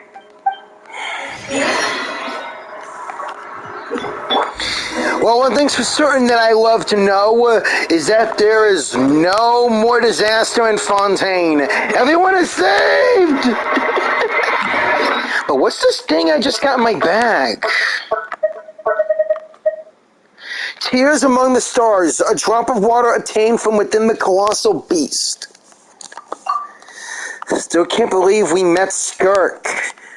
But what about Tartaglia? My best friend, what happened to him?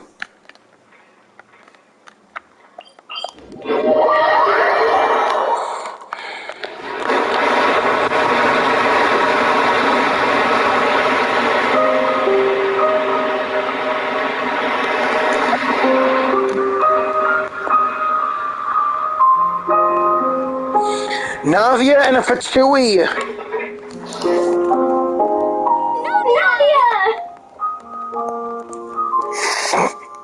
Oh, it's you. What brings you all here? Hey, myself on how things are going here. Hmm? Oh, the Fatui are here too. Let me introduce you. This is Mr. Garou Snezovich. He represented the Knave in sending us a large amount of supplies, and is helping with our work. Our residents are hard at work as well. Thanks to everyone, work is progressing nicely. We've lost a lot of people, but we're moving forward. That will have to be enough. Hello, Miss Charlotte. I'm a big fan of yours. I especially like that article you wrote last year about Fontaine's stray cats. But if you don't mind, could you not emphasize our role too much in your report? It's not charity we're doing here. We just happen to share the same interests as Despina. I get where you're coming from. Keep it as simple as possible. Or would you be willing to feature as friendly neighbors? That would be fine. Thanks. Oh, you're back too. How are things? Cloend! We finished laying down the construction materials. It'll be another hour before the workers are able to go over there. Huh? You mean too, Well, her reputation's greatly risen after that whole duel business with Miss Farina. So she's here in Poisson to wait out the heat. All right. She really came here to help me out. There's too much to consider in the reconstruction of Poisson. The Spina has need of more decision makers. And, well, I do already happen to be connected to Mr. Callis. Wait just a moment. Do you mind me asking a few questions? You know, about how you felt before the duel, about what it was like facing down a god. There's lots of exciting material there, I bet. Forget it. I'm sure you can find a better theme than that, Miss Charlotte. Oh, I see you're the same as always. Couldn't you do me a favor, for Navia's sake? Well, if we're talking about doing things for my sake, you might as well just take a few more photos of me. Or of the Traveler. It's better than wasting time persuading Florand at any rate.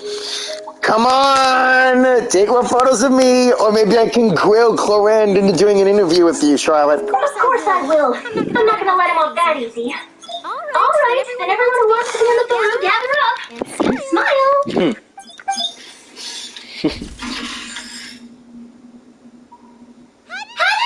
Was it a good shot? Did Paimon look cute in it? Not bad. Your addition really helped the composition of the picture. Alright, hang on a moment. Let me snap a few more shots.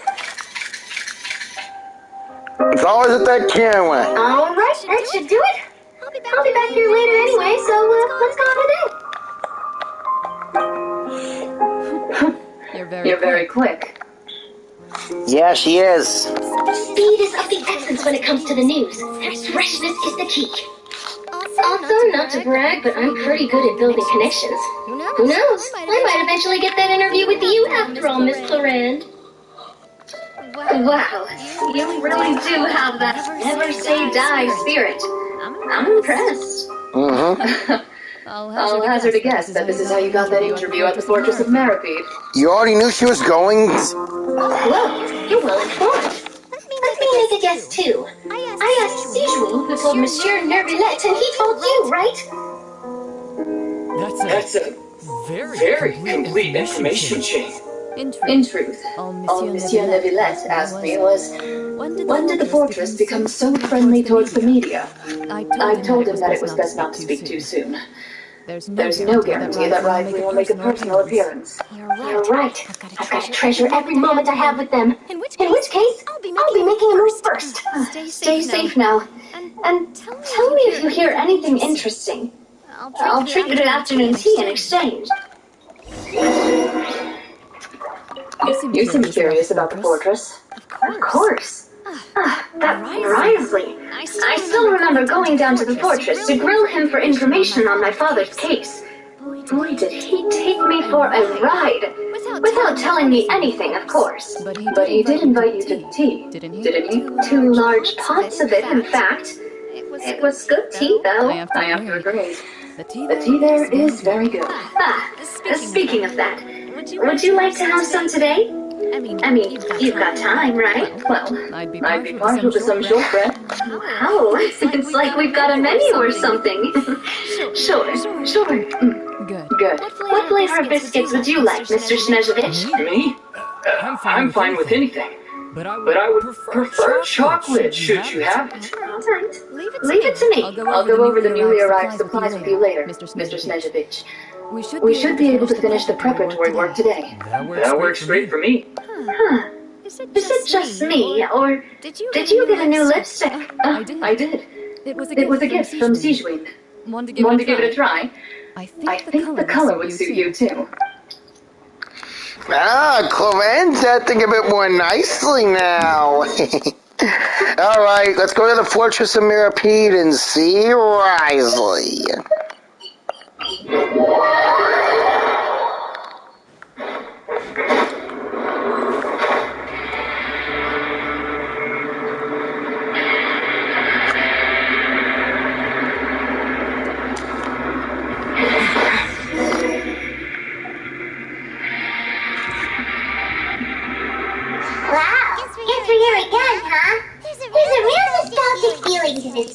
Yeah. It's like you've been missing us.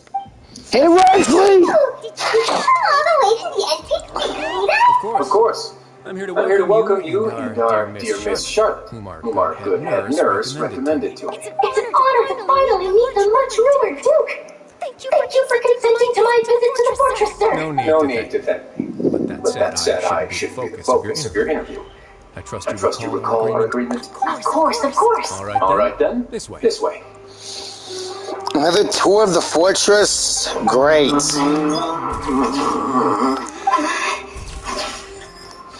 Enough of the nervous faces. Don't be so nervous. I've already taken all the photos we need.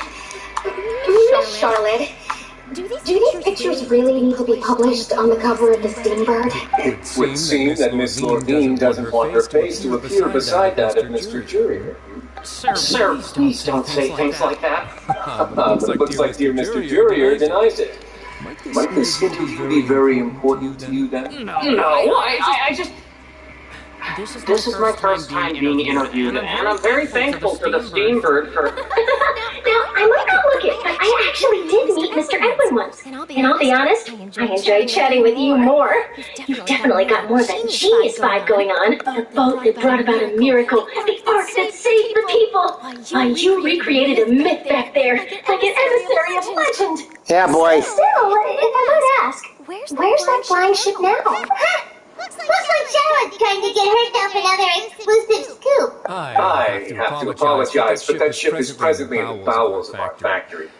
I'm afraid it won't be easy for you to get a shot of it. Really? Well, then in that case, could I have an interview with you to make up for that loss? You already know my answer, I'm afraid. Best you interview our head nurse instead. Or perhaps you'd like to take another photo of this couple of researchers? Did you really have to use the word couple? Well, then 2 solo photos will do. Is my hair messed up? Please, someone help me have a look. Things sure are getting pretty lively here. We've seen this kind of thing before. Yeah. Oh, it seems like everyone is here. Would any of you like to try this new drink I came up with? No, thank you. Hey, Miss Charlotte. Why don't you take some pretty photos of our head nurse? Sure. Come on, Miss Sijwin. Over this way. Let's find a brighter spot. Oh, sure. Do I have to smile? Obviously. Oh, how has it been at the front trip? Same old, as you can see. Fontaine's undergone some changes, but this place is still more or less the same. Other than that flying ship. It got a tad too much attention, I think. That's why I decided to let the interview go through. We should direct more public opinions toward the behind-the-scenes heroes. Am I right, Mr. Jyran? Miss Lordine? You're too kind, sir. I believe that you too should have your day in the sun. Not that you would want that. Just pity. I'll just leave the spotlight to you two.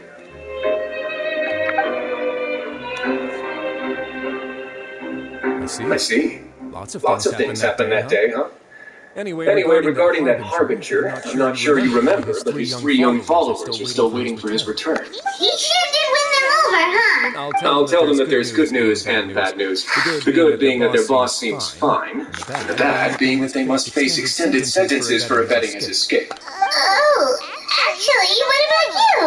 Are things gonna change for you too? What change can there be? The fortress will keep chugging along, and so will my duties. As to what Miss Farina's departure will mean for the nation, and if our laws and governance will be transformed, we'll leave those to the folks in the overworld. Hey everyone, the photo shoot's done. Alright. Good. In that case, let's call it a day. Thanks for your cooperation. Come on, Traveler, let's go. Till next time, everyone. There'll be a next time? Maybe. Who knows? I might write a story about the underwater factory next time. Until then. All right, let's stop the docks.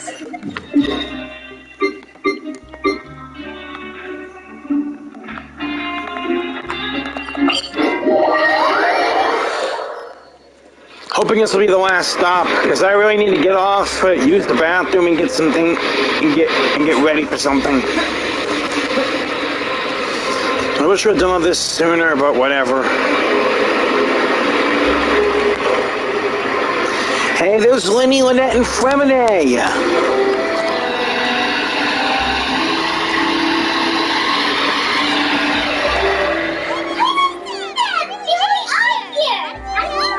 Nadia mentioned that she stayed in touch with Lenny and the others after working together.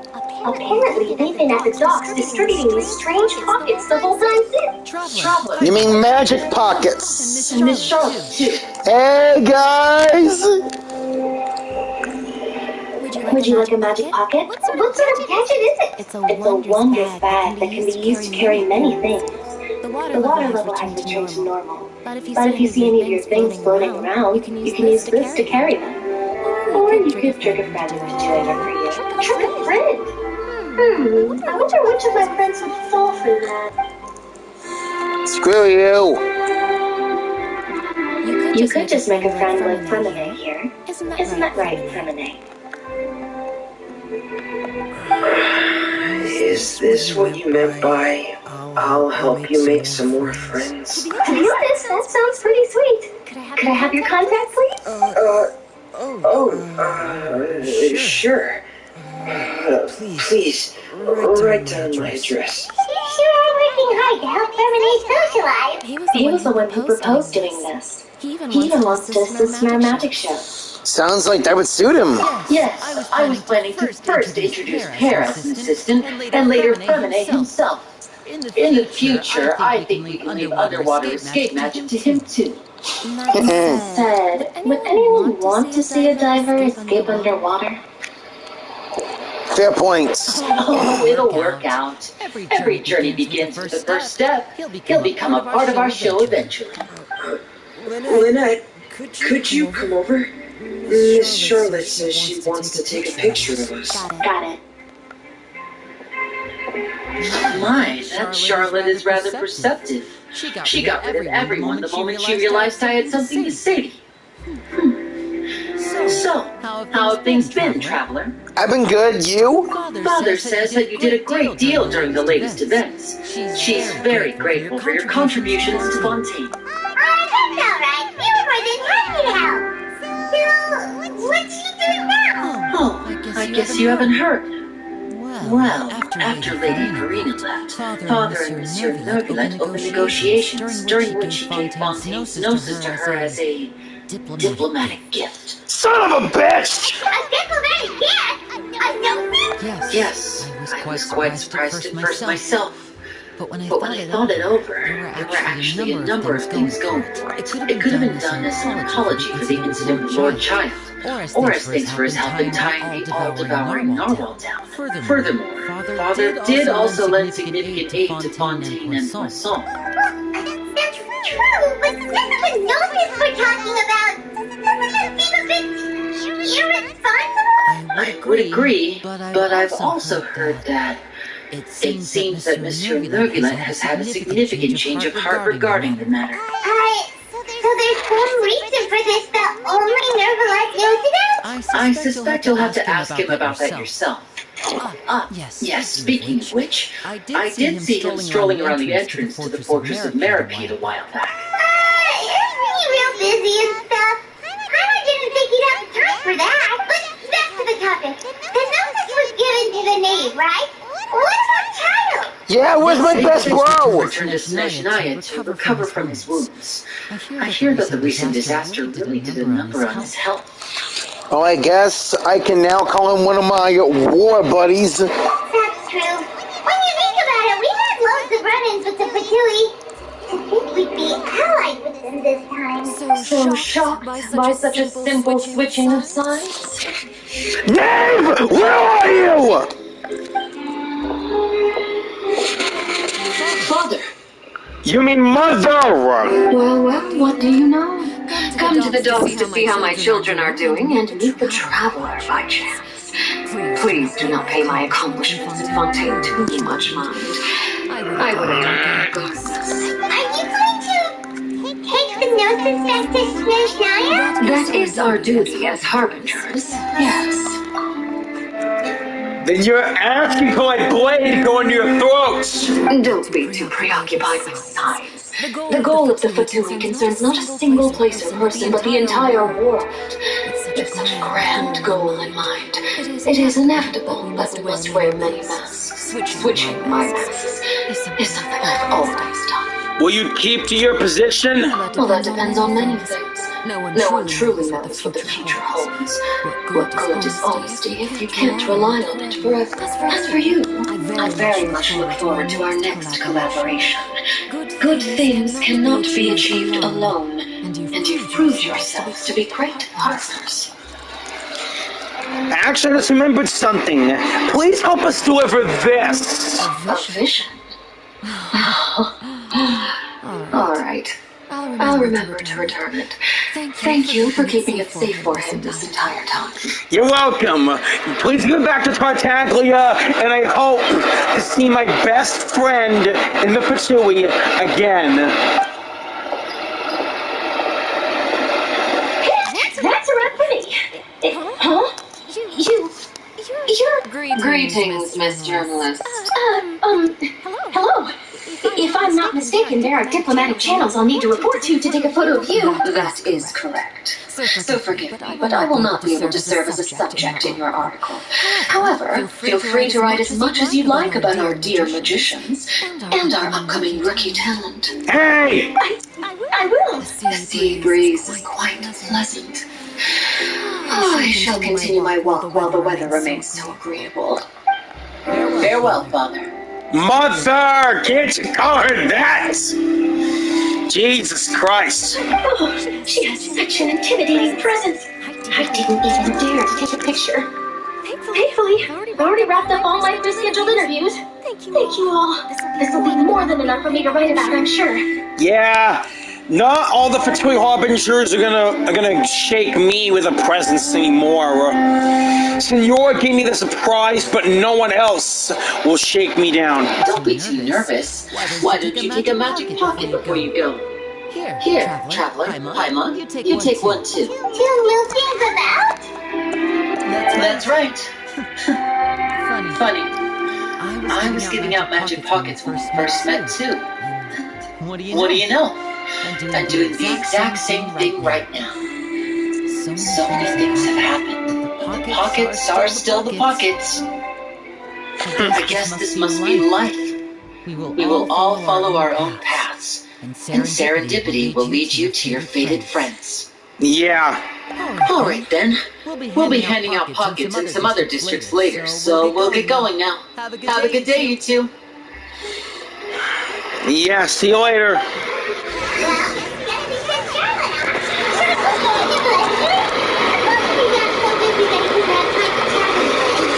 Yeah, might as well end things here. I got some stuff to do. Guess I'll finish this at a later time. Please like, comment, share, and subscribe. And I'll see you all in continuation of the Archon quest, as well as Farina's story quest. Bye. Keep on gaming.